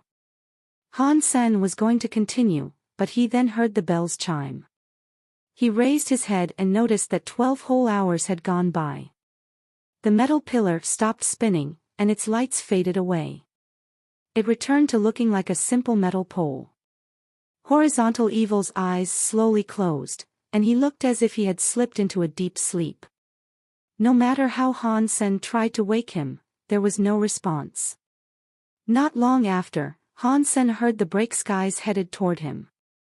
They didn't see Han Sen, and they got back to digging that mountain. When Han Sen saw this again, he felt a sharp pang of sympathy in his heart. It was upsetting to see what they were forced to do, now that he had learned more.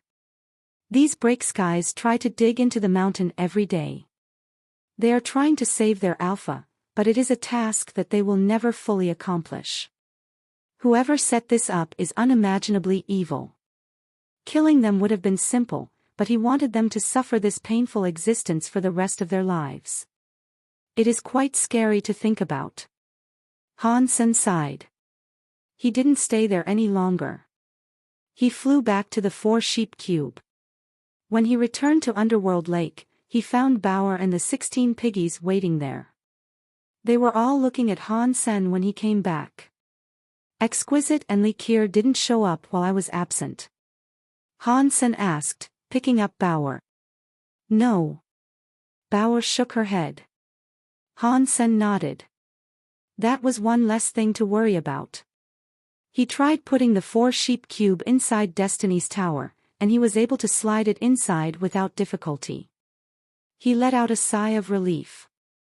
If I have another chance in the future, I will go and visit that horizontal evil. Maybe I can get some secrets out of him. Going by what King Jun had to say, it seems horizontal evil has a fairly firm connection to sacred leader, Han Sen thought to himself. He then proceeded to think about how he might pry some more secrets from horizontal evil. That wouldn't be an easy task. Horizontal evil had been there for years, and he hadn't divulged his secrets to his tormentor, who was practically a god. Han Sen, on the other hand, was just a mere stranger. Building any semblance of trust between the two of them would be very difficult. It would be hard to extract secrets from the powerful break sky. Han Sen practiced on the shores of the lake for half a day. He was going to wait 12 hours before traveling to that mysterious world and visiting horizontal evil again, but before his time to go had arrived, he saw someone flying toward him. Uncle Yu, Han Sen said, raising an eyebrow when he saw the shape of the man. Yu Shanqin was riding a crane toward him. Yu Shanqin dismounted the crane. He stepped up to Han Sen with a smile and asked, "The thing that the leader wanted you to do, how has it been going so far?" "What do you mean?" "Sky Palace leader didn't ask me to do anything," Han Sen said, pretending to be surprised. Yu Shanqin nodded and said, "You are being very careful. That is how you should be, but you need to find that woman. Quickly." When he heard that, Han Sen believed Yu Shanqin really was aware of what Sky Palace leader had asked him to do. He raised a hand in surrender and said, "After coming to Outer Sky, I haven't had the chance to meet many of the very high. How am I supposed to locate my target?" Privately, Han Sen was thinking, and even if I had met many of the very high, I can't just strip them down to reveal whether or not they have a birthmark near their heart. This is a very tricky situation, but I believe you have what it takes, Yu Shanqin said with a smile. "What do you mean by that? And why can't you do it?" Han Sen frowned. "This is your task, not mine. I have other things to do." Yu Shanqin smiled and went on to say, "Right. If there is nothing more, in a few days, Exquisite and Li Qiu will take you to the God area. You better behave yourself." "The God area? I am just a half-deified. How will I go to the God area?" Han Sen asked in consternation. He had heard of the God area before. It was a very special xenogenic space, rather like the core area. While only kings could go to the core area, the God area was a xenogenic space reserved for deifieds. Chapter 2705 Bao Yen, the very high have a way for you to enter the God area. But your reputation could hurt you there, Yu Shanqin said with a laugh. What does reputation have to do with going to the God area to hunt xenogenics? Han Sen didn't understand. Yu Shanqin's smile was grim. He told Han Sen, in the God area, they have more than just primitive xenogenics. They have all kinds of deified level xenogenics. Even a super strong half-deified will find themselves at the bottom of the God area food chain. Killing xenogenics in the God area will be exceptionally difficult. Taking 10,000 steps backward, even if you could kill them, you shouldn't have to go to the God area. Outer Sky already has many xenogenics. In fact, they probably have more than live in the God area, so the silkworms shouldn't have to go to the God area. Then why are they spending so much effort on taking us there? Han Sen asked, even more confused. Yu Shanqin laughed. Simple. They want us to fight other deified elites. When Han Sen heard that, he almost laughed in disbelief. No way. Other deifieds are harder to deal with than deified xenogeniacs. If I can't kill deified xenogeniacs, how am I supposed to deal with deified elites? Good question. Normally, we wouldn't have the power to fight the deifieds of another race. But with the very high, things are a little different, Yu Shanqin said with a smile. Now Han Sen understood. The very high had a particular purpose for pitting them against other deified warriors. It was training, in a twisted way. Considering that the silkworms were valuable to the very high, the deifieds of other races would go easy on them.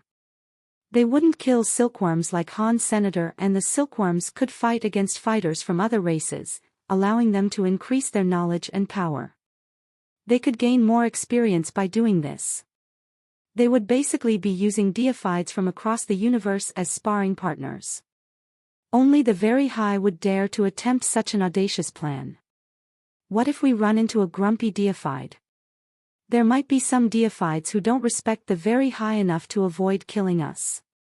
What would we do then? Han Sen asked with confusion. Although the very high were powerful, there was no chance that every single person respected them. If Han Sen ran into someone who disliked the very high for some reason, his little vacation to the God area could prove quite deadly. Yu Shanqin tilted his head at Han Sr. Have you forgotten what silkworms are? To the very high, we are considered tools. And if a tool breaks, it can be replaced. After pausing, Yu Shanqin said, plus, many of the deifieds know this about the very high. If they refuse the very high's request, it would cause problems for them. Some of them are quite eager to teach us, the chosen of the very high, a good lesson. They might not want to kill us, but they would rather enjoy making us suffer. When you go there, you must be prepared. That means we are going to the God area to get our butts kicked. Han Sen had a wry smile. That is close enough to the truth, but fights like these will help to steel our will and improve our combat abilities. Many half-deified silkworms become deified in God area fights. I guess that can be considered the silver lining. Yu Shanqin shrugged, then waved casually to Han Sr. I'm leaving. You need to hurry up with the task that the leader gave you. 4 years is neither a long nor short amount of time. Either way, you should get it done as soon as possible. Of course, shortly after Yu Shanqin and Han Sen had this conversation, Li Keir and Exquisite showed up at Underworld Lake. There, they told Han Sen he would need to go to the God area to practice. Han Sen had prepared himself, so he readily agreed. But because of this, Han Sen didn't have another chance to go and see horizontal evil. The God area was accessed in a similar way to the core area. A person had to generate substance chains, and then they could push open the God area door. Han Sen and most of the other silkworms hadn't yet generated substance chains, but the very high had a geno fluid that would allow them to generate substance chains for a short period of time. That way, they could enter the God area sooner than would be possible if they relied on their natural ascension process. The very high could also use a special connection to the silkworms to follow their silkworms to the God area. But because creating this geno fluid was difficult, each silkworm was only granted 3 vials of the stuff. That meant that until Han Sen became deified, he could only go to the God area 3 times. So, each time he went to the God area, he would have to stay there as long as he could before exiting. After Han Sen used his first vial of geno fluid, his power didn't increase. Changes began to occur throughout his body, though. He was able to generate a substance chain. It was more of an image, in truth. While it had the structure of a substance chain, it lacked a deified level of power. Han Sen's personal strength didn't increase after he drank the fluid. The process of opening the gate to the God area was the same as opening the core area door. The only difference was that Li Keir and Exquisite could also enter the God area door that Han Sen opened. They stepped into the God area alongside Han Sr. The God area looks the same as the regular universe. Han Sen found himself standing on a grass field. He looked around. He thought the God area and the universe looked similar. The biggest difference was the fact that the land around him seemed to stretch as far as he could see in every direction. There didn't seem to be an end. You have just come to the God area, so you aren't familiar with this place yet, Li Qiu said. When you see a God spirit storm, you will realize how scary the God area can actually be. What is a God spirit storm? Han Sen asked. The God area doesn't have any xenogenics, usually. They only show up when a God spirit storm arrives. Xenogenics only appear in such storms.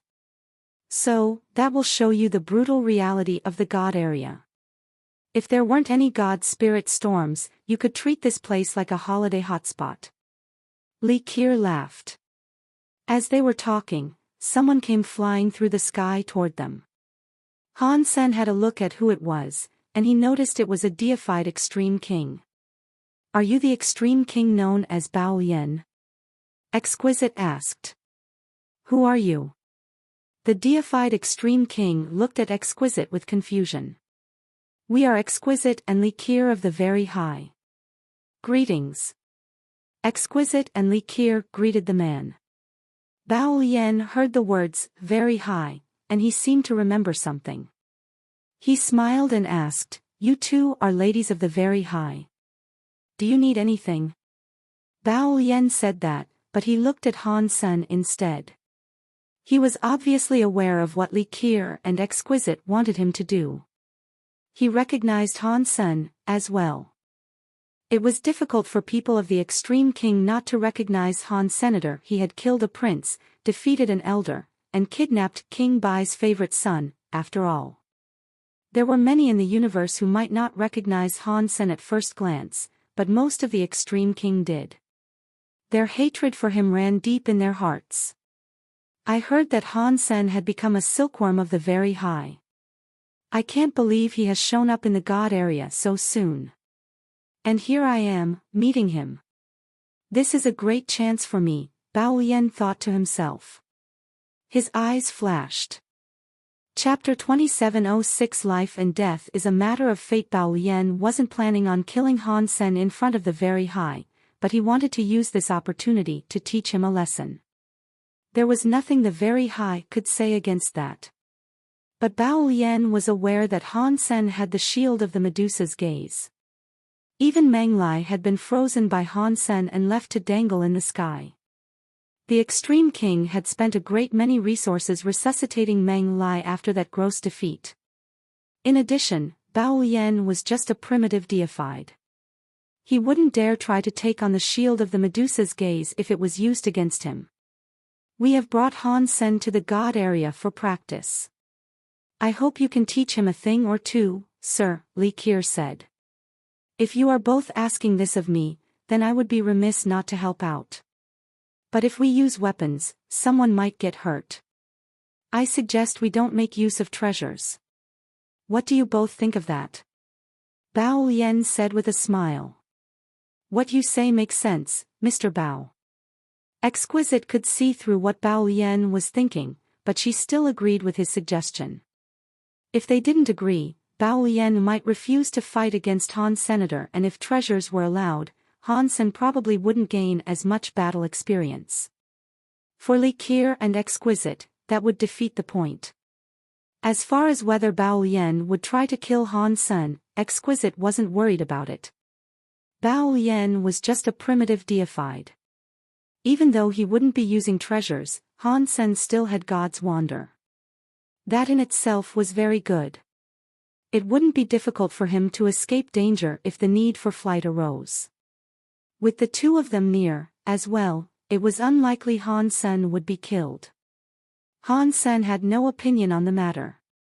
He was more interested in finding out the difference between his current strength and that of a primitive deified.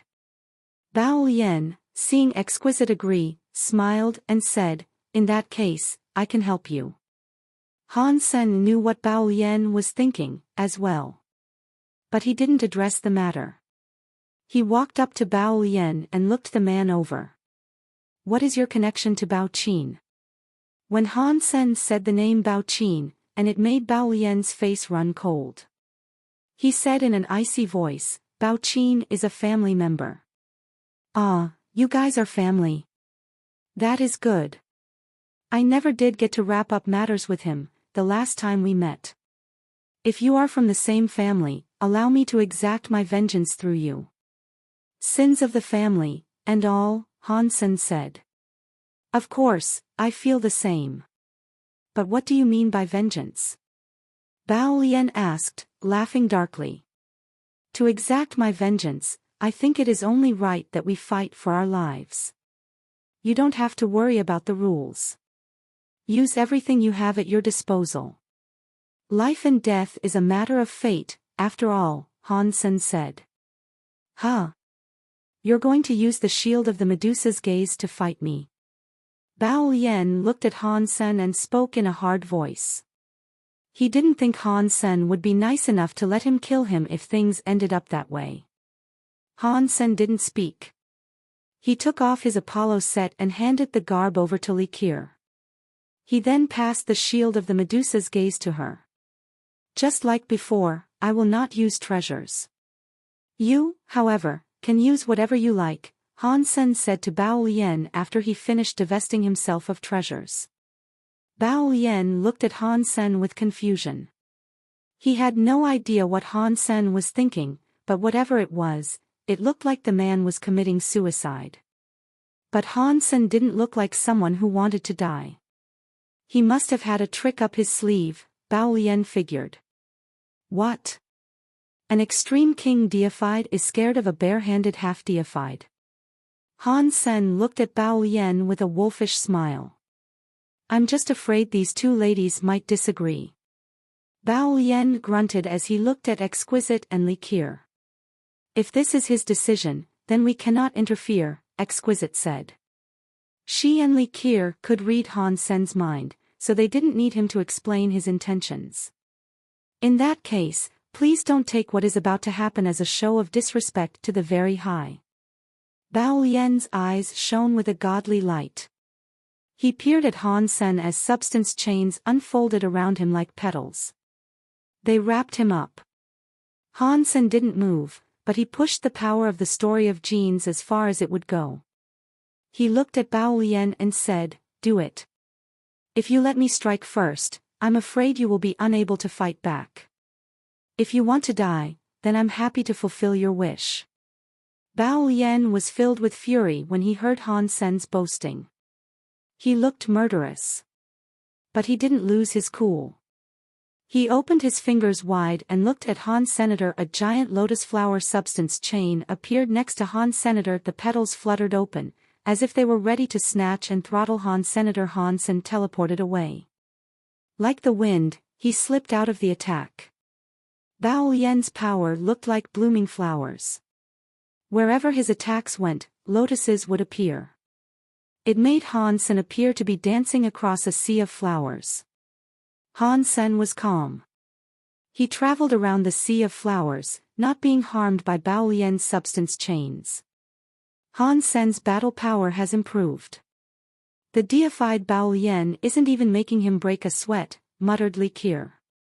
She was shocked whenever she read Han Sen's mind and saw how cool he was. Exquisite nodded and said, it looks like the fight against the red blood demon helped him grow a lot.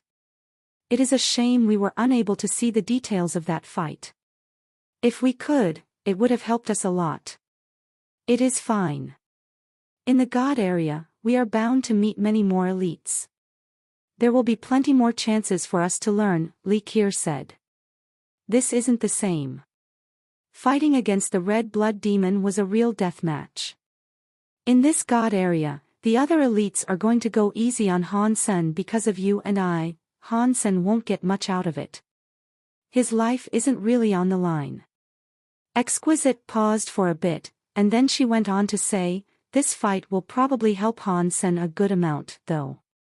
If you and I pay close attention, we are bound to get something out of it. Li Qir nodded, and then they both stopped talking. They were trying to focus on Han Sen's feelings and learn how his mind worked during a fight like this. Bao Lian's heart was pounding.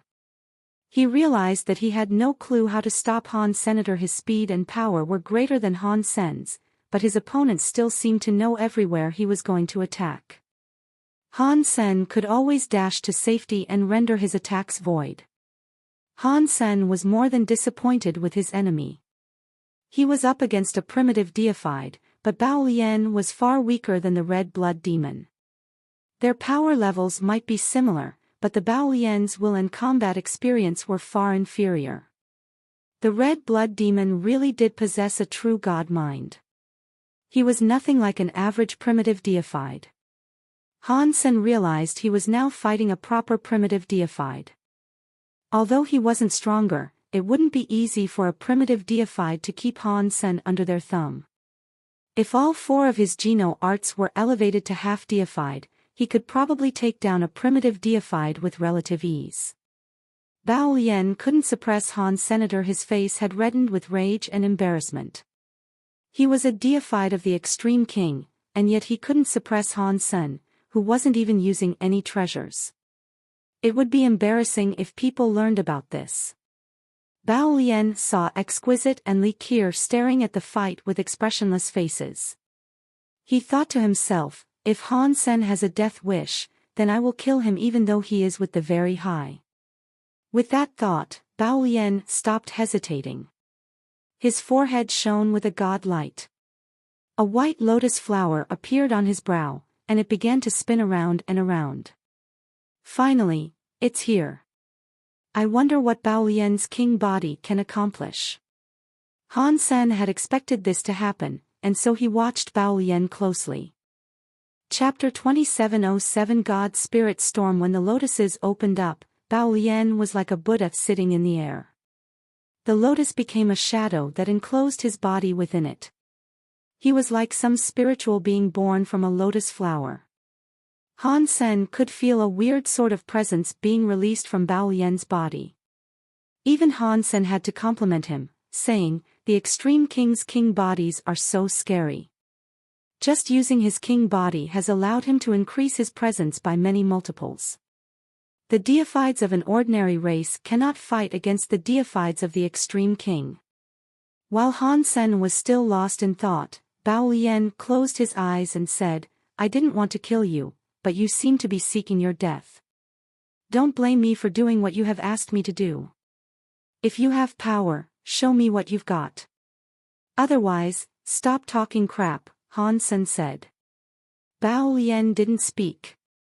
He opened his eyes and suddenly looked at Han Sen. Han Sen felt like Bao Lian's vision was now on him. He suddenly felt a foreign energy wind around him, but what this new power was, Han Sen couldn't determine. It was like it was there, but it was not there. After that look, Bao Lian turned his head away and started running off. "We haven't determined a winner yet." "Where are you going?" Han Sen said with a frown. "You're dead. Go and prepare your funeral," Bao Lian said over his shoulder as he continued heading away. His sprinting form soon disappeared from sight. Han Sen wanted to go after Bao Lian, but that strange, almost undetectable power was making him feel sick. Since Exquisite and Li Qier were near, Han Sen didn't want to use his other Geno arts to get rid of the effect. He looked at them and said, "Did you both see what kind of power Bao Lian used on me?" Li Qier shook her head. "Bao Lian is an heir of the former ruler King Bao. Bao Lian is one of his children. Right now, King Bai is in charge. King Bao wasn't very powerful, therefore he isn't that famous." "Can you tell what element was used against me?" Han Sen asked. Exquisite examined Han Sen's body.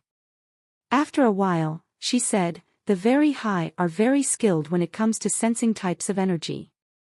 But Bao Lian's power is very strange.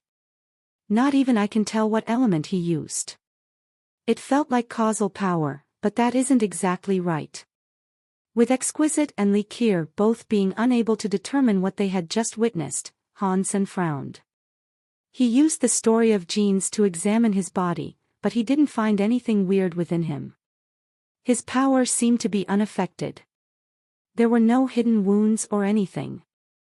He had no clue what Bao Lian's power had done to him. Is Bao Lian playing a prank on me? Han Sen double-checked his body to ensure things were all right. Exquisite and Li Qiu examined Han Sen using many different methods, but they failed to learn anything. Han Sen could detect some sort of power surrounding him, but it couldn't be removed. In his heart, though, he felt as if something was deeply wrong. While Han Sen was trying his best to avoid using his Dongxian area, he suddenly heard a scary sound coming from the sky. The three of them immediately raised their heads to see what was coming. The sunny skies were becoming cloudy and overcast. All of a sudden, everything around them became pitch black. Within the blink of an eye, the sky looked dark. A god spirit storm is here. We have to go. Exquisite and Li Qiu looked to be in shock. They pulled Han Sen away with them by making use of galaxy teleport. They wanted to stay as far away from the god spirit storm as they possibly could. Exquisite and Li Qiu were already half deified. They only dared to venture across these lands due to the fact that they had the power of God's wonder. They could use it to avoid the areas that were claimed by God's spirit storms. Otherwise, with their current power, it would only take a couple of deified xenogenics to bury them. After using galaxy teleport, Han Sen found himself in a desert. There was no way to tell how far he might have teleported away, but the sky no longer had a god spirit storm brewing in it. Before the three of them had enough time to come to their senses, they heard the sky growl with a scary peal of thunder again. The ominous cloud covered the sky again. Why are we so unlucky? We've run into a god spirit storm again, Exquisite said with a frown. We don't have time to worry about that right now. Let's just run, Li Qiu said quickly. If they ended up getting dragged into a god spirit storm, there was an 80% to 90% chance they would end up slaughtered. The three of them used galaxy teleport again. They went to someplace else. But as soon as they appeared in their new location, the sky showed signs of a brewing god spirit storm once more. This time, even Han Sen could feel that something was wrong. His eyes narrowed and he said, "It cannot be Bao Lian's power doing this to me, can it? That is impossible. Bao Lian is just a primitive deified. His power is far too weak for him to affect, much less control, a god spirit storm. He's the lowest rank of deified, and even a true god couldn't summon a god spirit storm," Li Qiu said. The three of them used galaxy teleport again, but after a few more jumps, they realized that a god spirit storm would begin to brew wherever they went. I must be right. It must be Bao Lian's power affecting the god spirit storm and causing it to spawn around us. Although this possibility was hard to put stock in, there didn't seem to be any other explanation. Before they met Bao Lian, no god spirit storms had plagued them. But now, god spirit storms were appearing wherever they went. It was obviously connected with Bao Lian's power. Li Qiu and Exquisite found this to be incredibly difficult to believe.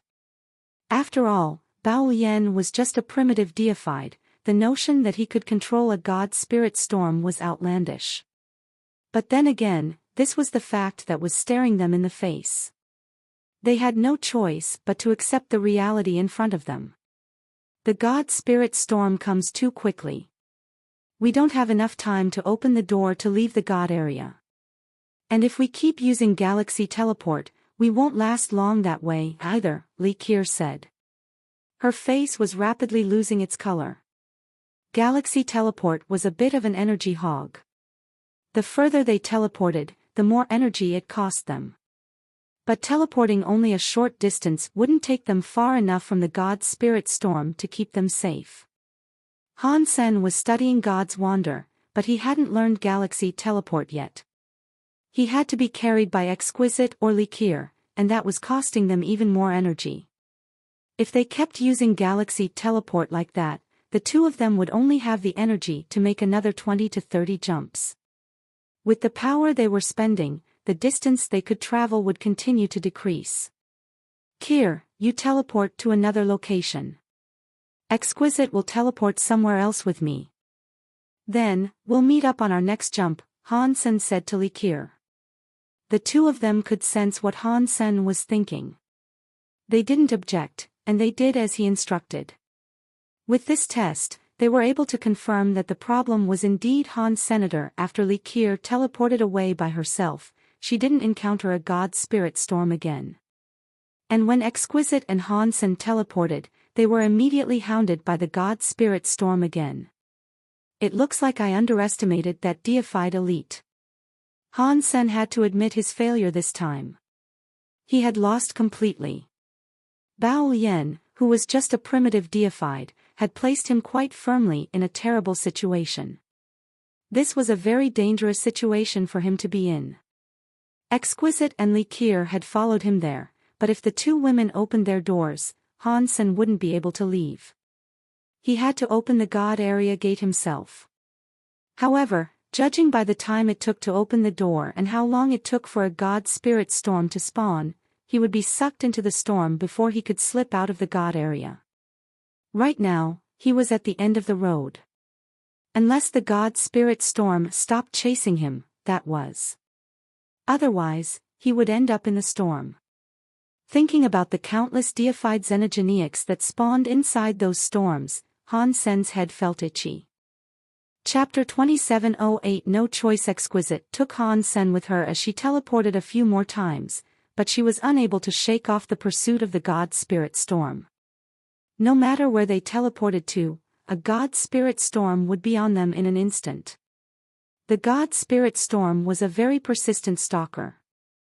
Leave me here and go on. Han Sen could see that Exquisite's face was drenched in sweat, and the energy flows in her body weren't circulating correctly. He knew she had used Galaxy Teleport too many times. Her body had a limit, and she was almost tapped out. But Exquisite ignored what Han Sen told her. She thought for a minute, then said, I have found a way. We will teleport to Bao Lian. Bao Lian won't let himself be trapped in the same god spirit storm he placed on you. So, if we followed where he went, we might be able to find a way to erase the power he put on you. That is useless. We won't be able to find him now. Han Sen shook his head with a tired smile. Exquisite teleported away again, and her eyes slowly changed color.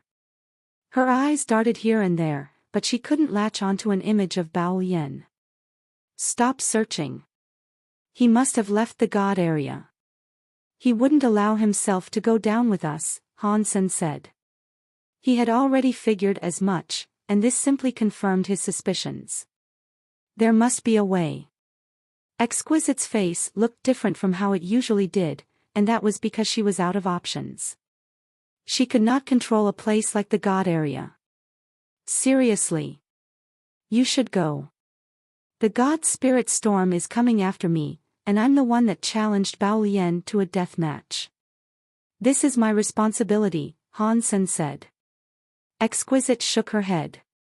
You are my silkworm. I'm not going to let you die.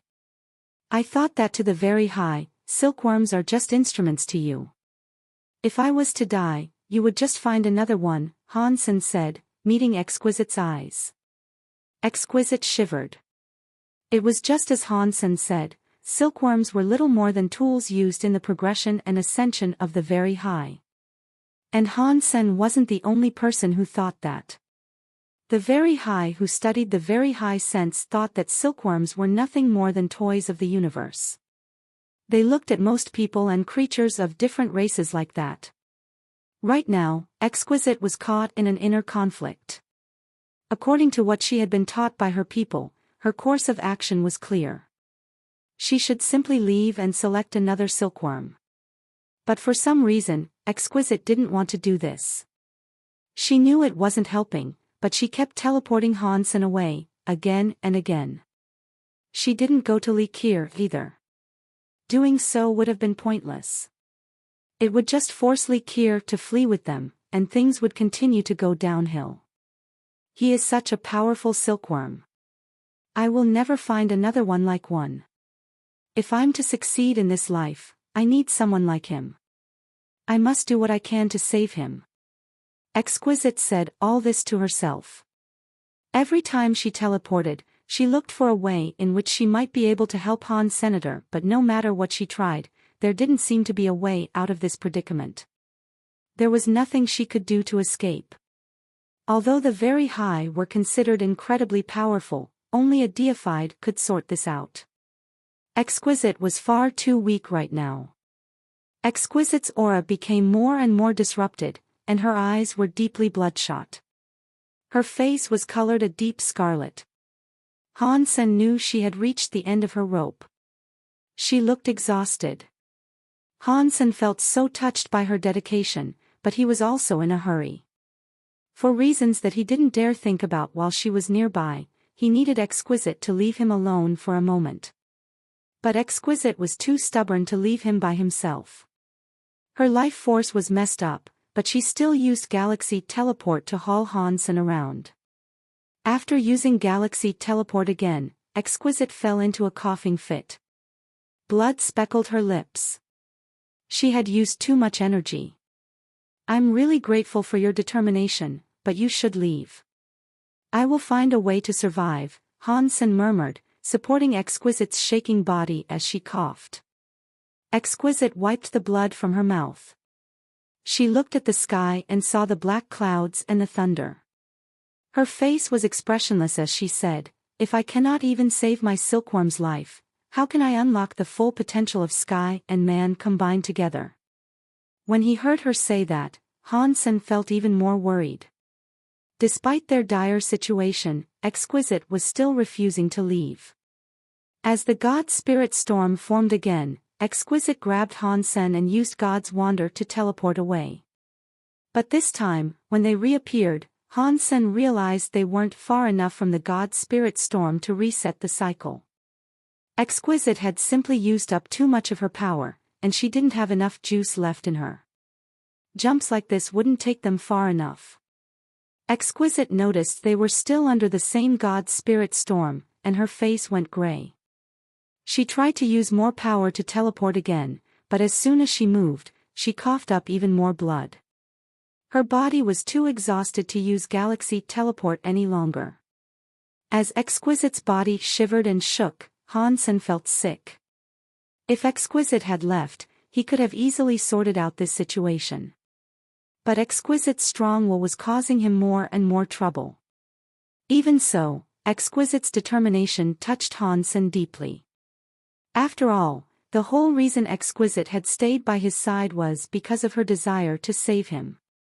How many people exist who would truly sacrifice themselves on behalf of another? The very high are a very complicated race, but why do people claim they are heartless? Han Sen thought to himself. Exquisite sensed what Han Sen was thinking, and an unreadable expression passed over her face. She looked at the sky and the God Spirit storm coming, but she couldn't move away. Exquisite suddenly turned to him. Han Sen, I'm afraid we won't be leaving here alive today. We aren't going to die, Han Sen said quietly. He used the small jade figure to stop the sink of his seven senses. Exquisite could no longer feel his mind and emotions. Exquisite kept talking as if she hadn't heard what Han Sen had said. I used to think that my little sister's choices were ridiculous. I thought that the very high sense was the pride of the very high, the legacy of our race. Little sister wasn't proud of our legacy.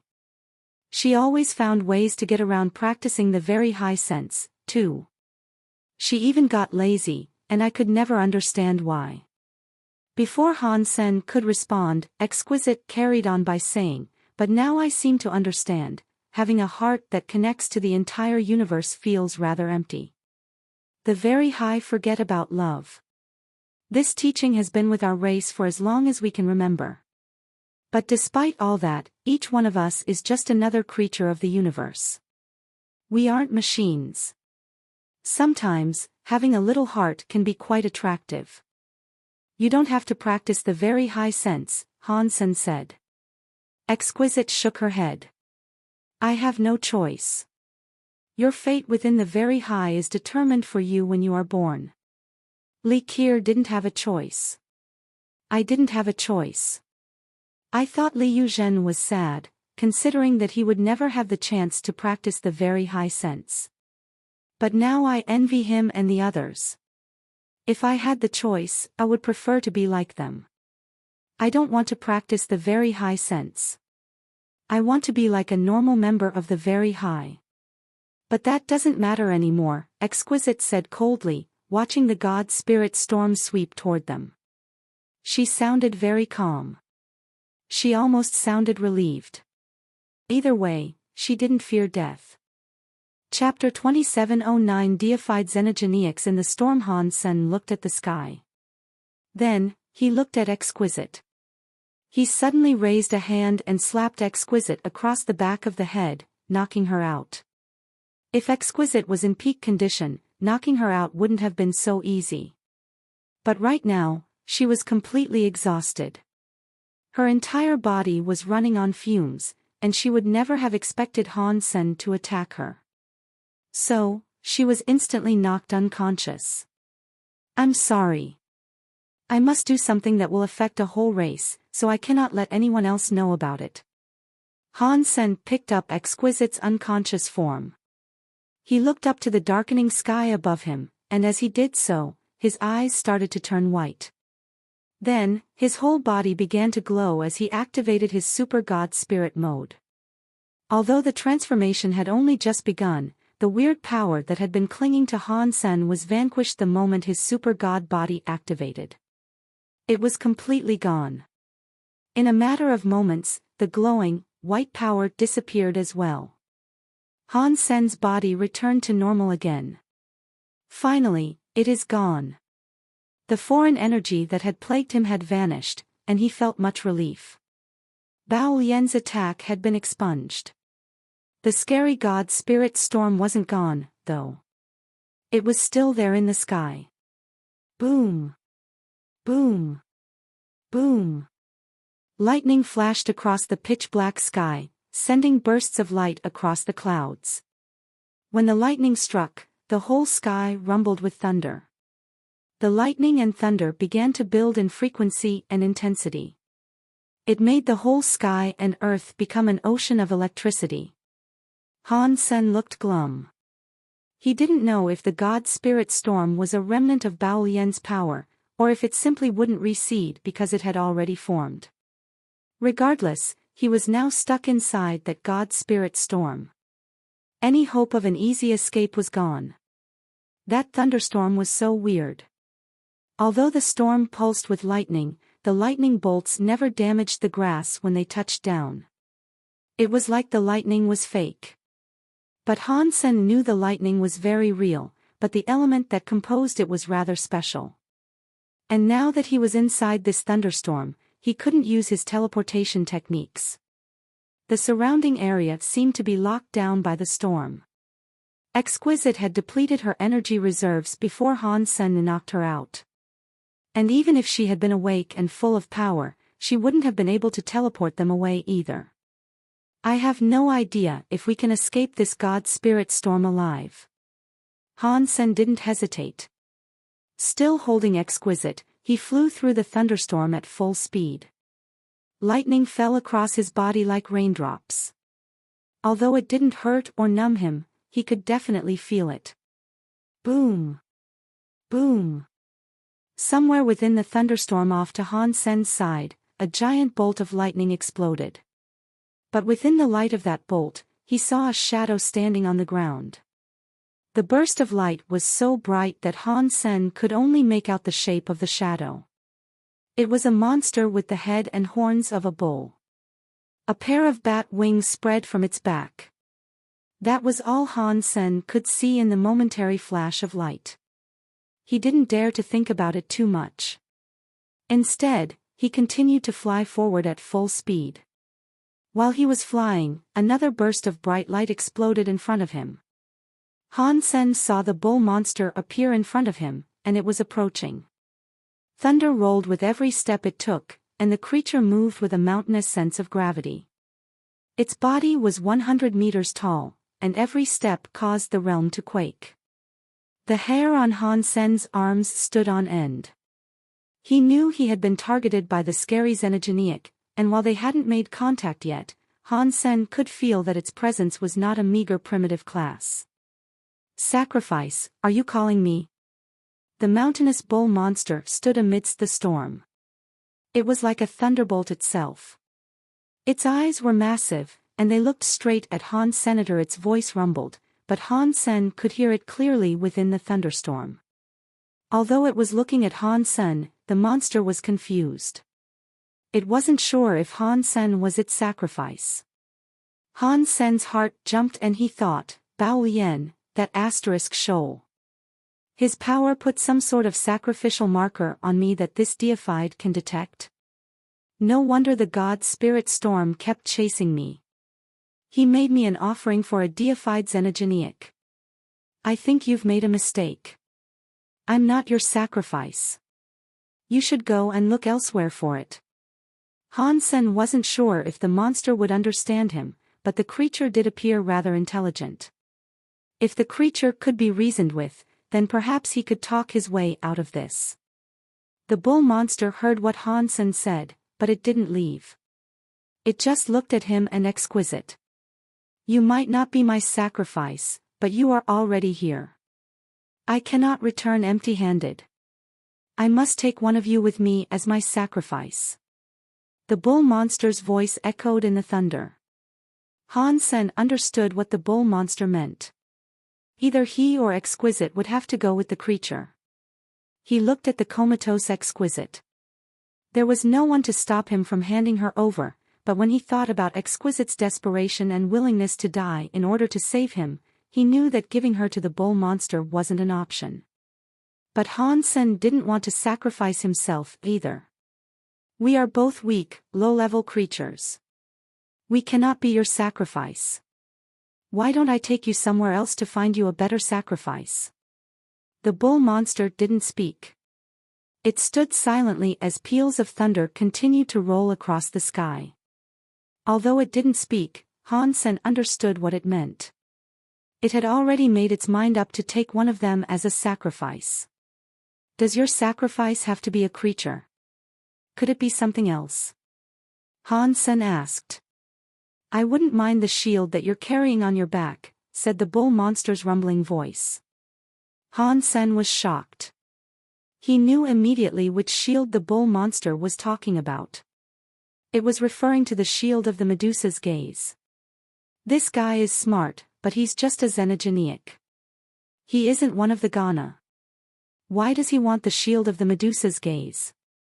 I'm afraid that only the Ghana can make full use of it. Han Sen was confused, and so he asked the bull monster, what do you want this shield for? This is a treasure belonging to the Ghana. It can't be activated by someone who lacks the blood of the Ghana.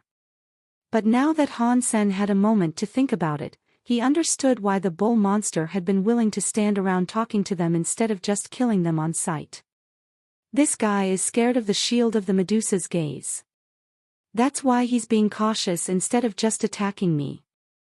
That realization was a great relief for Han Senator. If the bull monster had a reason to fear Han Sen, then he and Exquisite had a much better chance of escaping.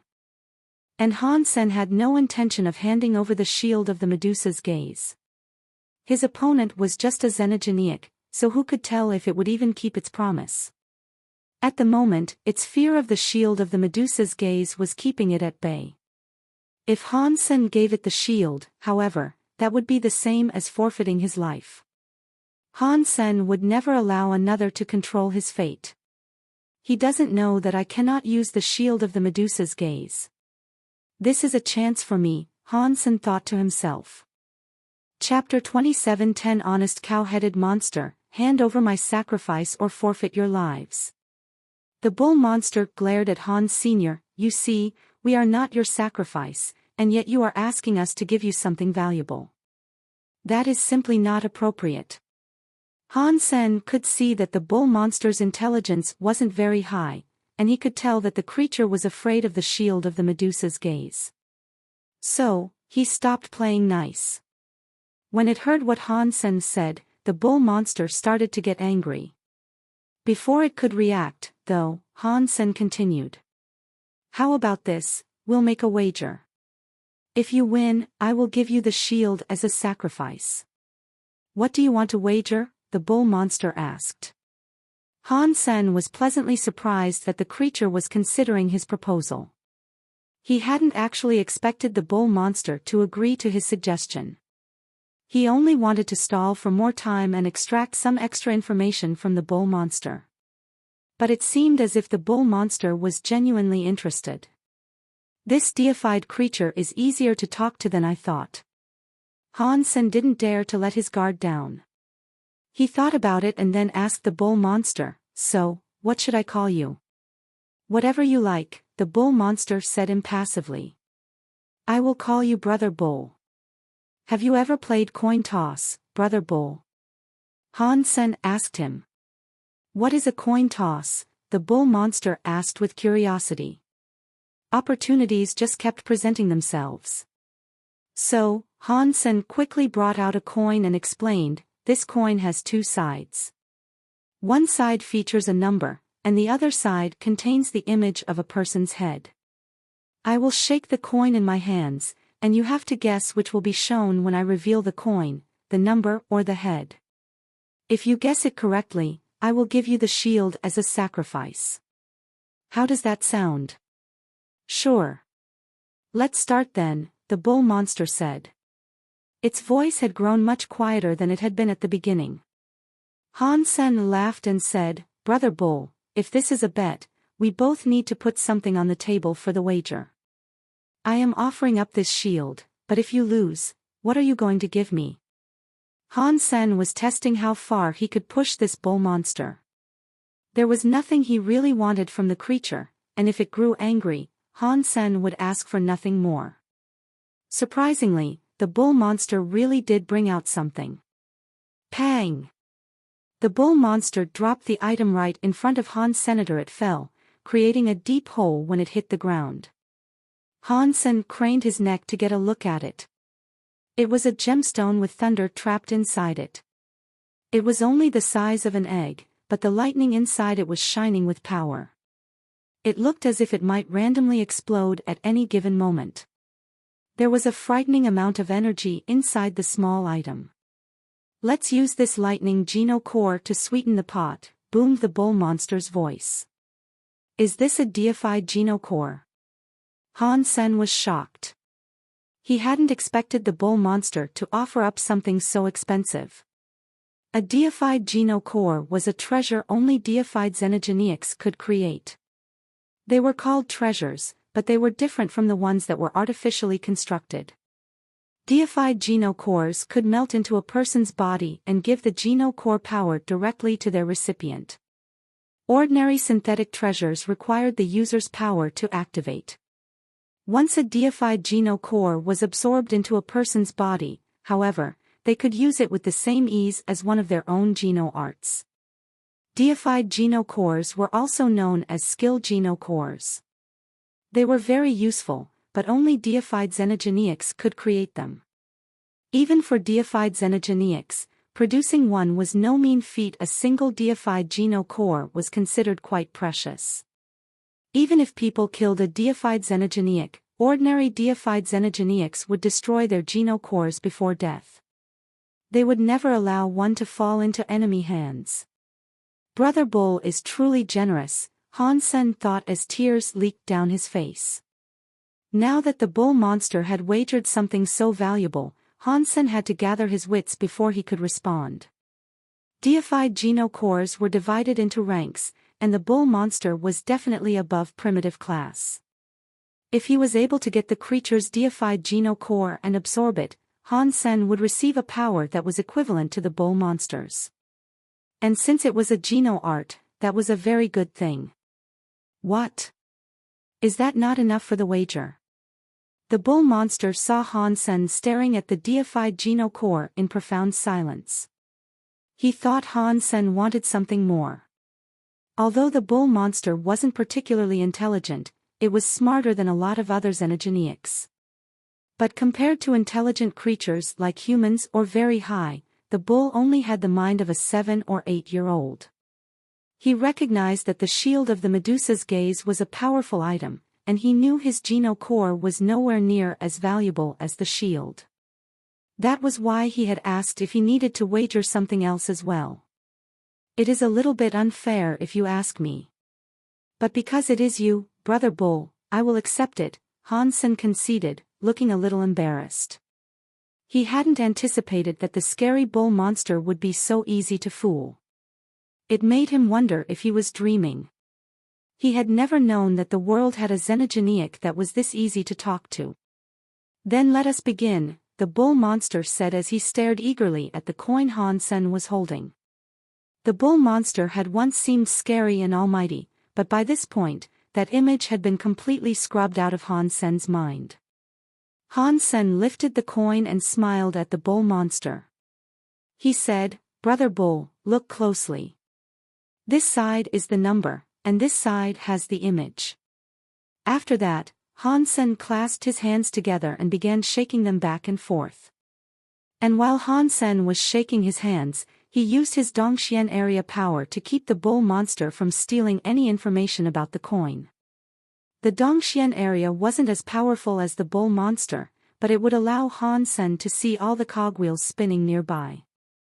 Hansen might not be able to stop the universal cogwheels if they act strangely, but he would definitely notice. Hansen had underestimated the bull monster's honesty, though. The beast really wasn't trying to steal a look at the coin. Eventually, Hansen stopped shaking his hands and held them up before the bull monster. The creature looked at Hansen's hands and hesitated to make a decision. He was guessing which would end up on top, the image or the number. Did this bull monster grow up with a family? Why is he so honest? Hansen would never have guessed that a xenogeniac like this existed. Number, the bull monster said eventually, after a long time of hesitation. Brother Bull, are you sure that the coin is showing a number? Once you confirm your bet, you cannot change your mind again, Hansen said, smiling at the bull monster. I will choose the image, then, the bull monster said. It actually changed its mind. Are you sure it's the image? Are you certain of your answer now? Hansen smiled again. Yes. It is the image. I'm not changing, the bull monster said, gritting its teeth. Hansen opened his hands to reveal that it was the number that was facing up. Hansen looked at the bull monster and said, Brother Bull, what a shame. You should have stood by your gut instinct earlier. Although Hansen appeared calm, his body was tense and ready to attack. If the bull monster was going to lash out after losing, Hansen would have to react instantly. He was afraid the bull monster would disregard the results of their wager. But the bull monster simply stared at the coin for a while. Do it again, he said after a while. If the bull monster hadn't had such a scary presence, Hansen would never have believed that it was a high-level deified xenogeniac. Chapter 27:11 You're good, do it again, the bull monster said in a ragged voice. Giant wings spread from the bull monster's back and its body was covered in blue scales, but the creature stared at Hansen with childlike intensity. Hansen had heard him repeat those 3 words several times while they gambled. Hansen had won 7 times. By now, the bull monster's eyes looked as if they were going to burst into flames. Hansen was worried that the beast might attack him out of frustration. How about you shake the coin, and I will guess? Hansen suggested, setting the coin down in front of the monster. When the bull monster heard him say this, his bull eyes brightened. He reached out a massive hand, using a power to pull the coin up into his coarse palms. You will do the guessing. We are still betting for that shield on your back and the deified Geno cores that I lost. You will have to give them back, the bull monster said to Hansen while holding that coin. Sure. I'm willing to bet it all. Hansen blinked and went on to ask, Brother Bull, what are you going to bet? The bull monster hesitated. It only had 7 Geno cores, and they had all been lost to Han Senator. It had nothing more to gamble with. There were many elite and powerful xenogeniacs scattered throughout the universe, but few of them would think of hiding something on purpose. They tended to be amazingly honest. The bull monster wasn't really giving up as much as it might have seemed. It had 7 genocores, but it had only created one of them by itself. The other 6 had been stolen from other xenogeniacs it had killed. Stolen probably wasn't the right word, though. The bull monster had eaten the bodies of the xenogeniacs, and when he ran across their genocores, he thought they might prove useful. Therefore, he took them. And now, on this day, he had used them for gambling. Han-sen noticed that the bull monster wasn't speaking. He suspected that it had nothing left to use as a wager. He was worried that the bull monster might get upset if it really had nothing left to offer. He quickly said, "How about this, Brother Bull? You're smart and powerful enough to beat all the deifieds you come across.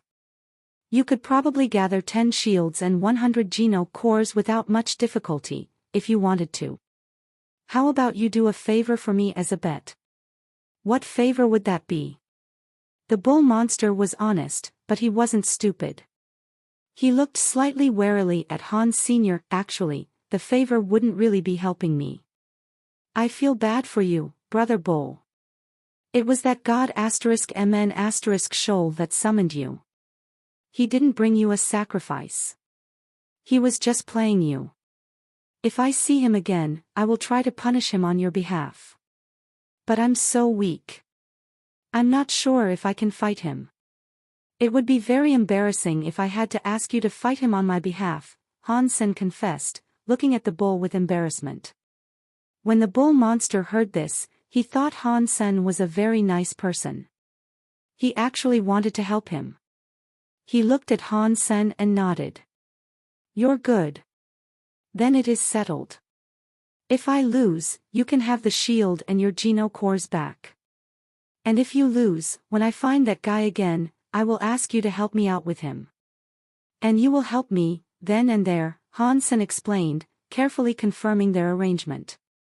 "Sure," the bull monster said with a nod. Then, he proceeded to shake the coin. Han-sen watched the way the bull monster shook the coin. He knew that the creature wasn't very good at gambling. After shaking it for a while, the bull monster held his hand out in front of Han's senator with an awkward look. He said, "You can guess. Brother Bull, do you know if it is the image or the number?" Han-sen asked with a smile.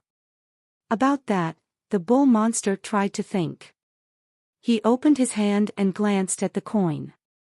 Then, with a confident look, he said, "Of course I know what it is. Hurry up and guess." "I guess," Han-sen drew his voice out deliberately. He watched the bull monster's face. The bull monster looked very nervous, and then he went on to say, "It is the image." When Han-sen said that, the bull monster's face collapsed. "Do it again." The bull monster gnashed its teeth and started shaking the coin. "Do it again. Do it again. Do it again." An angry roar echoed through the sky, scarier than the thunder. Han-sen couldn't even remember how many times he had won by this point. The bull monster probably owed him hundreds of favors by now. But Han-sen had to acknowledge that the bull monster was honest. Although it had lost time and time again, it had never tried to kill Han-sen in its rage. Suddenly, the storm above them lessened and grew visibly weaker. The rage left the bull monster's face, and it shouted, "Oh no! The god spirit storm is going to end. That means I have to go back." "Why do you have to go back when the storm recedes?" Han-sen asked with confusion. Most people knew that the xenogeniacs in the god area followed the storms. They came when the storms came, and they vanished when the storms did. But no one seemed to know why creatures could only come and go with the storm. The bull monster didn't answer Han's senator. It hesitated for a bit, then it pulled a purple scale and tossed it to Hans Sr. "Use this scale if you ever need help. Putting your power into it will trigger it. I will follow the signal to come and find you." After that, the bull monster looked at Han Sen's new heap of Geno cores. Then, it turned around and prepared to leave with the fading storm. "Brother Bull, hang on a sec." Han Sen stopped the bull monster. "What now?" the bull monster said, staring balefully at him. Han Sen grabbed one of the Geno cores out of the 7 he had received. He threw it to the bull monster and said, "It is fate that you and I were able to meet today. I don't have anything good to offer you, so you should keep this." The bull monster received the Geno core with genuine glee. That Geno core was the one the creature had created itself, and it was also the one that the bull monster had been looking at wistfully as it turned to leave. The other Geno cores were of various elements, so they wouldn't help the bull monster much. But the Geno core that the bull monster had created was very precious to him. "You really are so very kind." The bull monster was very touched by this gesture. He had wanted to steal Han Sen's things, but instead of holding a grudge, Han Sen was actually trying to help him. The entire situation made the bull monster quite emotional. He almost forgot that the Geno core had originally belonged to him anyway. "Brother Bull, you should leave now. When I find that guy, I will summon you so that you may teach him a lesson. I will avenge you." Han Sen waved his hand and said his goodbyes. The bull monster was becoming even more emotional, but the thunder was almost gone. He had no more time to speak. He thought Han Sen was a very good person. If there was a chance, he would definitely help Han Sen in the future. When the bull monster disappeared with the thunderstorm, Han Sen let out a long sigh. That was so close. I'm fortunate that he was an honest deified xenogeniac. If he wasn't, things might have turned out far worse for me. I need to stop being so reckless. Deifieds are deifieds. I cannot underestimate a single one of them. Han Sen made up his mind. If he saw Bao Lian again, he was going to end their feud permanently. After looking down and seeing that Exquisite was still in a coma, Han Sen sent a small jolt of power into her body. It seemed to unlock something inside of her, and Exquisite woke up. When Exquisite woke up, she jumped up. She stared at Han Sen with wide eyes and asked, "Why did you hit me? When did I hit you?" "You were so exhausted that you fainted," Han Sen said with a guilty look. "You," Exquisite started to reply, but then she realized something was amiss. She looked at the sky overhead and froze. Where is the God Spirit Storm? Chapter 27:12 Ice Geno core. Back in the lands of the very high, Li Kier and Exquisite were sitting next to each other. Both of them looked bewildered and uncertain. "Third sister, you're telling me that when you woke up again, the God Spirit Storm was gone?" Li Kier asked, looking at Exquisite with sheer disbelief. Exquisite's expression was strange. "That is what Han Sen told me." "Weird. With your will, third sister, you shouldn't have fallen into a coma even if your body collapsed. That simply shouldn't be possible. How did you slip into a coma from mere exhaustion? And how did the God Spirit Storm suddenly disappear? This is so weird." Li Kier looked as if she couldn't believe it. After pausing, she said, "We're fortunate that these unlikely events did occur, however. If they hadn't, you and Han Sen would have been in real danger." Li Kier wasn't suspicious of Han Senator. She thought she could feel Han Sen's mind, and she didn't sense anything weird going on in his head. If he'd been plotting something devious, she should have been able to sense it. But Exquisite had grown suspicious. She distinctly remembered Han Sen knocking her unconscious. And even more importantly, when Han Sen knocked her out, she had no longer been able to sense what Han Sen was thinking. That made Exquisite suspicious about Han Sen's mind. She now worried that she didn't have full access to what was really going on in his head. Otherwise, even if she had passed out, she would have known what Han Sen was doing. And she could have prevented him from knocking her out in the first place. And the God Spirit Storm should have continued to follow Han Senator. Why had it waited until she was unconscious to retreat? The timing seemed terribly inconvenient. Han Sen. What did he do? Exquisite's mood was very conflicted, but she didn't mention her suspicions to Li Qiu. When Han Sen found some alone time, he took out the 6 deified Geno cores and began studying them. Of the 6 deified Geno cores, 3 of them had a lightning element. 2 of them were fire, and 1 of them was ice. When most creatures refined Geno cores, they tended to select ones that matched their specific element. Otherwise, they would end up damaging their bodies by absorbing the power of an element that clashed with their innate power. But the elements of Han Sen's body were very balanced.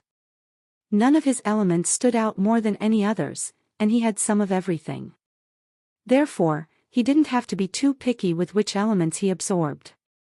He could refine any Geno core he found with few complications. I think I will save these 3 lightning element Geno cores for Little Silver. I'm afraid his talents are a little lacking. If he refines these 3, his evolution should be expedited, and he'll be given the boost he needs to excel. Han Sen set the 3 lightning element Geno cores aside. There were 2 fire Geno cores and 1 that was ice. As he stared at the 3 Geno cores, Han Sen hesitated. He selected the ice Geno core. After all, Jade Skin had connections to the ice element. It had grown more attuned to that power as he developed. He picked up the ice Geno core. It was only the size of an adult's fist, but it looked like a big diamond with countless facets. It sparkled beautifully. Inside the Geno core, falling snowflakes were visible.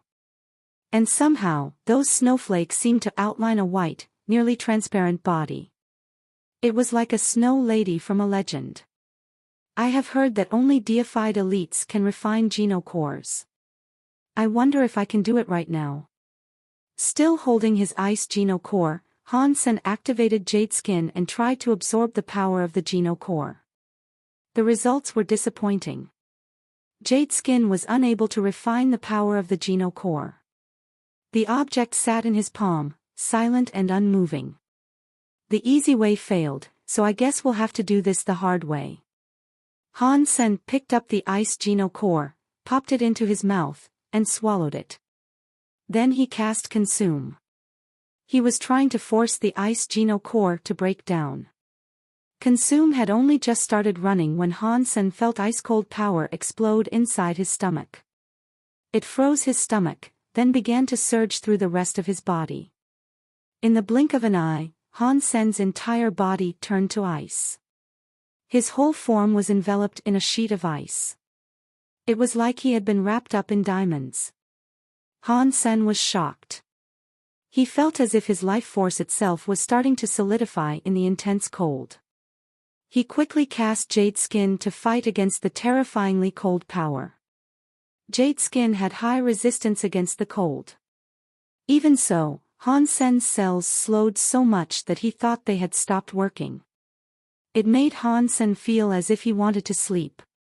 His eyelids were as heavy, as if he had gone several days without sleeping, and it was everything he could do to keep them from closing. He could have gone to sleep right where he was standing. In that drowsy state, Han Sen could faintly hear a woman's voice whispering near his ear, saying, "Go to sleep. Go to sleep." Her soothing voice almost pushed Han Sen into unconsciousness. Even though Jade Skin was running fitfully, he couldn't concentrate enough to keep it going. Oh, no. This cold power has a relaxing effect, Han Sen thought, realizing what had happened. If he fell asleep now, there was a chance he might never wake up. I cannot go to sleep. I can't sleep no matter what. Right now, Jade Skin is barely keeping my life force chugging along. If I fall asleep, the cells of my body will freeze and put me into a deep sleep. It will be hard for me to wake up again, Han Sen warned himself. He told himself repeatedly to keep Jade Skin running. Although he knew he couldn't sleep, he was becoming more and more exhausted. He was going to fall asleep any second. His body was becoming weaker and weaker, and he needed to use his will to support himself. He couldn't let himself fall asleep, no matter what. Some indeterminate amount of time later, Han Sen felt the tiredness begin to fade. His mind became increasingly awake and aware. The cold finally receded, and his body started to feel warm again. Han Sen knew he had passed the hardest part of the trial, but that didn't mean he could let his vigilance falter.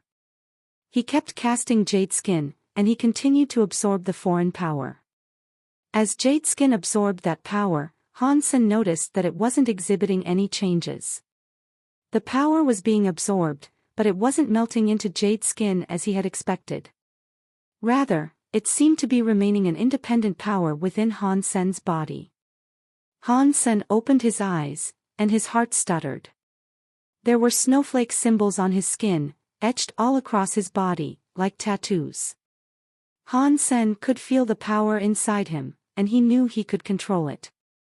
But he couldn't use it quite like a normal Geno art, or even incorporate its power into one of his own Geno arts. Deified Geno cores are pretty mystical. No wonder people sometimes call them talent skill stones. Right now, it's like I have an ice element deified skill. I don't know what this ice element skill can do, but I suppose it must have something to do with cold and sleep powers. Han Sen knew that if he used the Geno art's power, it would require time to charge up again. It wasn't like a Geno art that he could fuel continually with his own energy. Who should I use it on? Han Sen considered that question, but he couldn't find a suitable target. So, he put it out of his mind for the moment. He realized that he hadn't visited Horizontal Evil, which he had planned to do some time ago. Since Exquisite and Li Kier were not around, he decided to go back to that mysterious place to meet with Horizontal Evil again. Chapter 27:13 No God. After using the 4-sheep cube to go back to the mysterious realm, Han Sen immediately headed toward that big mountain. In his absence, the Break Skies had continued their unsuccessful efforts to excavate the mountain. When Han Sen arrived, Horizontal Evil was in the middle of his routine torture, courtesy of the metal pillar. Blood flew from the giant's chest as the metal pillar spun. When he saw Han Sen, Horizontal Evil frowned. What took you so long to come back? Something happened in the outside world, and it slowed me down. Han Sen didn't explain much. He changed the subject and said, I can continue our previous discussion if you'd like to talk about the universe. But Horizontal Evil stopped Han Sen from saying anything further. He said, listen up. I don't have much time, and there is something I would like you to do for me. And if you can do it, it will be a great benefit for you, as well. What happened? Han Sen looked at Horizontal Evil with confusion. The giant seemed very upset. He was acting very differently than he had the last time Han Sen visited. Previously, Horizontal Evil was being tortured, but the man was able to keep his cool. Now, he seemed like he was about to have some sort of breakdown. He looked as if he was holding it back, but Han Sen could sense that something was on the verge of happening. Horizontal Evil didn't answer Han Sen's question. He raised his head and let his face emerge from the unkempt hair. Do you believe God exists in this world? It was a solid face. Although it wasn't handsome, it was obviously trustworthy. But what Horizontal Evil said gave Han Sen a chill. For Han Sen, that question was one of the most annoying things in existence. He really didn't even know how to answer. Oh. I suppose you have already seen them. Horizontal Evil was surprised, having guessed this through Han Sen's reaction to the question. Yes. If the gods you're talking about are guys like King Jun, I have seen them. I even fought King Jun once before. Han Sen briefly told him about his trials against King Jun on Planet Eclipse, then the events after that. Horizontal Evil heard Han Sen's tale about killing the Sun Raven in front of King Jun and laughed. Awesome.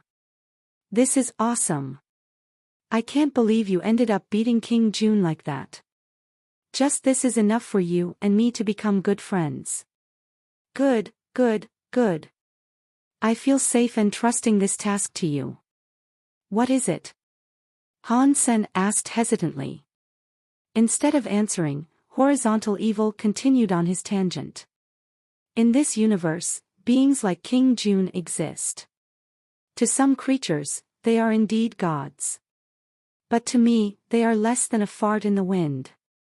Even if they are gods, so what?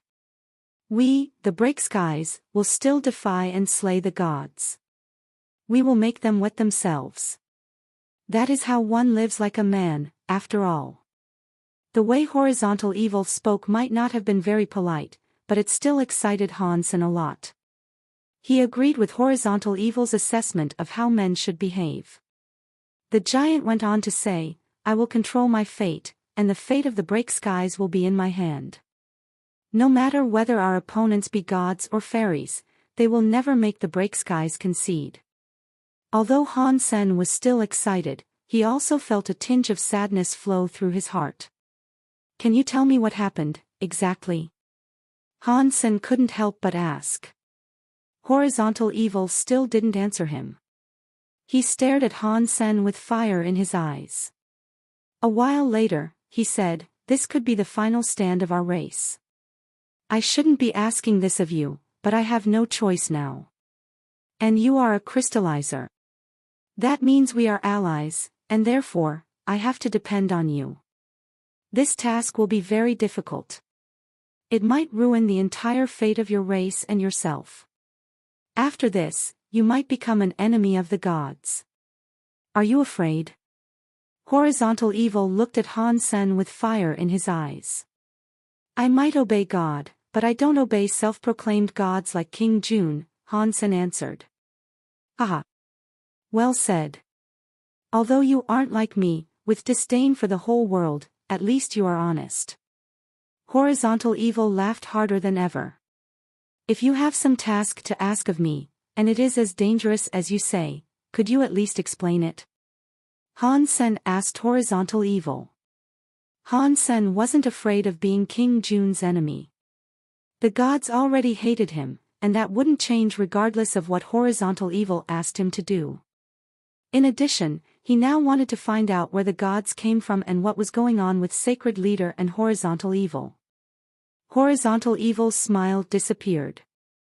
He looked at Han Sen and said, Little brother, I can tell you that this world doesn't have a god. The self-proclaimed gods are creatures like you and I. The difference is that we are outside the Geno Hall, and they are inside it. When Han Sen heard this, he was delighted. He was close to finding out the truth. He didn't say anything.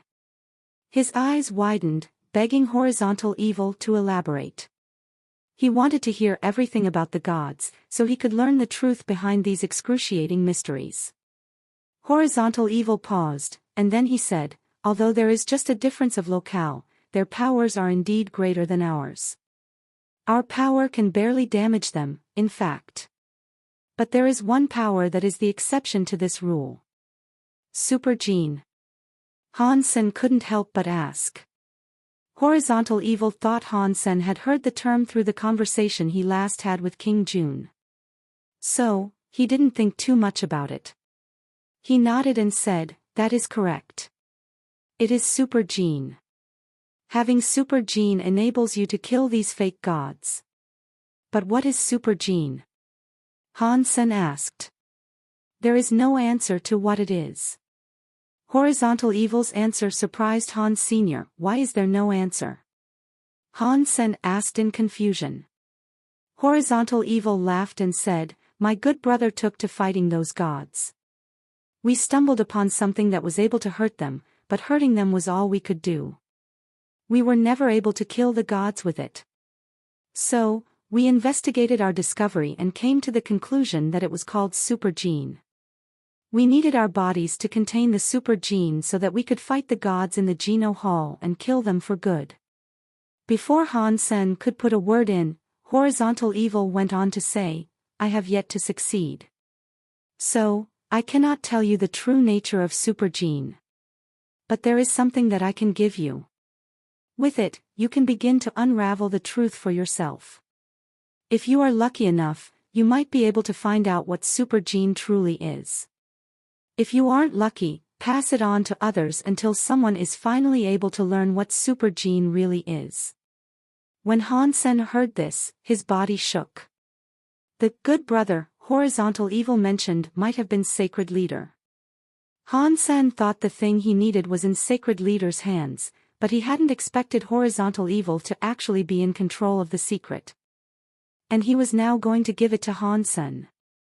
Chapter 27:14 Horizontal Evil Strikes Sun. Horizontal Evil fell silent and lifted his hands. He grabbed the metal pillar that was drilling into his chest, then slowly began to push it up and away from his body. Because of what Horizontal Evil was doing, the metal pillar began to shine. It shook in his hands, as if it was desperately trying to keep drilling into him. But Horizontal Evil had the pillar solidly in his grip now. No matter how brightly the pillar shone or how much it wanted to burrow back into him, Horizontal Evil was still able to remove it with his hands. Boom! When the last of the metal came free of Horizontal Evil's chest, Hansen finally realized that the metal pillar was actually a giant spear. That spear was writhing like a snake in Horizontal Evil's hands. It seemed to be trying to escape from his clutches, but the giant bore down hard, pinning the spear in place. Horizontal Evil toppled from the mountain, and Hansen thought, if you had the power to free yourself, why have you remained trapped here for so many years? And all those break skies were kept here for many years trying to free you. After Horizontal Evil escaped, the wounds on his chest quickly healed. The gaping edges of the gashes pulled closed, and soon after, there was not a single mark left on his chest. But once Horizontal Evil was free, the mountain began to shake. It wasn't just the mountain either. The ocean that spread around them as far the eye could see began to grow turbulent and wild. It was like the world was ending. Horizontal Evil stood upon the waves of the sea. He gripped the spear in his hands, and he roared defiantly to the sky. His voice made the whole realm become even shakier.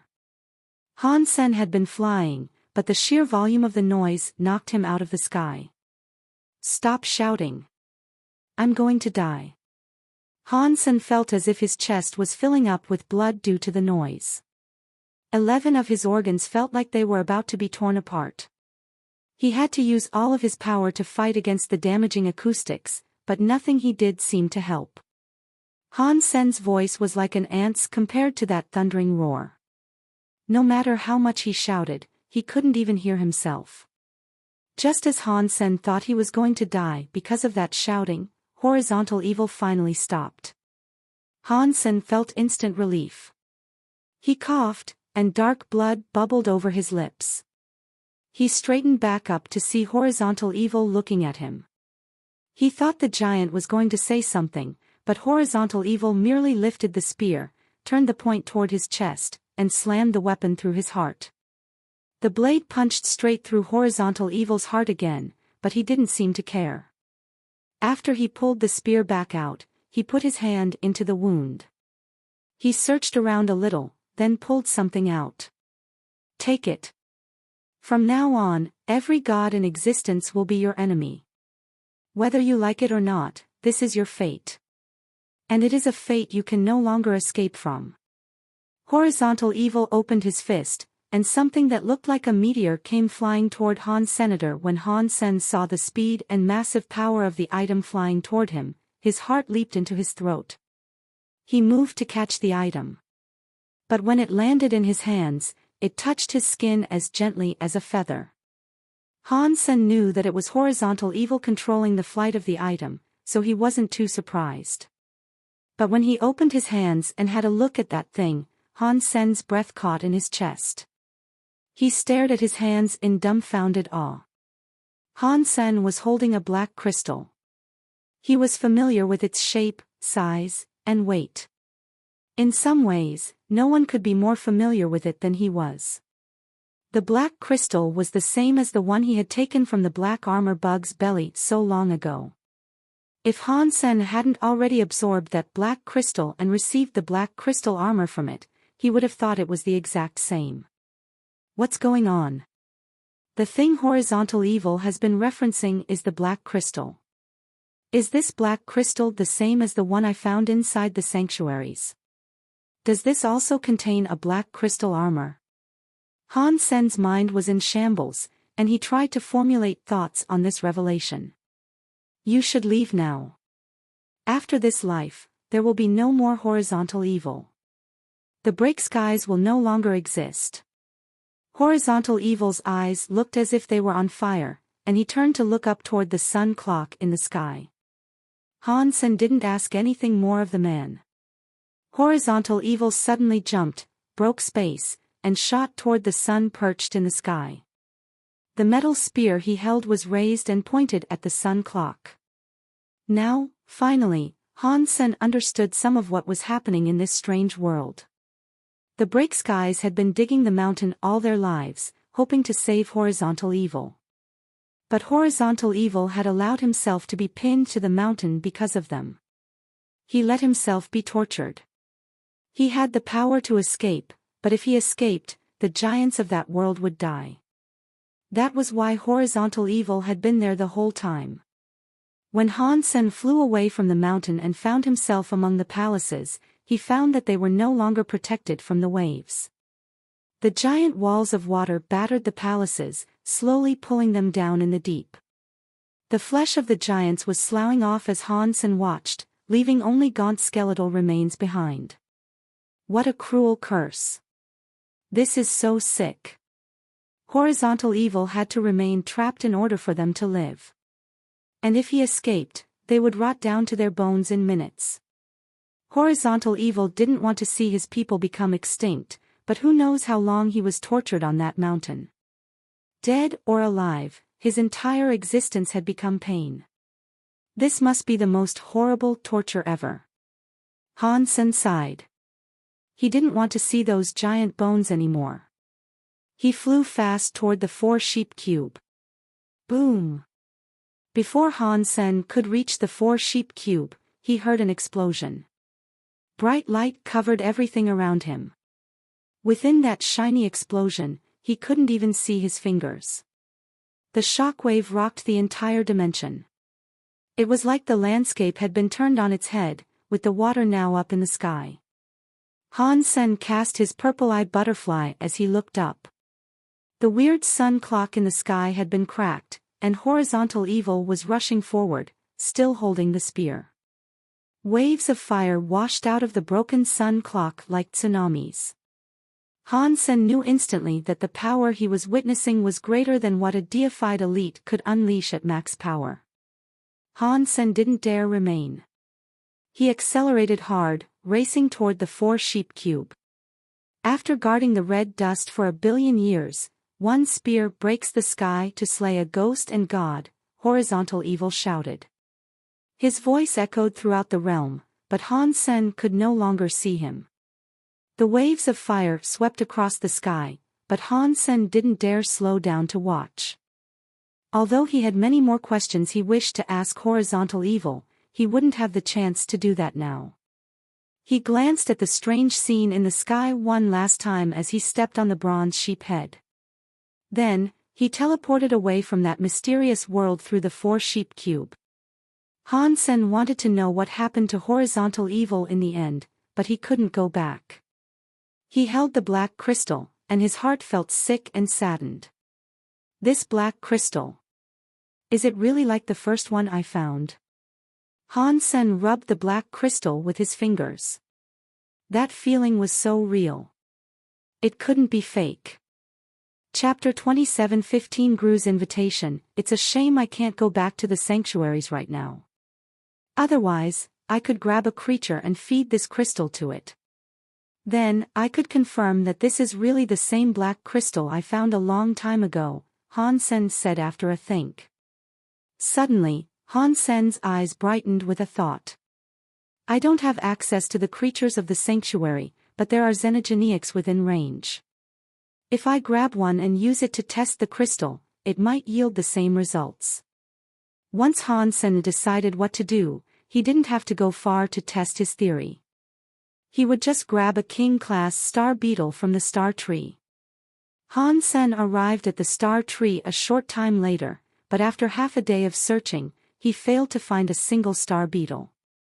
Since star beetles were no longer an option, Han Sen tried to decide where else he might look.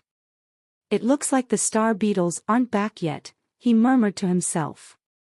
I guess I will forget about continuing my search for them. Han Sen jerked his head up as he noticed a presence approaching the star tree.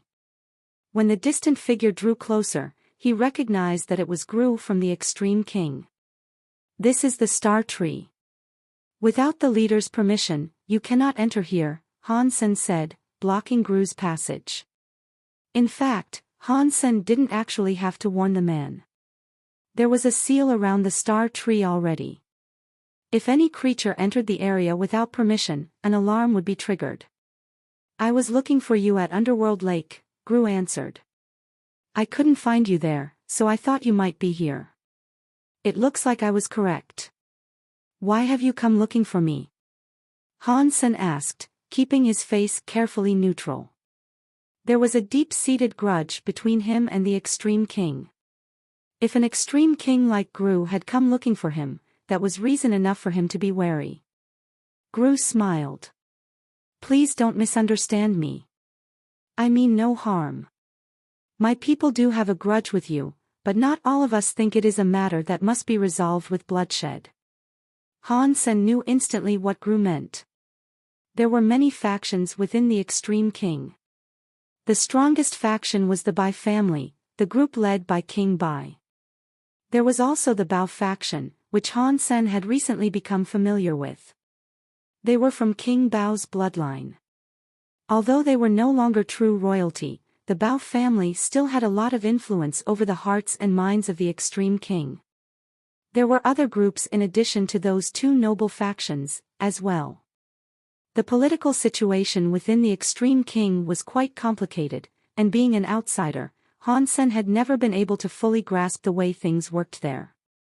Han Sen didn't know which faction Gru belonged to, but it sounded as if his party had little interest in troubling Han's senator, or at the very least, they weren't interested in actively starting a conflict. What is it, then? Han Sen had almost killed Gru in the silkworm bout.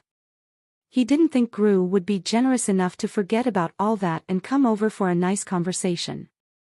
Gru looked serious as he said, I have found a lone primitive deified.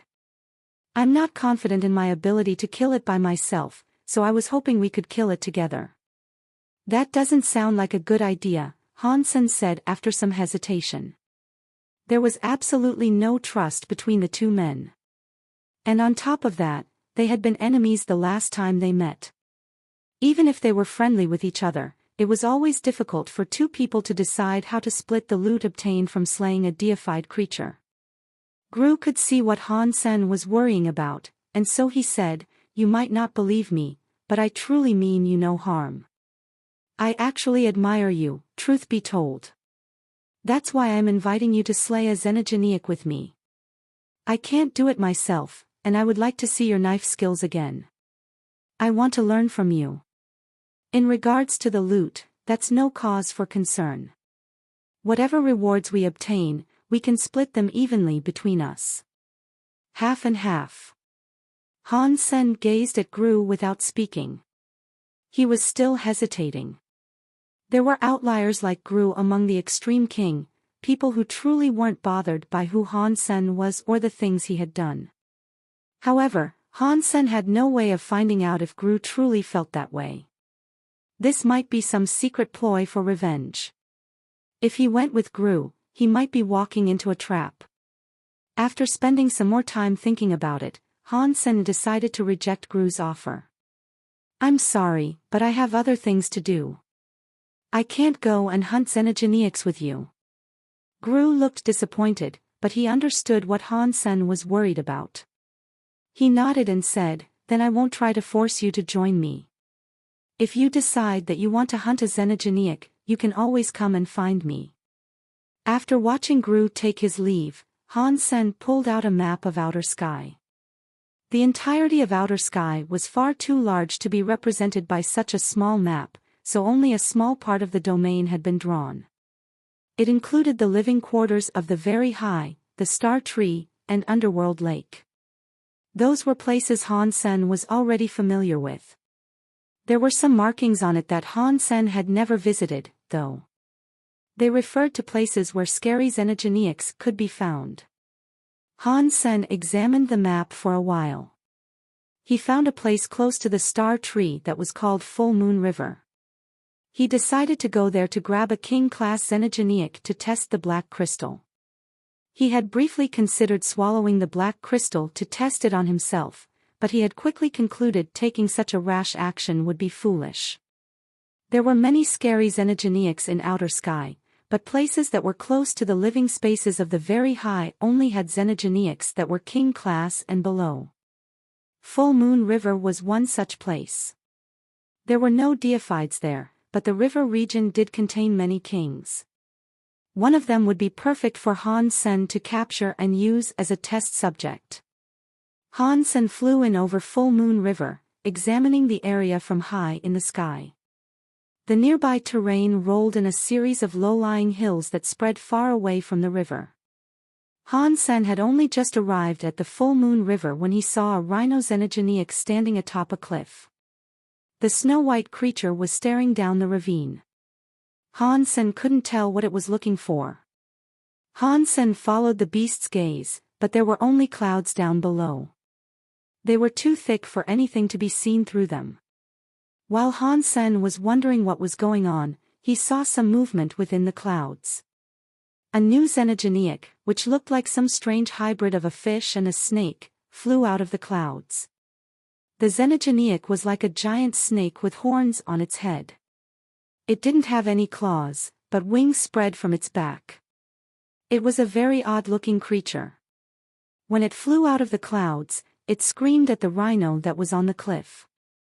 The rhino and the flying snake were soon fighting on the cliffside. Han Sen could see that neither of them was very strong. They were just second or third tier kings.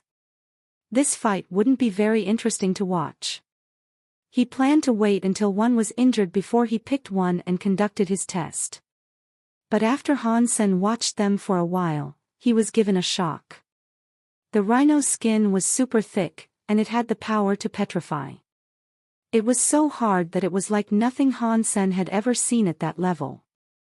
But the weird snake's area power was also a surprise. The weird snake was also white. Its body wasn't made out of the jade-like material that composed the rhino, but it glowed with some sort of blurry light. The light formed a large seal around it. Within that seal, regardless of how much damage the rhino dealt to it, the snake could heal all wounds. In fact, its injuries closed so quickly that Han Sen could barely track the healing power with his eyes. There is an area power that heals. Han Sen murmured to himself.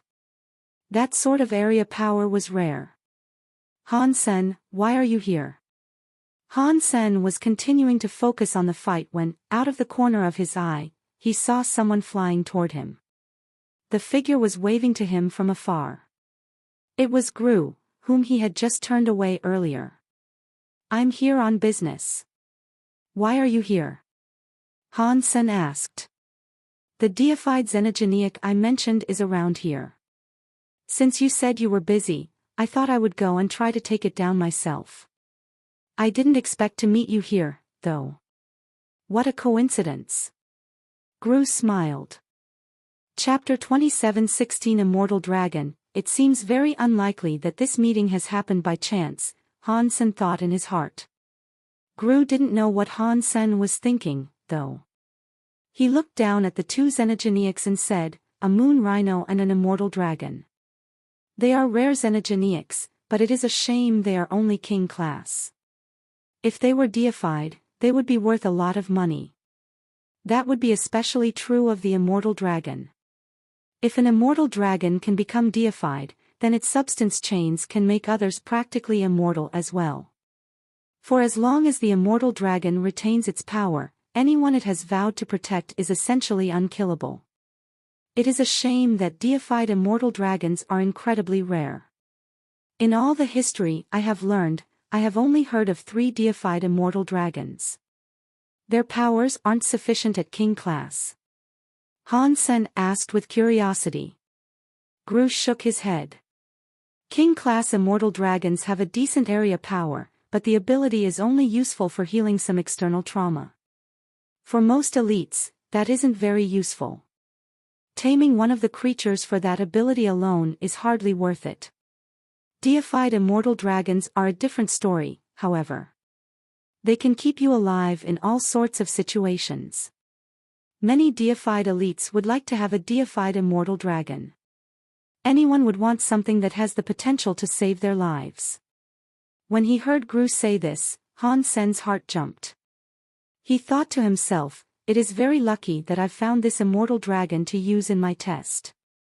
If the black crystal really works, maybe I can get a deified immortal dragon. Brother Han, the deified xenogeneic I want to kill is in Full Moon River. It is only 200 miles from here. If you have the time, maybe we can go there. Gru said hopefully to Han Sr., I want to get a xenogeneic as a mount. Based on what you've told me, the immortal dragon doesn't seem too bad. I think I'll capture that immortal dragon. Once I have the immortal dragon, if you still haven't killed the deified xenogeneic on your own, I can go as well to help you out. If Gru's xenogeneic was really that nearby, Han Sen wouldn't mind going after it. Sure. I will stay here and wait for you. It is just an immortal dragon, so I am sure you will get it easily. Gru smiled. Han Sen didn't care if the man stayed. It would only be a matter of time before others found out he was catching a xenogeneic. There was no way to hide it, but neither was there a need to. The two of them waited where they were for a while. The immortal dragon was beating the pulp out of the moon rhino. With its immortal area active, the immortal dragon was impervious to the rhino's attacks. In the end, Han Sen and Gru watched the immortal dragon open its mouth and choke down the badly injured moon rhino. The rhino's body was much bigger than the immortal dragon's body. After the immortal dragon swallowed its foe, its body expanded like a big balloon. Han Sen wondered if the dragon could actually digest something so large. But for Han Sen, this was a very good opportunity. The immortal dragon had eaten the entire moon rhino, and it was now settling down to digest its meal. It wasn't paying much attention to its surroundings. Han Sen flew toward it and fired out an array of silks from his knife.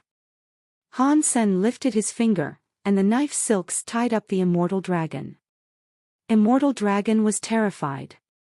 It shivered in fear, but when it tried to run away, the knife silks tightened and cut into the creature's body.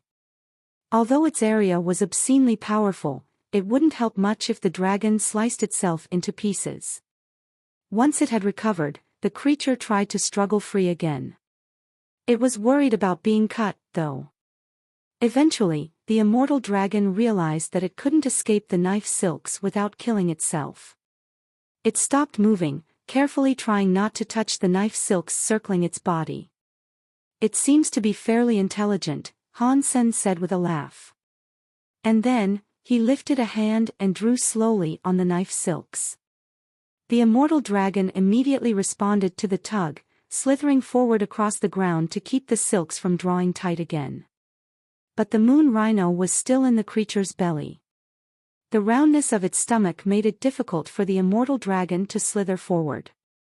It moved way too slow, and the knife silks cut into the beast's scales. Each cut caused the creature to release a nasty screech. You are good, Brother Han. The power to create these silks and control them with masterful precision. You aren't too far off the talent of a genuine deified elite, Gru complimented him.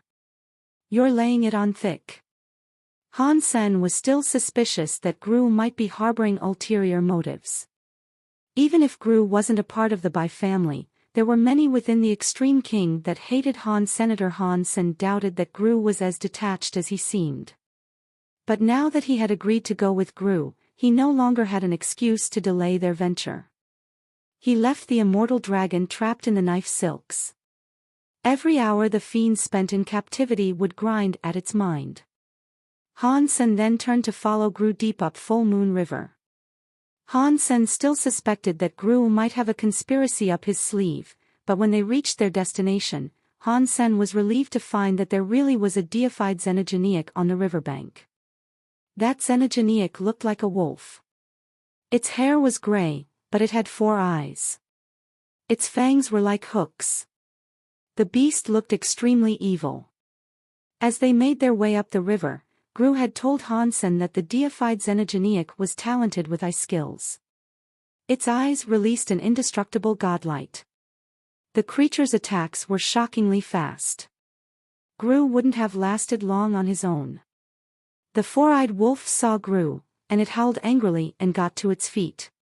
Its 4 eyes opened wide, and a weird green light began to glow inside them. The beast suddenly released 4 green beams that shot right toward Gru. Clearly, the 4-eyed wolf really hated Gru. It was obvious that this wasn't the first time Gru had come to challenge the beast. Gru already had experience dealing with the wolf. When he saw the creature's 4 green lights coming, he pulled out a shield and used it to protect his body. Gru's shield looked oddly fragile. It resembled a silver mirror, and it seemed like a single punch would be enough to crack it. But when those 4 scary substance chains struck the weird shield, the reflective surface of the glass bounced them away. Gru remained unharmed. "What a strong shield," Hansen said in praise. Gru was half deified, and yet he was able to use his shield to deflect the substance chains of a deified xenogeniac without much difficulty. Clearly, the strange shield was something truly unique. Gru laughed. "Mr. Sun lent me this deified treasure. This shield can deflect eye skills and visual skills. I borrowed it so I could deal with this 4-eyed wolf. It is embarrassing, but the mirror shield can only block the 4-eyed wolf's eye lights. It does not, however, lend me additional speed. And I still can't block the creature's physical attacks. I cannot hurt it, and yet, it almost kills me each time." After pausing, Gru looked at Hansen and said, "Brother Han, you have the Apollo set. With the speed gifted to you by the armor's wings, you should be able to keep up with the wolf. When it uses its eye lights again, I will use the mirror shield to block. Then, you take that opportunity to swoop in and strike." "Sure." Hansen nodded. However, Hansen was silently thinking, "I have just absorbed the Ice Geno Core, which should have given me some new powers. Now I can give it a spin and see what it does." Chapter 27:17 Scary Ice Geno Art. The godlights that came from the wolf's eyes shot toward Gru like 4 bolts of lightning. Gru remained stalwart, though. He had already prepared his defense, and when the 4-eyed wolf unleashed the attack, Gru lifted his mirror shield. The green godlights slammed straight into the mirror shield, but they were reflected away. The attack was unable to damage the shield, and as he watched, Hansen felt a little bit jealous. Before the 4-eyed wolf could gather its power to attack again, Hansen made his move. He immediately activated the Ice Geno art that he had recently received. Snowflakes crusted over his body, and he unleashed snow substance chains that headed straight for the 4-eyed wolf. The 4-eyed wolf had just used its eye skills, so it didn't have much of a chance of avoiding the snowy substance chains. A new light flashed across its body as it tried to block the attack. The snowy air didn't seem to be affected, though. Hansen's icy power wrapped around the 4-eyed wolf. If seen from afar, it would have looked like a half-transparent snow lady covering up the giant wolf. The snow power didn't immediately freeze the 4-eyed wolf. The green light still shone around the wolf's body, and its substance chains fought against the snow power. Is that all the strength that this Ice Geno art can unleash? Hansen was disappointed. This was similar to what he could do when he had his Apollo set. The attack was nothing special, and the ice power wasn't very strong. It fell far short of his expectations, that was for sure. He had only attacked once, and the Ice Geno Core's power was already exhausted. He would have to wait a long time before he could even use it again, anyway. It wasn't as good as the Apollo set, which was far more convenient. If this was all the Ice Geno Core could accomplish, then there was no reason for him to continue practicing with the Ice Geno Core. He could just keep on using his Apollo set. The snow air seemed to be growing a little more intense as time went on, but overall, the strike was unable to freeze the four-eyed wolf. Han Sen thought it was all over. After all, the four-eyed wolf had easily held off the attack. When the wolf summoned more of its strength, it would obliterate the snow power. But things developed in an unexpected way. The four-eyed wolf's attempts to fight off the snow power did not increase. Instead, they weakened. And Han Sen's icy power affected the creature more and more. Han Sen was shocked. As he watched, the wolf's four eyes seemed to flutter. It looked very sleepy. The creature was going to fall asleep any second. Does the ice power have a tranquilizing effect as well? Han Sen was happy about this. The four-eyed wolf could block the ice, but it couldn't resist the lulling power. Its will began to fade. The green light became dimmer and dimmer. The creature couldn't break the ice power that held it captive. The ice power wasn't a raging, destructive attack. It just lowered the target's body temperature. The wolf grew chillier, bit by bit. Not long after, the four-eyed wolf succumbed entirely to the sedative. It closed its eyes, went to sleep, and froze like an ice statue. Gru was staring at the wolf in undisguised shock. He turned and looked at Han Sen for a long while before saying in an odd tone, "This is a very powerful ice Geno art. It has already generated substance chains, too." "Has that Geno art reached a deified level?" Han Sen nodded. "I got lucky when I received it. I managed to get my hands on a deified Geno core, and fortunately, I was able to refine it and receive this ice Geno art." Gru was more interested. And he said, "So the power came from a deified Geno core?" Deified Geno cores are so rare. Even the Extreme King count themselves incredibly lucky to lay claim to one, and even then, only deified elites can learn the deified Geno arts that the cores offer. Your luck is too much. This is nothing.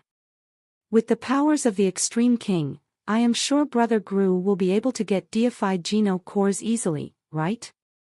Han Sen responded coldly. I would have trouble getting a deified Geno core. And even if I somehow got one, I wouldn't be able to absorb it before becoming deified. After saying that, Gru fell silent. Then, he walked to the four-eyed wolf. Now that it was solidly encased in ice, the four-eyed wolf was soundly asleep. However, the freezing power hadn't actually killed the creature.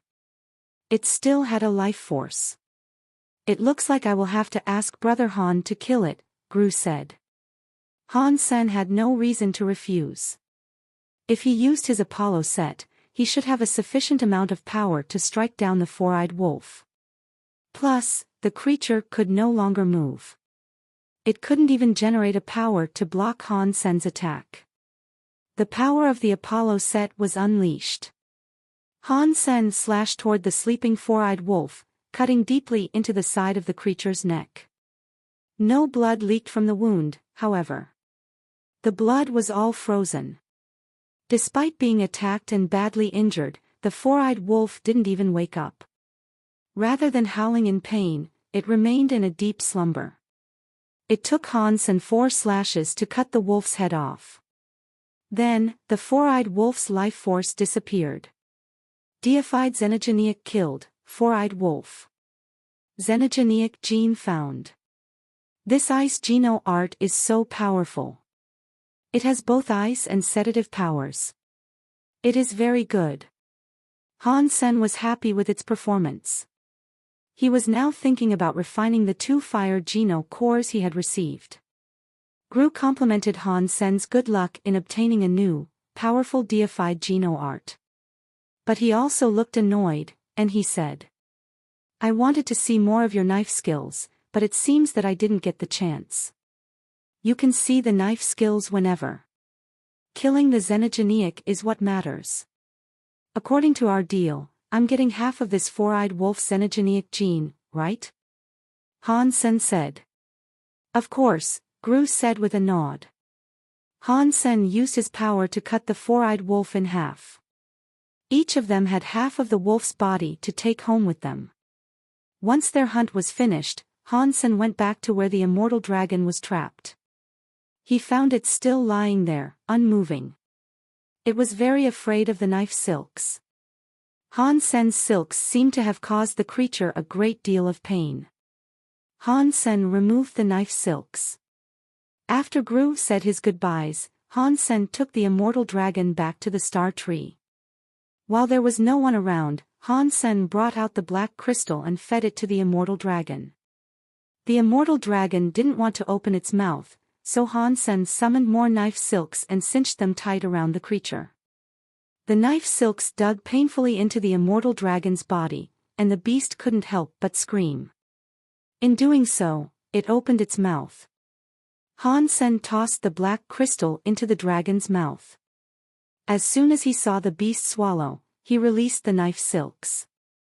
If this doesn't work on a xenogenic, I will have to use it on a creature from the sanctuaries. Han Sen watched the beast lying flat on the ground. The creature seemed to have been utterly beaten down, body and soul. After 2 days, Han Sen saw something surprising happen. The scales of the immortal dragon began to fall off. And then, new scales appeared across its flesh. These scales were made of crystal. And, more importantly, substance chains began to rise from the scales. Although the substance chains weren't complete yet, it was a very clear sign. The black crystal can really make the immortal dragon deified. Han Sen was as shocked as he was happy. Chapter 27:18 Genoprotoplasm. In a few short days, the immortal dragon's appearance changed dramatically. It was like a snake peeling away a layer of its skin. The scales kept falling away, and its body grew smaller and smaller each time it molted. But as its body shrank, the substance chains rising from its scales grew more defined. The process of leveling up to deified seemed to be going as smooth as butter. If the black crystal can immediately elevate a xenogenic to deified, that is so scary. The fact that the black crystal could affect creatures in the sanctuaries was impressive, but it wasn't too shocking. Those creatures have good genes, but their life energy is low. The energy necessary for a king-class xenogenic to become deified is daunting, though. In elevating the immortal dragon to deified in just a few short days, the black crystal has revealed that it contains a truly terrifying amount of power, Han Sen thought to himself. He was in shock. Although Han Sen had set the test up himself, he was still struggling to come to terms with its success.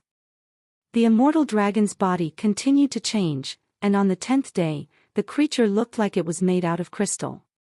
Its body shone and glittered in the light.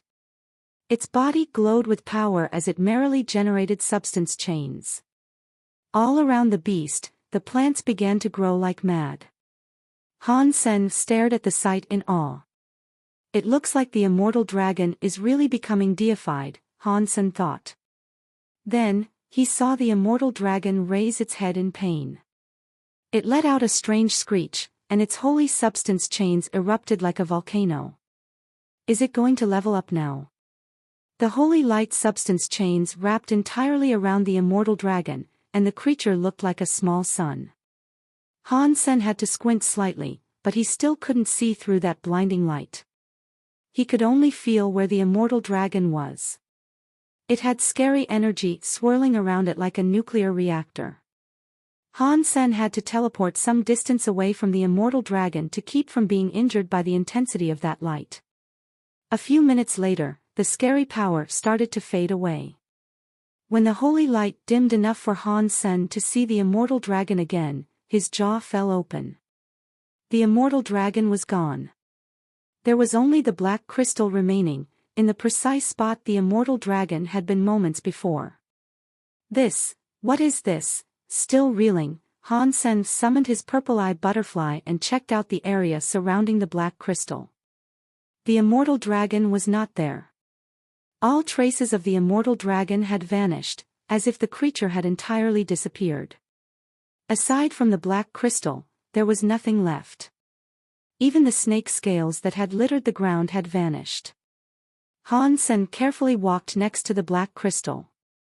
He looked at the black crystal and noticed that although it still looked pretty much the same, he could see something within its crystalline depths. There was a shadow fading away inside the crystal, and it seemed to resemble the immortal dragon. It happened within the blink of an eye. The immortal dragon's shadow disappeared, and the black crystal returned to looking like it had before. It was as if nothing had happened at all. How could this happen? Han Sen shivered slightly. He was secretly happy, though. It is lucky I didn't eat the black crystal myself. If I had, I might have ended up like that immortal dragon. It looks like this black crystal is different from the one I found before. Han Sen stared at the black crystal on the floor, but he didn't dare touch it. What had just happened was way too weird. As he looked at the black crystal, it suddenly began to move. It bounced violently around on the ground like a bean in an earthquake. Catcha! After a moment of that, the black crystal suddenly opened. Han Sen was watching the black crystal the entire time, but he still couldn't have described the dimension-bending way in which the crystal changed. It might almost have been more accurate to say that the crystal simply transformed. A minute of startled silence later, Han Sen realized that the black crystal was starting to resemble the immortal dragon. But while the original immortal dragon had been snow white, this new immortal dragon was colored the same, bottomless black of the crystal. The black crystal continued to change, refining the form of the dragon. In the end, a living immortal dragon shaped from black flesh stood in front of Han Senator. The next second, the black crystal dragon opened its eyes and locked onto Han Sen with an unreadable stare. Han Sen stared back at the creature. He had no idea what was going on. He didn't even know if it was the same immortal dragon. A man and a dragon just gazed at each other for some time. Neither of them did anything. In Han Sen's Sea of Soul, the sleeping black crystal armor suddenly activated. It flew out of Han Sen's Sea of Soul and grabbed the immortal dragon that had once been a black crystal. The immortal dragon didn't try to resist as the black crystal armor grabbed it. A miraculous scene began to unfold. As the black crystal armor touched the black dragon, the dragon returned to looking like a crystal again. Before Han Sen could figure out what was going on, the black crystal armor had flown back into Han Sen's Sea of Soul, still holding the black crystal. At the same time, the black crystal unleashed a mysterious power that sealed Han Sen's body and his Sea of Soul. To anyone looking at Han Sen from the outside, his power would now seem dim and uninteresting. Only Jadeskin's power seemed to reside within him. Han Sen was suspicious. He didn't know what the black crystal armor was doing. But he knew the black crystal armor wouldn't have taken action without good reason. In the past, the armor had only activated when there was a dire need for its aid. Those situations were often related to the Geno Hall. As Han Sen frowned, he saw someone approaching from far away. In a moment, the man was only a few steps away from the star tree. When Han Sen saw the person's face, he was shocked. The man looked like one of the very high, but Han Sen knew that he wasn't. Han Sen recognized the man's face. When Han Sen and Li Qier had entered the Destiny's Tower in the desert, he met a statue of a god that called himself Empty God. The statue had the same face as this man. But the god statue's presence was nothing like the being that was standing in front of him now. Although they looked exactly the same, this man had an unmistakable presence. If the god statue had been sitting next to him, no matter how alike they looked, the god statue would seem like little more than a servant. This can't be Empty God's true body, can it? Han Sen's heart jumped. He suddenly understood why the black crystal armor had gone into hiding. Weird. Earlier, I sensed genoprotoplasm. Where has it gone now? Did someone else get here first? No way. This area belongs to me. There's no way that one of those guys sensed it sooner than I did. Empty God frowned. Then he looked at Han Sen, who was sitting under the tree. Have you seen a weird creature around here? Empty God asked, walking up to Han Sr. What weird creature? Han Sen asked back. Empty God frowned. He shouldn't have asked that question, there was no point. Even if some creature in this universe had seen the genoprotoplasm, they wouldn't have recognized it. Well, since a god is now here, it is your lucky day. I can fulfill any wish you desire. Speak one wish, and I will make it come true for you. Empty God looked arrogantly down on Han Sen. Chapter 27:19 Empty God's decision, you are God? Han Sen asked, pretending to be shocked. Yes, I am God. I can do anything, Empty God confirmed, his face unchanging. But my parents told me that this world has no God and that science is the truth. Han Sen gave Empty God a look that was very skeptical. In that case, your parents are ignorant. Empty God looked at Han Sen and went on to say, you are a crystallizer. It is no surprise that you think this way. You learn a thing or two about how the universe works, and then poof. You think you know it all. What a foolish bunch of people. Empty God clearly thought Han Sen was stupid. He coldly went on, you can make any wish you want. You can, for example, wish to become deified. You can wish for a deified treasure that is of a very high level. Or you can even wish to become the master of outer sky. I can satisfy your wishes and show you what a real god can do. Han Sen blinked. He looked innocent and said, I don't need any of that stuff. Don't you want to be the strongest fighter of your lifetime? Do you not want to claim the universe for yourself? For me, giving you such power would be a piece of cake. If you make a wish, I can make it come true for you, Empty God said, trying to tempt Han Sr. Yes, but what would I need any of that stuff for? Han Sen asked Empty God again, looking confused. Empty God seemed prepared to answer the same question many times. Then you can have anything you want. The pretty women of every race will become your toys. The elites of every race will become your slaves. You can be the leader of the entire universe. The creatures in the universe will obey you and fear you. This sounds pretty lame. I don't want any of that. Han Sen didn't want to make a wish like that. Not to mention that if he did make such an expensive request, Empty God would probably pick his bones clean in taking payment. Then, what would you like? Empty God asked with a frown. This man in front of him seemed pretty dumb, but the simpleton was harder to tempt and convince than most. I'm very happy with the way I am now, thank you. I don't need anything. If you really are God, you should save these wishes and spend them on the people who are really suffering and require the help, Han Sen said to Empty God in the most condescending tone that he could manage. He knew that gods like King Jun couldn't directly attack beings of the universe, so he wasn't really afraid of what Empty God could do to him. Empty God's face darkened.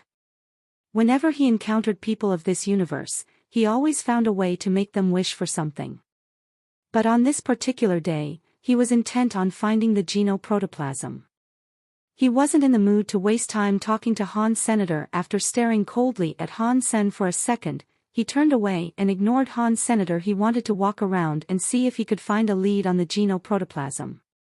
When he saw Empty God taking his leave, Han Sen suppressed a sigh of relief. But the black crystal was still keeping his sea of soul and body locked down.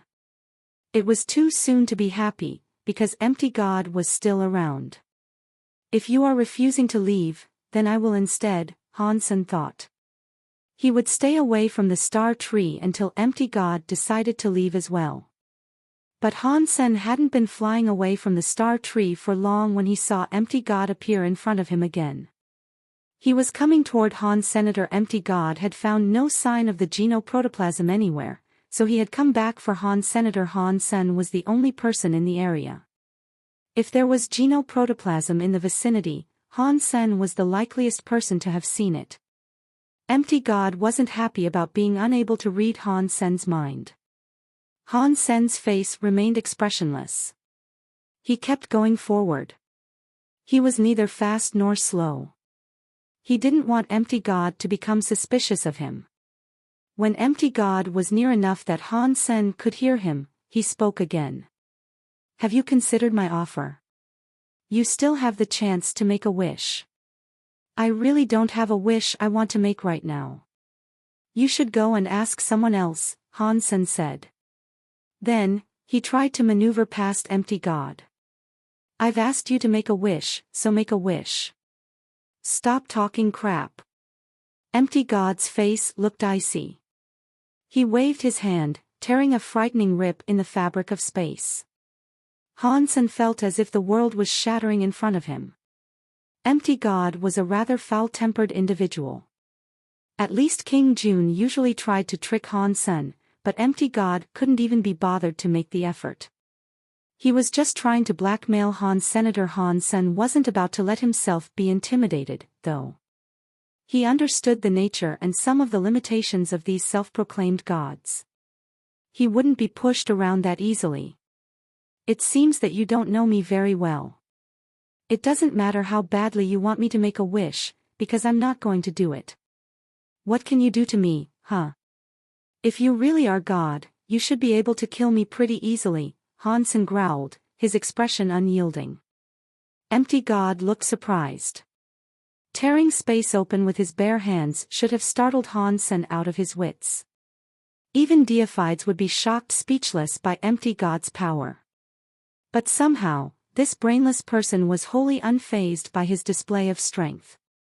It made Empty God unsure of what to do. If he had been able to attack, Empty God would have slapped Han Sen to death and stolen his memory. But he couldn't attack Han Sen like that. Not in this universe, at least. Very good. Empty God didn't say another word. He turned and left, vanishing after a few steps. And then, the broken space returned to normal. These guys really can't do anything in the Geno universe. Maybe there are certain conditions that render them unable to attack. But even so, it means I'll be alright even if all the gods become my enemies. As long as I don't make a wish, they can't do anything to me, Han Sen thought to himself. But the black crystal armor still hadn't released the seal on his body, so Han Sen knew that Empty God hadn't truly left the vicinity. Han Sen returned to the star tree, but Empty God remained hidden. Not long after, Exquisite and Li Qier brought Bauer with them to the star tree. Han Sen's stomach sank instantly. Empty God hadn't been able to get anything from Han Sen, but the god might try to collect wishes from the people around Han. Senator Exquisite and Li Qier would be easier to break. Han Sen put his worries into the small jade figure so Exquisite and Li Qier could feel his worries and be wary. Exquisite and Li Qier felt Han Sen's concern, and so they asked what was going on. Han Sen told them about meeting Empty God and advised them to remain wary. While the three of them were talking, Bauer climbed up the star tree. She was playing on the surface of a star fruit when suddenly, a man appeared on the branch next to her. Little kid, do you want this? Empty God was holding a beautiful gem. He smiled at Bauer and swung the gem around as he spoke to her. Han Sen had been right to expect that Empty God would target the people around him, but he had misjudged which person Empty God would go after. The god hadn't chosen Exquisite or Li Qier. He was aiming for the innocent Bauer. Bauer looked at the shining gem in Empty God's hands. Her eyes opened wide with surprise. Chapter 27:20 Star Gauge Mirror, that is a very beautiful gem, Bauer said as she peered at the gem in Empty God's hand. Her eyes brightened with interest. Empty God's lips curled up at the corners. He looked cocky as he said, "Do you want it? Just say you want it and it is yours." Really? Bauer looked surprised. She gazed at Empty God with disbelief. Of course. As long as you say what you want, a cute little girl like you can have anything you've ever dreamed of, Empty God said chivalrously, his voice smooth and coaxing. You're a great guy. Bauer said with excitement. Empty God laughed. He held the gem in front of Bauer and smiled. Just say you want it, and this gem will then belong to you. Bauer looked longingly at the gem, and her hands slowly reached out for the gem. Empty God hid a snide smile as he thought to himself, female creatures are all alike. They are just like those ugly dragons. No matter how old they are, they love all things shiny. But Bauer suddenly pulled her hand back. With a look of disappointment, she said, I actually don't want it. What? Why do you suddenly not want it? Empty God asked in surprise. He had been caught off guard when the girl changed her mind. Mom says that I can't take gifts from strangers. Bauer's face looked very serious when she said this, but her eyes were still locked on the gem. It looked as if she was struggling to keep herself from reaching out and taking it. I see, Empty God said with a smile. You can't accept things from strangers, of course. But I'm not a stranger. I'm a good friend of your father. You can take something from me because of that, can't you? You are a good friend of my father. Bauer asked, her eyebrows rising. Yes. We are very, very good friends. When Empty God said that, the words he spoke were stressed. Each word was pronounced heavier than the last. If you are Dad's good friend, then we really aren't strangers. Bauer said happily. Of course we aren't. Empty God said with a shake of his head. Thank you, Uncle. In that case, I'm going to take the gem. Bauer reached out her hand to grab the gem in Empty God's hands. As she reached toward it, Empty God wasn't sure if he should let it go or continue holding on to it. Bauer hadn't declared her wish yet. If she took it now, Empty God wouldn't receive anything in return. Empty God didn't respond, and Bauer stared at him with confusion. She said, Uncle, do you not want to give me the gem? If that is so, then that is fine. Mom told me not to steal other people's items, anyway. Bauer's words might have been gracious, but her face was filled with disdain. She thought Empty God was very cheap by not giving her the gem. Ahem, ahem.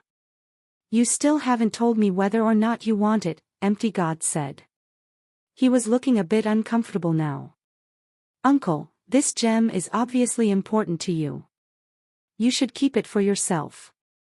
With those words, Bauer lowered her hand and turned around to leave.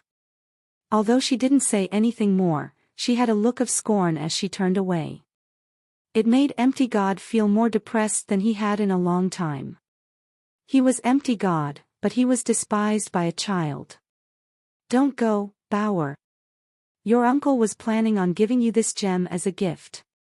I wasn't in my right mind. You should take it from me now. Empty God didn't really care about the gem, and giving it to Bauer might allow him to gain her trust. He wasn't going to let her run off so easily. You are really going to give it to me? Aren't you going to miss it? Bauer looked wonderingly up at Empty God. To me, this gem is just a measly rock. It is worthless compared to the other things in my possession. Empty God placed the gem in Bauer's hands. Thank you, Uncle. You are a good guy. Bauer held the gem and smiled. I'm glad you like it. Empty God smiled, but on the inside, he was thinking, I was worried you wouldn't take it. Now that you've fallen into the habit of taking things that I offer, this should be easy. Bauer really liked the gem. She focused her attention on it carefully as she played with it. Empty God reached into his pocket and brought out another gem that was even bigger and prettier than the first. He said, Bauer, do you not think this gem is even prettier? Would you like it? Bauer looked at the gem in Empty God's hand. It was as large as a man's fist. She blinked at the sight of it and said, it is way too big. I'd feel rather snobby if I had it. I like this one more. After that, Bauer went back to playing with the gem in her hands, completely ignoring Empty God. Empty God felt depressed. He had assumed that offering a bigger and prettier gem would get Bauer to put blind faith in him. Instead, however, the gem had led to his abandonment. It looks like using gems to attract Bauer will no longer work. Empty God rolled his eyes and came up with something new. Bauer, look at this. Empty God stepped over to Bauer and pulled out something to show her. Bauer was sitting atop the star fruit, but she raised her head to take a look. Empty God was holding an old bronze mirror. The mirror was only 10 centimeters long, and it looked very delicate. The front was smooth and glossy. On the back of the mirror, lines spread from the center of the mirror to its edges, like a sundial or a compass. Strange symbols were etched in each space between the lines. What is this? Bauer asked Empty God with curiosity. The man was holding the mysterious mirror out so that she could see it. This is the star gauge mirror. It is a true God-class treasure. This device will allow you to see the past and the future, Empty God said, lavishing praises on the old mirror he was now presenting. Although he was embellishing what it was capable of, the mirror really was quite special. Empty God had wanted the mirror badly, and it had taken him a lot of time and effort to get his hands on it. Empty God and King June called themselves God, but they couldn't make something out of nothing. Everything that they could use or control already existed in the universe in some form. They couldn't just magically conjure up any item they wanted. That star gauge mirror was a precious treasure that had come from a true God elite who had lived 1 billion years ago. Empty God had struggled to lure that true God elite for hundreds of years before the elite fell into his trap. The elite made a wish, and Empty God stole the elite's lifespan. He also gained control of the star gauge mirror. Empty God was very proud of what he had accomplished. There had been another God that was also trying to trick the true God, but he had failed. Empty God had claimed the victory and the treasure. So, even though the mirror might have been useless, he still carried it around with him. Now, it presented a perfect opportunity to trick Bauer. Is the mirror really that powerful? Bauer asked in disbelief. Of course, it is. Just watch it, Empty God said. His hands pressed against the star gauge mirror, manipulating the symbols on the back. A flickering light appeared on the surface of the old mirror. After a while, the light resolved into a slightly unsteady image, like a show playing on an old TV. The star tree stood in the center of the image. There were a bunch of star beetles swarming over the tree like an ocean wave. Han Sen was fighting those star beetles. Upon closer inspection, Bauer realized that it was an image of Han Sen participating in the test at the star tree.